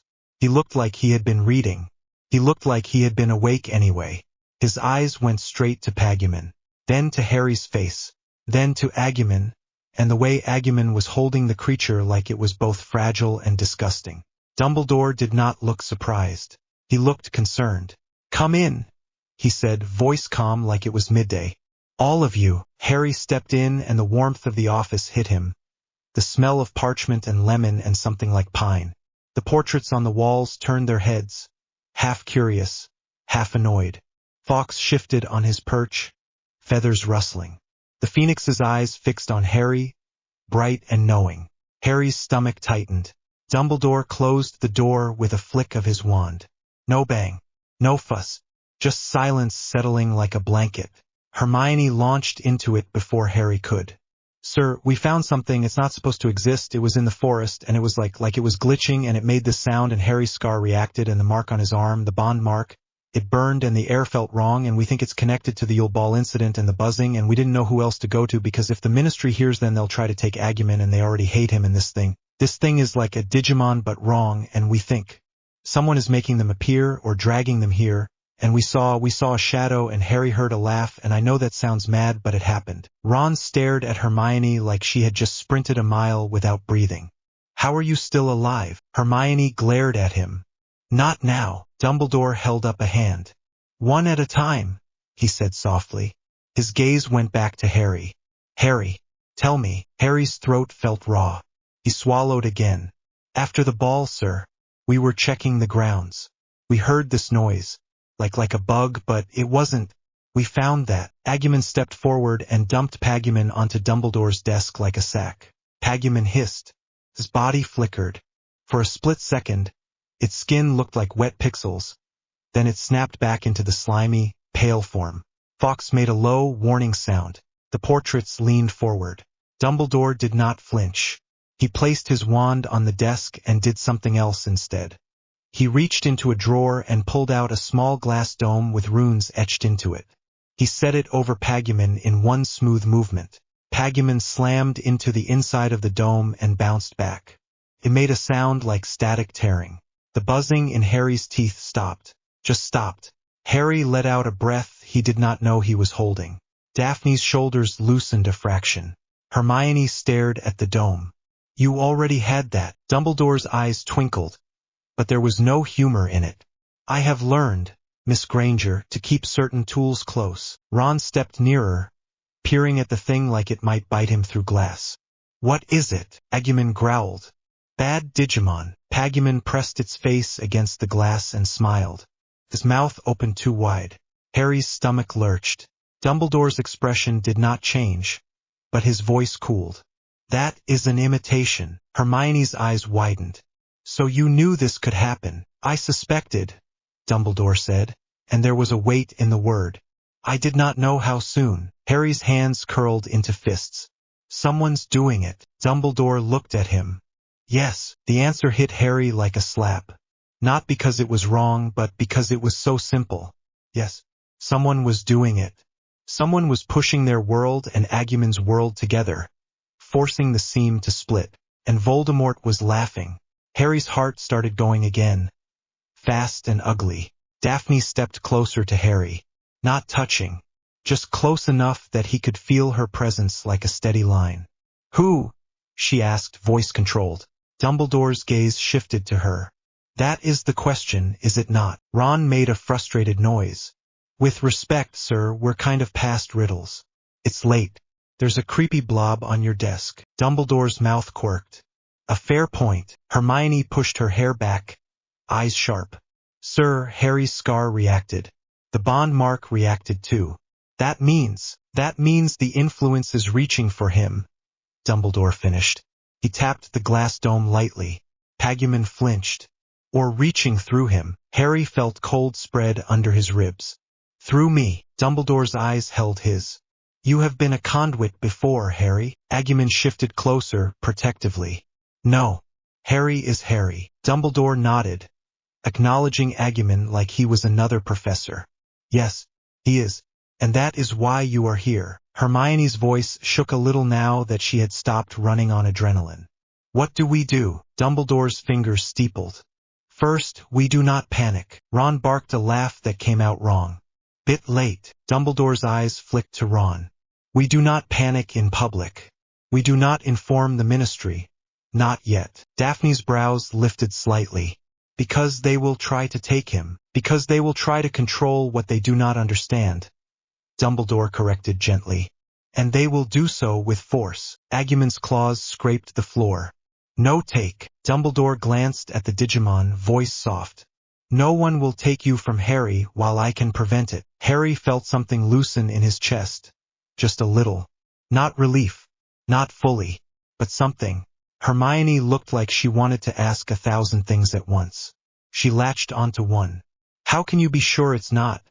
It's not just a random Digimon that got lost. Dumbledore's gaze returned to Pagumon.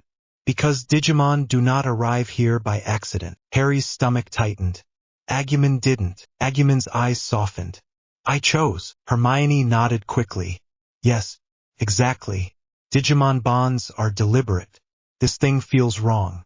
It is not bonded. It is like a virus. Dumbledore's eyes flashed with approval. A good analogy. Ron leaned back, rubbing his arms like he was cold. So it's like, what, you know who has got himself a pet monster too? Dumbledore's gaze went distant for half a second, then sharpened. I do not know yet, he said, and for once he did not soften it. But I will not pretend the thought has not occurred to me. Harry's jaw clenched. He was there, he said, voice low. At the ball. I heard him. Hermione flinched. Ron went still. Daphne's fingers brushed Harry's sleeve. Brief contact. Then back. Dumbledore's eyes stayed on Harry. Tell me. Harry swallowed, throat tight. It was like a laugh, sir. In the dark. Not close, not like he was standing there, but like he was behind a wall. And the buzz, it was like the castle was humming, and Agumon's mark burned, and then this thing showed up. Dumbledore's expression was unreadable. And you are certain? Harry's voice cracked. Yes. Fawkes made a quiet sound. Not a warning this time. Something like agreement. Ron's voice was small. Merlin. Hermione's hands were shaking. She pressed them together hard. So he's inside Hogwarts. Dumbledore's gaze drifted to the window, as if he could see through the stone. Hogwarts has always been a place of crossings, he said quietly. Old magic. Deep magic. It is a beacon. Daphne's voice stayed level. So he is using the beacon. Dumbledore looked back at her, and there was something in his eyes like respect. Yes. Harry's hands were sweating. He wiped them on his robe without thinking. Then why are we doing the tournament? The question came out sharp. Not polite. Not grateful. Dumbledore did not reprimand him. He simply nodded once. Because the tournament is already a trap, he said. If we stop it now, we confirm we have seen the trap. We force the hand of the one setting it. And we do so without knowing what his hand holds. Hermione's eyes flashed. So we let it continue. We watch, Dumbledore corrected. We learn. We prepare. Ron swallowed hard. And we hope we don't die. Dumbledore's voice softened. I do not intend to lose you, Mr. Weasley. Ron looked like he did not believe that was a promise Dumbledore could keep. Agumon's voice cut in, blunt. I keep Harry. Harry looked at Agumon. The Digimon's eyes were fierce, but there was worry in them too. Like Agumon could feel the seam tearing. Dumbledore's gaze moved over the group. You did the right thing coming to me, he said. Now you will do another right thing. You will go back to your dormitories and sleep. Hermione stared. Sleep. Dumbledore's eyes were kind. Yes, because tomorrow you will wake, and the world will still be dangerous, and you will need your strength. Ron opened his mouth, then closed it. I hate it when you're sensible. Daphne's gaze stayed on the glass dome. What happens to that? Dumbledore's fingers traced the runes. It will be studied. And contained. Daphne's eyes narrowed. By you. Dumbledore smiled slightly. By me. Hermione looked relieved and furious at the same time. Sir, please tell me you have someone else helping. Like, someone competent. Ron coughed. Oi. Hermione ignored him. Dumbledore's eyes twinkled again. But now there was a hint of humor. I have many competent people, Miss Granger. Harry's stomach clenched. Not Moody. he said before he could stop himself. Ron blinked. What? Hermione's face tightened. Harry. Harry forced himself to breathe. The thought was ugly and sharp. It had been sitting in the back of his skull since the first task. Since the way Moody watched him. Since the way Moody always seemed to know where Harry was going. Dumbledore's expression did not shift. Why do you say that? Harry's voice dropped. He was there tonight. He lied. Then hated himself for it because he did not know. He only suspected. He only felt the hair on his arms rise when he thought of Moody's eye. Hermione stared at Harry. He wasn't. Harry's face heated. I know. I don't know. He feels off, Daphne supplied quietly. Ron looked between them, confused. Moody's meant to feel off.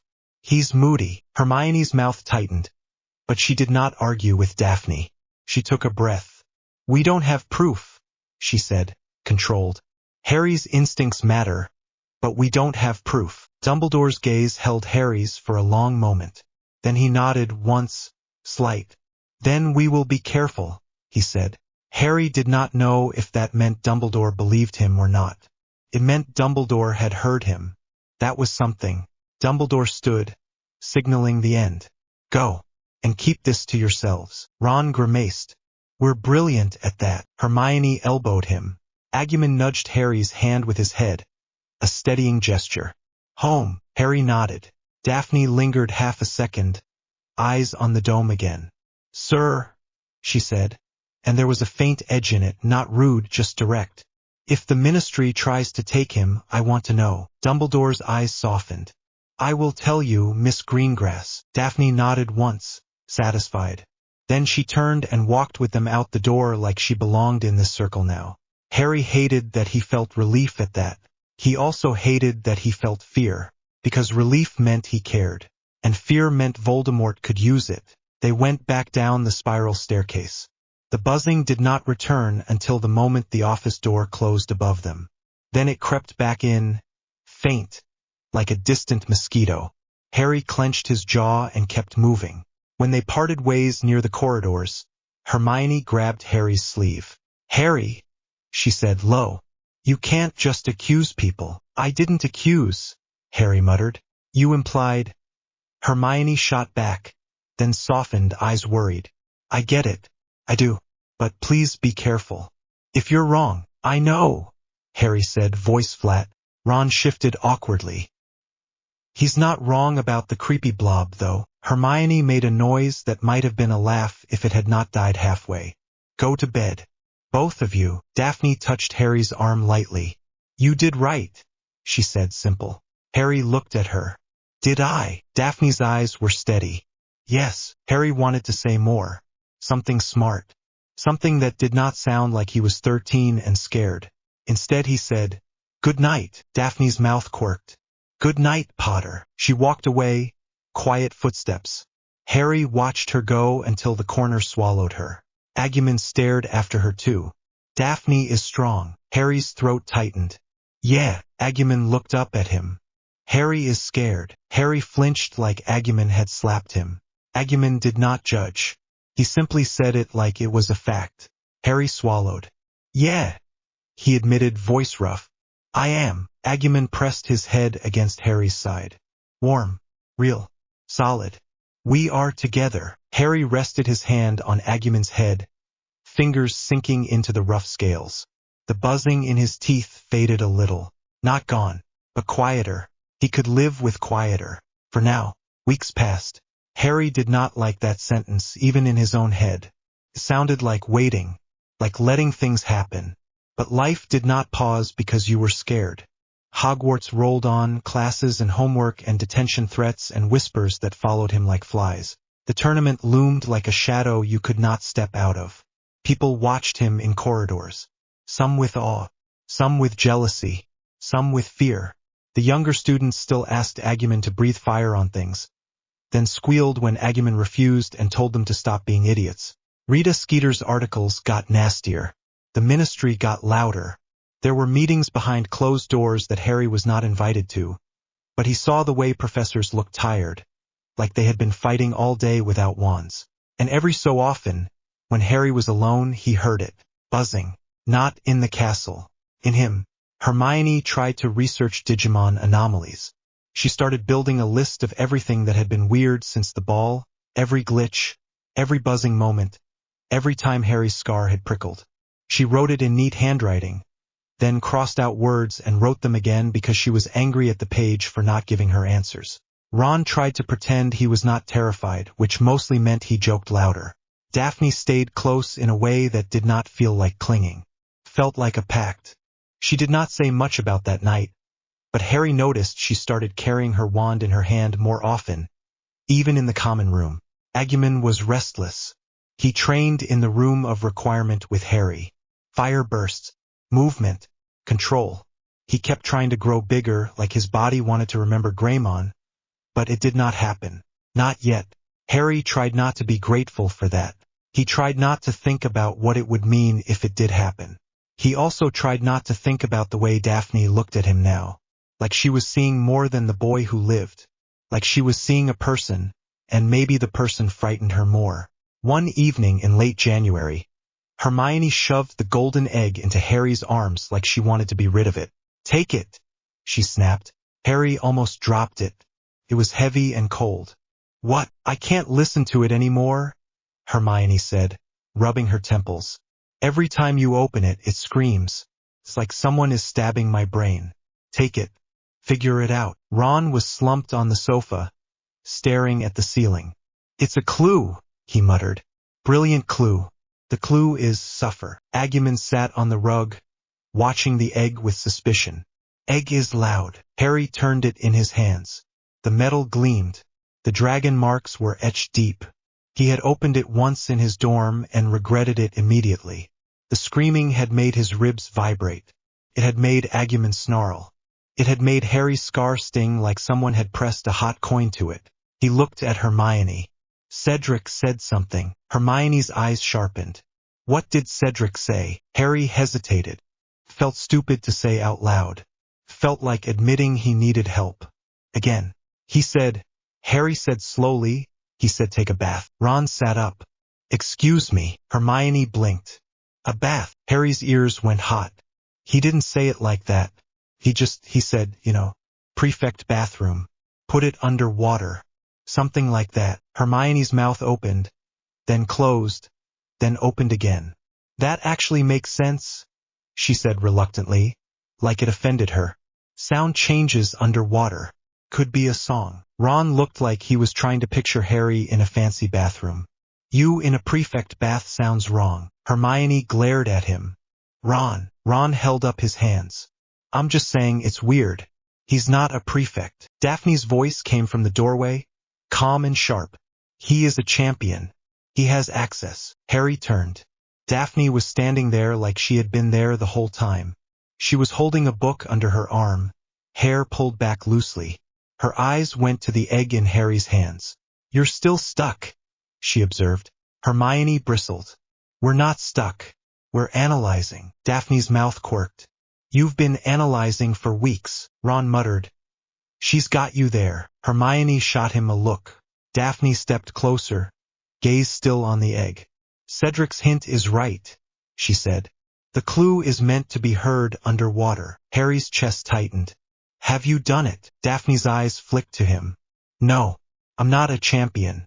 I don't get the egg. But I can help you not drown." Hermione's lips tightened.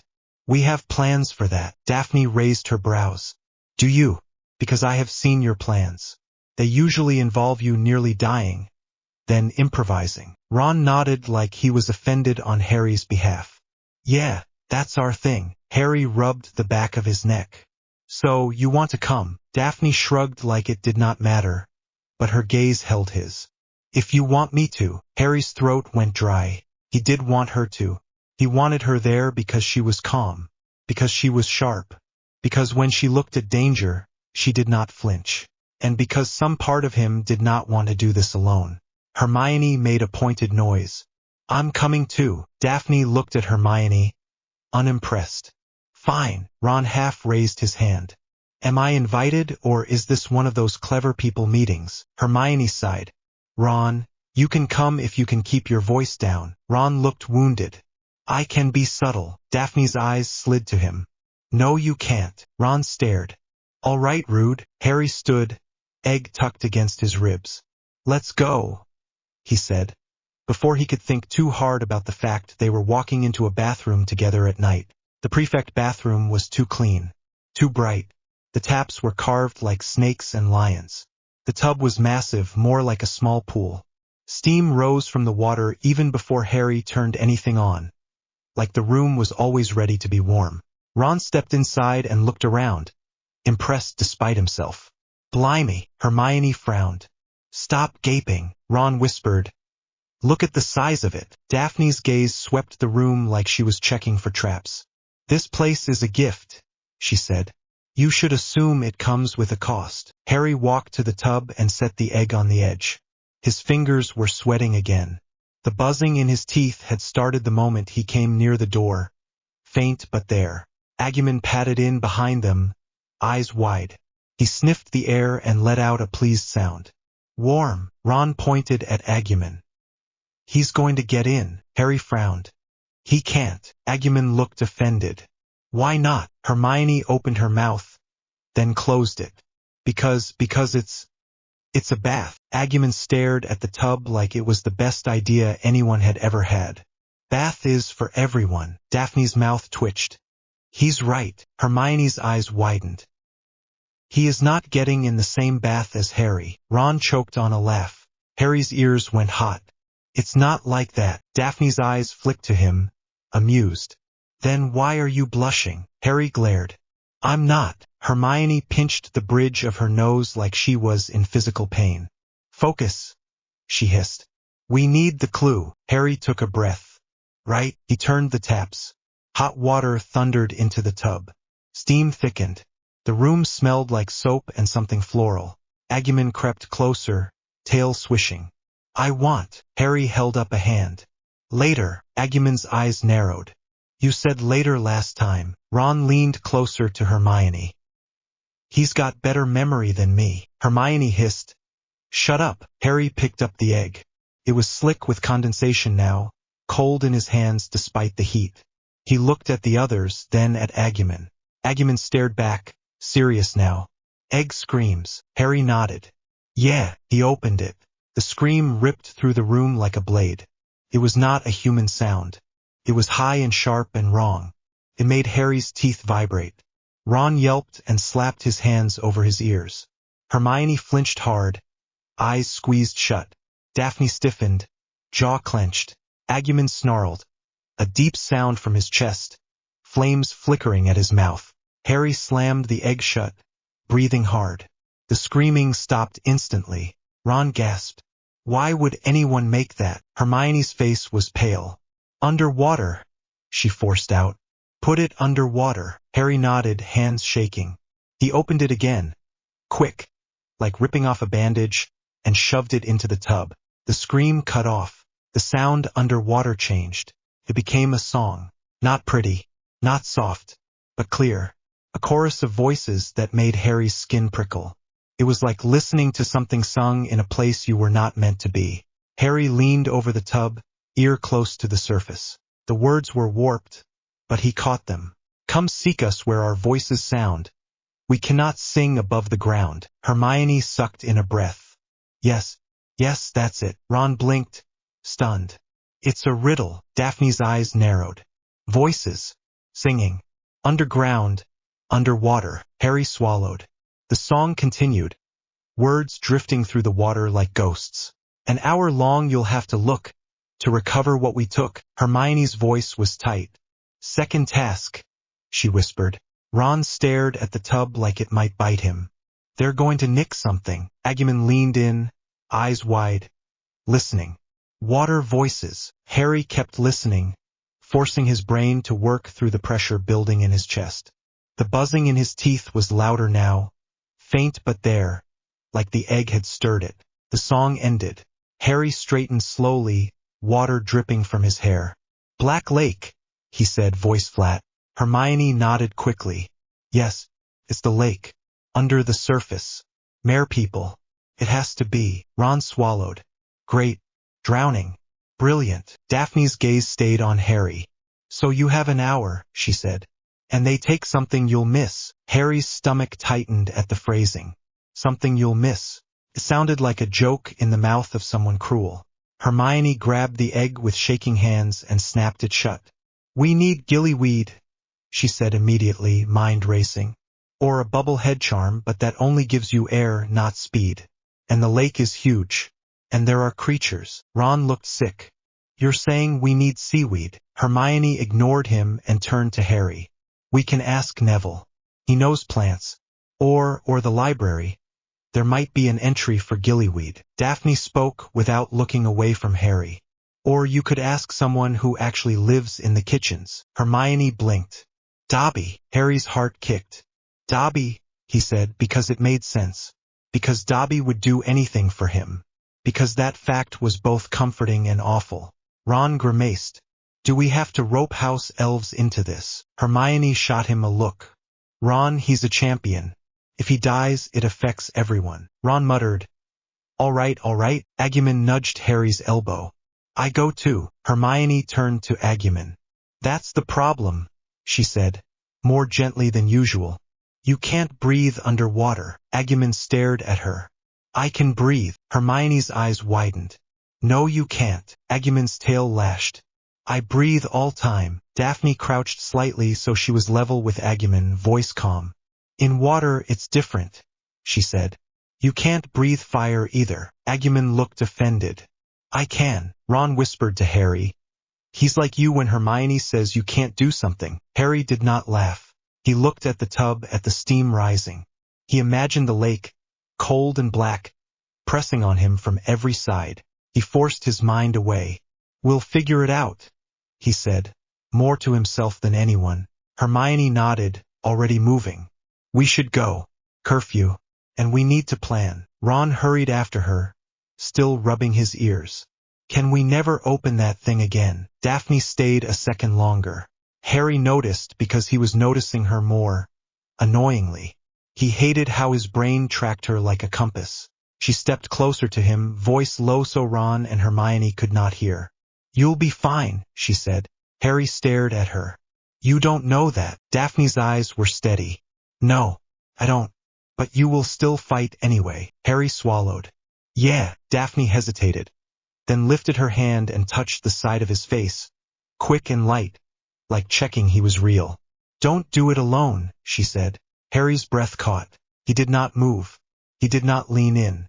He just stared at her, heart hammering like an idiot. Daphne's gaze flicked to his mouth, then back to his eyes. Her cheeks colored faintly, which shocked Harry more than anything else because Daphne did not look flustered. Not usually, right? She said briskly, like she had not just done that. Come on, before we get caught. Harry nodded, too slow. Yeah, right. Agumon stared at them, eyes narrowed. Why face touch? Harry's ears went hot again. Shut up. Agumon blinked. I did not talk much. Daphne's mouth twitched. Harry hated that he liked seeing it. They slipped out, heartbeats loud in their ears, and hurried back through corridors that felt too long. The castle was quiet. The portraits muttered at them as they passed. The torches flickered, shadows stretching. Harry's teeth buzzed. It felt like the castle was holding its breath. The next morning, the whole school was buzzing about the second task. Not in Harry's teeth this time. The normal kind. Excitement, fear, gossip. People stared at him in the great hall. Some whispered. Some grinned like they wanted to watch him drown. Hermione shoved toast onto Harry's plate like she was feeding a machine. Eat, she ordered. Harry poked it. I'm not hungry. Hermione's eyes flashed. You will eat. Ron leaned in. She's scary when she's stressed. Hermione did not look away from Harry. I've been in the library. There is gillyweed. Ron blinked. And you found it. Hermione's expression fell a fraction. No. Ron's mouth twisted. Brilliant. Hermione slapped her book down. It's in the Mediterranean. It's rare. It's not just lying around. But there are other options. Harry's stomach tightened. Like what? Hermione flipped pages. Bubble head charm. Modified transfiguration, which is dangerous. Or a breathing potion, but those are complicated. Or a charm for water breathing. but they're advanced and could fail. Ron looked like he wanted to crawl under the table. So we're doomed. Daphne sat down across from them without asking, like it was normal. That alone made half the Gryffindor table stare. Pansy Parkinson looked like she might choke. Daphne ignored them. She placed a small piece of parchment on the table. Hermione's eyes flicked to it. What is that? Daphne's voice was casual. Names. Harry frowned. Names of what? Daphne tapped the parchment. People who owe my family favors. People who can get things quietly. You need gillyweed. I can try. Hermione stared at her, suspicious. Why would you help? Daphne's eyes lifted. Because if Harry dies, the Ministry will blame Agumon, and then they will come for every Digimon that ever steps into our world. And because, she paused, just half a beat. I don't want him to die. Ron's eyebrows shot up. Hermione's lips parted. Harry's chest went tight again. He hated how that sentence hit him. He hated how he wanted to hold onto it like a lifeline. Hermione recovered first, voice cautious. All right, she said. Thank you. But also, we're not relying on favors alone. Daphne inclined her head. Fine. Agumon sat beside Harry, eating sausages like it was serious business. He looked up mid-bite. Harry not die, Ron muttered. Good pep talk. Hermione looked at Harry, eyes hard. We'll find a way. Harry nodded, because it was easier than admitting he was picturing himself under the lake. Lungs burning, darkness pressing in. Days bled into each other. Harry trained. He did not have a choice. He practiced bubble head charm until his throat hurt from saying it, even though Hermione kept telling him it was not perfect for long duration. He practiced swimming in the prefect tub at night, because it was the only place with water deep enough, and he hated it every time. He hated the way water closed over his ears and made everything distant. He hated the way his chest tightened even when he knew he could lift his head and breathe. Agumon insisted on training too. The first time, Harry tried to stop him. You can't, Harry said, standing at the edge of the tub with his arms crossed. You'll sink. Agumon stared at the water like it was a challenge. I can swim. You have short legs, Ron pointed out helpfully. Agumon glared at Ron. Ron lifted his hands. What? You do. Hermione looked worried. Agumon, underwater you can't breathe. We can't risk you panicking. Agumon's eyes flashed. I do not panic. Daphne, sitting on the bench with her arms folded, said quietly. He will panic if Harry panics. Harry shot her a look. Daphne did not look away. It was annoyingly true.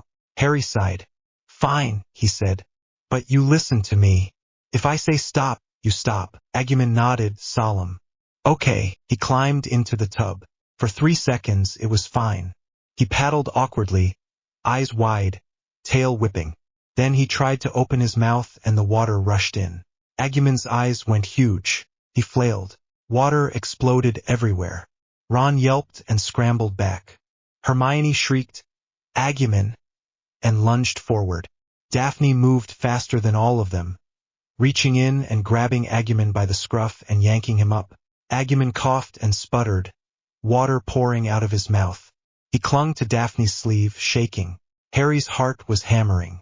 Agumon, he said, voice sharp. Agumon blinked at him, then looked down at the water like it had personally insulted him. Water is rude. Ron snorted despite himself. Yeah, mate. It's famous for that. Hermione looked frantic. Are you all right? Agumon coughed again, then nodded stubbornly. Yes. Daphne set him down gently. Her fingers stayed on his shoulder a second longer than necessary. You can't force it, she said quietly. You need a solution, not stubbornness. Agumon's eyes narrowed. I am solution. Hermione wiped water off her face. Not underwater. Agumon's tail lashed. I help Harry. I always help. Harry's chest tightened. He crouched in front of Agumon, hands on his knees. I know, he said, voice softer. You do. You saved me. You save me all the time. But this is different. Agumon stared at him, breathing fast. I do not like different. Harry nodded. Me neither. Agumon leaned forward and bumped his forehead into Harry's knee. A small, frustrated gesture. Harry rested his hand on Agumon's head. We'll find a way, he promised, even though he had no idea how. Hermione looked like she was going to cry from stress. Ron looked like he wanted to run away. Daphne watched Harry with that steady gaze, like she was memorizing him. Harry did not like being memorized. It meant people could miss you. It meant they could be used. The night before the task, Daphne handed Harry a small package in the Slytherin common room doorway. Harry almost did not go. Walking into Slytherin territory felt like stepping into a nest of snakes. But Daphne had sent a note, short, no nonsense. Come now. Alone. Harry had not been alone because Agumon had followed him anyway, and Harry did not have it in him to argue. Daphne stood in the doorway like she was blocking the whole room. She did not invite him inside. She did not need to. The air in there felt colder, like the lake already. She held out the package. Gillyweed, she said. Harry stared.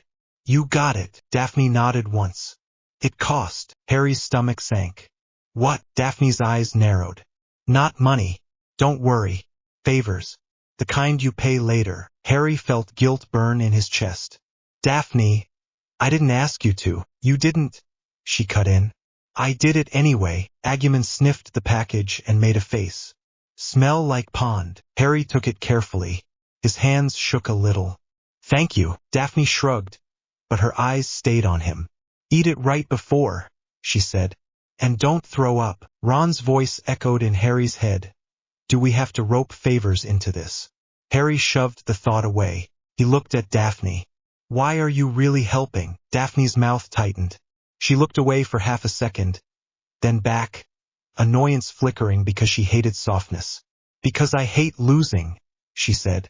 And because you're not what they say. Harry swallowed. What do they say? Daphne's eyes flashed. That you're a weapon. That your Digimon makes you dangerous. That you'll snap and burn the school down. Harry's jaw clenched. Daphne stepped closer. I've watched you, she said quietly. You're scared all the time and you still get up. That's not a weapon. That's a person. Harry's throat went tight. Agumon looked between them. Daphne likes Harry. Harry's face went hot. Agumon. Agumon blinked. It is true. Daphne's cheeks colored faintly. She glared at Agumon. He's blunt. Agumon nodded proudly. Yes, Harry wanted the floor to swallow him. He also wanted something else, something warmer. Something he did not know how to name without feeling stupid. Daphne's gaze held his. Don't die, she said, voice flat like an order. Harry gave a shaky breath. I'll try. Daphne's eyes softened. Just barely. Good. Then she leaned in and kissed him. It was quick. Not dramatic. Not perfect. Just a brief press of lips that made Harry's brain go completely empty. Harry froze. Then his hand lifted without him deciding. Fingers brushing Daphne's wrist like he was checking she was real. Daphne pulled back, eyes sharp, like she was daring him to say something. Harry's mouth opened. Nothing came out. Agumon tilted his head. Mouth touch. Harry groaned. Stop talking. Daphne's mouth twitched again, and she stepped back before she did anything else that would make her look like she cared too much. Go, she said briskly. Sleep. You look awful. Harry swallowed hard. Good night, he managed. Daphne nodded once. Good night, Potter. Harry walked away feeling like he was floating and sinking at the same time. The morning of the second task was gray and cold. The lake was a sheet of steel. People lined the banks, bundled in cloaks, stamping their feet. The stands were packed. The judges sat at a table near the water, their faces serious. Harry stood at the edge, egg under his arm, gillyweed in his pocket, stomach twisting. Agumon stood beside him, tail twitching. He kept glancing at the water like it was a personal enemy. Hermione hovered, fussing. Remember, it takes a few seconds. You'll feel it. Your skin will itch. Your neck will do something weird. Don't panic. Ron looked pale. Don't panic, he echoed weakly. Easy. Harry's eyes scanned the crowd. He spotted Fleur, standing tall, face calm but eyes tense. Cedric was nearby, jaw set. Victor Crumb stood apart, shoulders hunched, staring at the lake with a hard expression. His eyes looked dead, like he was thinking of something else. Harry's scar prickled. Harry swallowed. Daphne was not near the champions. She was in the crowd, but Harry still found her because his brain had turned into an idiot compass. Her blonde hair was tucked into her cloak. She was watching him without blinking. When Harry met her gaze, she lifted her chin slightly. "Don't die." Harry's chest tightened. He nodded once. Agumon noticed. "Daphne is there." Harry's mouth twitched despite himself. "Yeah." A whistle blew. Ludo Bagman's voice boomed across the lake, too cheerful for a situation where people might drown. "Champions, to the water." Harry's stomach dropped. Hermione grabbed his sleeve. "Harry," she said, voice tight. He looked at her. Her eyes were wet. "Come back," she said. Ron swallowed hard. "Don't be a hero," he muttered. Just get your thing and come up." Harry nodded because he could not promise anything else. He pulled the gillyweed out. It was slimy and smelled like rotting pond. He looked at it with disgust. Agumon watched. "Eat weed." Harry made a face. "Thanks." He shoved it into his mouth and chewed. Tasted like mud and fish and something bitter. Harry gagged. He forced it down. His stomach lurched like it wanted to throw up. He clenched his jaw and swallowed hard again. Hermione's hands hovered like she wanted to hold him up. "It's working," she said fast. "Any second." Harry's skin started itching, then burning. His fingers twitched. His throat tightened. His lungs felt like they were shrinking. Panic hit him, sharp and instant. Harry grabbed Agumon's shoulder, hard. "Agumon," he rasped. Agumon's eyes widened. "Harry." Harry's neck spasmed. He coughed and the cough turned into a choking gasp. He staggered, dropping to one knee. Hermione's voice was frantic. It's the gills, don't fight it." Harry clawed at his throat. Something moved under his skin. His vision blurred. Agumon pressed against him, warm and solid. "Breathe." Harry tried. Air did not work. Water was what he needed. The realization was insane and terrifying. Harry forced himself up, legs shaking, and stumbled to the edge. He looked at the black water. His body screamed no. He jumped anyway. Cold hit him like a punch. The lake swallowed him whole. For a second it was pure shock. Then his lungs tried to inhale and he felt the gills open on his neck, pulling water through them, pulling oxygen from it in a way that made his brain scream because it felt wrong. Harry kicked, disoriented, bubbles streaming from his mouth. The world was dark green and black. Sound muffled.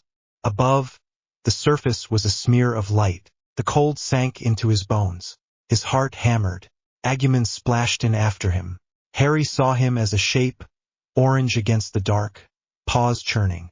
Agumon's eyes were wide, and his movements were frantic. He was not built for this. Water dragged at him, heavy and slow. Harry kicked closer, grabbed Agumon around the middle. Agumon's mouth opened and water rushed in. His eyes went huge. Harry's stomach clenched. He forced himself to think. Bubble head charm. For Agumon. Harry fumbled for his wand, fingers numb. He pointed it at Agumon's head and tried to speak, but water swallowed his words. His brain flashed, panic rising. No. Harry forced his mouth shut and thought the spell like Hermione had drilled him, hard concentration. He pushed the magic out through his wand anyway. A bubble formed around Agumon's head, shimmering faintly. Agumon coughed inside it, then gasped air. His eyes snapped to Harry, shocked. Harry did it. Harry nodded sharply, relief slicing through fear. Agumon's paws steadied. He could breathe now, but the water still slowed him. Harry pointed down, deeper. The song had told him. Voices below. They sank. The lake darkened quickly. The light from the surface became distant, like someone closing a door. The pressure built. Harry felt it in his ears, his chest, his teeth. The cold was everywhere. It was not just on his skin. It was inside him. He kicked, steady, forcing his body to move. Agumon tried to paddle alongside him, bubble around his head wobbling with each movement. Harry grabbed Agumon's wrist and pulled him closer. He wrapped an arm around Agumon's middle like an anchor and kicked harder. Agumon's tail flicked weakly. Heavy water. Harry's mind flashed to Daphne's words. Like a gift comes with a cost. The cost was this. The cost was the lake, crushing and silent, taking the world away. Harry's chest tightened. Keep going. He forced his eyes open wider, scanning the dark. Shapes moved, not just fish. Long weeds swayed like hands. Something brushed his ankle. Harry's whole body jolted. He kicked hard, heart racing. Agumon growled. The sound muted by water but still felt in Harry's bones. They drifted past rocks and sunken debris, outlines of old things that had fallen into the lake and never come back. A broken boat. A chain. Something that looked like a statue head, staring blankly. Harry's scar prickled again. His bond mark burned. Faint but real. He clenched his jaw. Then he heard it. Not sound exactly. More like vibration. A song. Voices, distant and eerie, threading through the water. Harry turned his head, following it. The song led them down, and down. The dark got thicker. The cold got worse. Harry's fingers started to feel like they did not belong to him. He kept thinking, an hour. You have an hour. He did not know how much time had passed. Underwater, time felt wrong. Agumon's bubble wobbled again, and Harry's heart clenched, fear sharp. Then something moved fast in the dark. Harry barely had time to register it before it hit. A long body, serpentine, slammed into him. Harry spun. His grip on Agumon loosened. Cold water surged around him. His stomach lurched. A face flashed into view, jaws wide, teeth sharp. Not a Grindilo, not a lake creature, a Digimon, Seadramon, but wrong.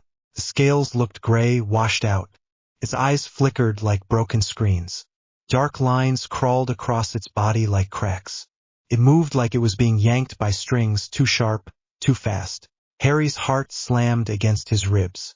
Agumon's growl turned into a roar, bubbles bursting from his mouth. Seadramon. Harry tried to kick back, to get distance, wand up, but the Seadramon whipped around him like a rope. It wrapped around his torso. Pressure squeezed his chest. Harry's breath jerked even though he did not need air. Panic did not care about logic. His arms pinned, his wand hand trapped, his vision blurred. The Seadramon's coils tightened. Harry's ribs creaked. Agumon lunged, claws slashing at the coils, but the water made it slow. His claws scraped scales and barely bit. Agumon snarled, eyes wild. Let go. Seadramon's eyes flickered and then locked on Harry's bond mark like it could see it through skin. His mouth opened. A stream of dark bubbles poured out, thick and oily, rushing toward Harry's face. Harry's eyes burned. His gills spasmed. The water around his face tasted wrong, like metal and rot. Harry jerked, body convulsing. The Seadramon squeezed harder. Pain shot through Harry's side. He saw stars. His mind flashed white, then black. The thought rose cold and clear. Not fear, rage. Harry's hands twitched uselessly in the coils. He wanted it dead. He wanted to rip it apart. He wanted the pressure gone. He wanted to breathe. The rage did not feel like his. It felt like something stepping into him and smiling. Agumon roared again, the sound vibrating through water. His eyes flicked to Harry. Harry saw it then. Agumon's bond mark, faint on his shoulder, flared. Agumon's body jerked. His skin darkened like ink spreading under it. His eyes flashed red for a split second. Harry's stomach dropped. No, not here.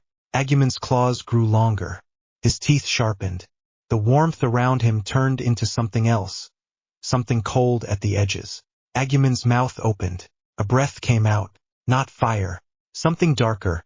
A heat that did not belong underwater. A surge that made the lake itself seem to recoil. The Seadramon flinched. Agumon's eyes were not fully Agumon's anymore. Harry's heart hammered harder.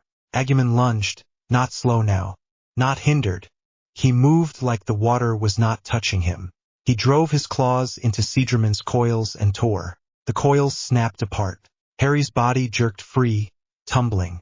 He tried to right himself, dizzy, pain slicing through his ribs. Agumon went for Seadramon like an animal, not a partner, predator. Agumon clawed and bit, ripping into Seadramon's neck. Dark bubbles exploded. Seadramon thrashed, tail whipping, but Agumon held on, eyes burning red. Harry's chest tightened. Agumon's skin kept darkening. It was happening. Dark Digivolution. Harry kicked toward them, mind screaming. Agumon. His voice came out as bubbles. Agumon did not look at him. Agumon tore again, and Seadramon's body convulsed. Harry's stomach lurched. He saw blood in the water, dark and drifting. The lake around them felt alive with it. Shapes moved in the distance. Merpeople. Harry saw them, eyes wide, spears raised, watching in fear. Agumon turned, head snapping toward them like he smelled them. Harry felt his blood turn to ice. Agumon's eyes locked on the merpeople. The red flared brighter. Agumon's mouth opened. Harry lunged, grabbing Agumon's arm with both hands. The moment his hands touched Agumon's skin, Harry felt it. Heat, not warm, burning, anger. A hunger that was not just hunger. A need to destroy what was in front of it because it could. Harry's mind flashed with Voldemort's laugh. No. Harry yanked Agumon closer, forcing his face near Agumon's. The bubble around Agumon's head wobbled, but held. Harry stared into those red eyes and forced his thoughts through the bond like he had done with Greymon in the first task. Like a rope thrown into a storm. Agumon. Agumon's jaw clenched. Harry pressed his forehead to Agumon's, ignoring the pain in his ribs, ignoring the cold, ignoring everything except the bond. You're with me. Agumon's breath hit the inside of the bubble, hot and ragged. His claws trembled. Harry pushed harder, thoughts blunt because he did not have poetry in him right now. You're not a monster. You're not his. You're mine. You chose me. You chose me. Agumon's eyes flickered. Red, then orange, then red again. Agumon's whole body shook like he was fighting something inside his skin. Harry's throat tightened.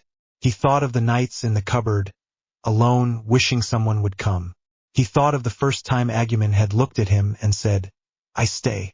Harry shoved that memory into the bond like a fist. Agumon made a broken sound. His skin stopped darkening. The red in his eyes faded like a dying ember. Agumon blinked once, slow. Harry, he rasped, voice muffled but recognizable again. Harry's chest heaved. Relief hit him so hard he almost cried, and that made him angry because crying underwater felt ridiculous. He grabbed Agumon's face with both hands. Don't do that, he thought at him, because words were not working. Don't. Agumon's eyes were wide and scared now. I know.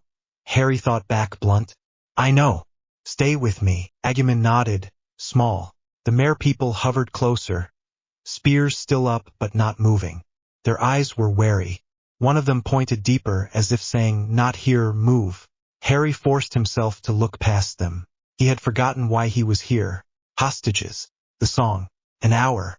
Harry's stomach clenched. He turned and kicked after the merpeople, dragging Agumon with him. Agumon moved with him now, bubble steady, eyes darting like he expected the darkness to bite again. They followed the merpeople through a gap in rocks into a clearer stretch of water. The merpeople village came into view like a nightmare version of a town. Stone structures half buried in silt. Kelp draped like curtains. Dim lights glowing from shells. And in the center, tied to a large statue, were figures. For people drifting slightly in the water, hair floating, arms bound. Harry's heart slammed into his throat. He saw Ron first. Ron's eyes were closed, face slack, hair waving. Harry's panic surged. Ron was down here. Ron was one of the hostages. Then he saw Hermione. Hermione's hair floated around her like a dark cloud. Her face was pale. Cho Chang was there too, eyes shut, serene in a way that made Harry's stomach twist. And then he saw her, Daphne. Her blonde hair drifted around her face. Her hands were tied behind her back. Her eyes were closed. Harry's brain went blank. Something you'll miss. His chest tightened so hard it hurt worse than his ribs. It was her. It was Daphne. The realization hit like falling. He would miss her. He did miss her. Already, just seeing her like that, helpless and cold. Harry kicked forward, wand hand shaking. A merperson blocked him with a spear, pointing at the others, then at a large hourglass embedded in stone, sand slowly falling. Rules. 1 hostage each. Harry's mind screamed against it. He looked at Ron, then Hermione, then Daphne. He could not choose. He hated that his brain wanted to scream Daphne first because it meant admitting something he did not want to admit. Agumon's paw touched Harry's shoulder, grounding him. Agumon looked at Daphne, then at Harry. His eyes were gentle and guilty, like he knew he had almost become something that would hurt her. Harry swallowed hard. He shoved past the merperson, ignoring the spear point inches from his face.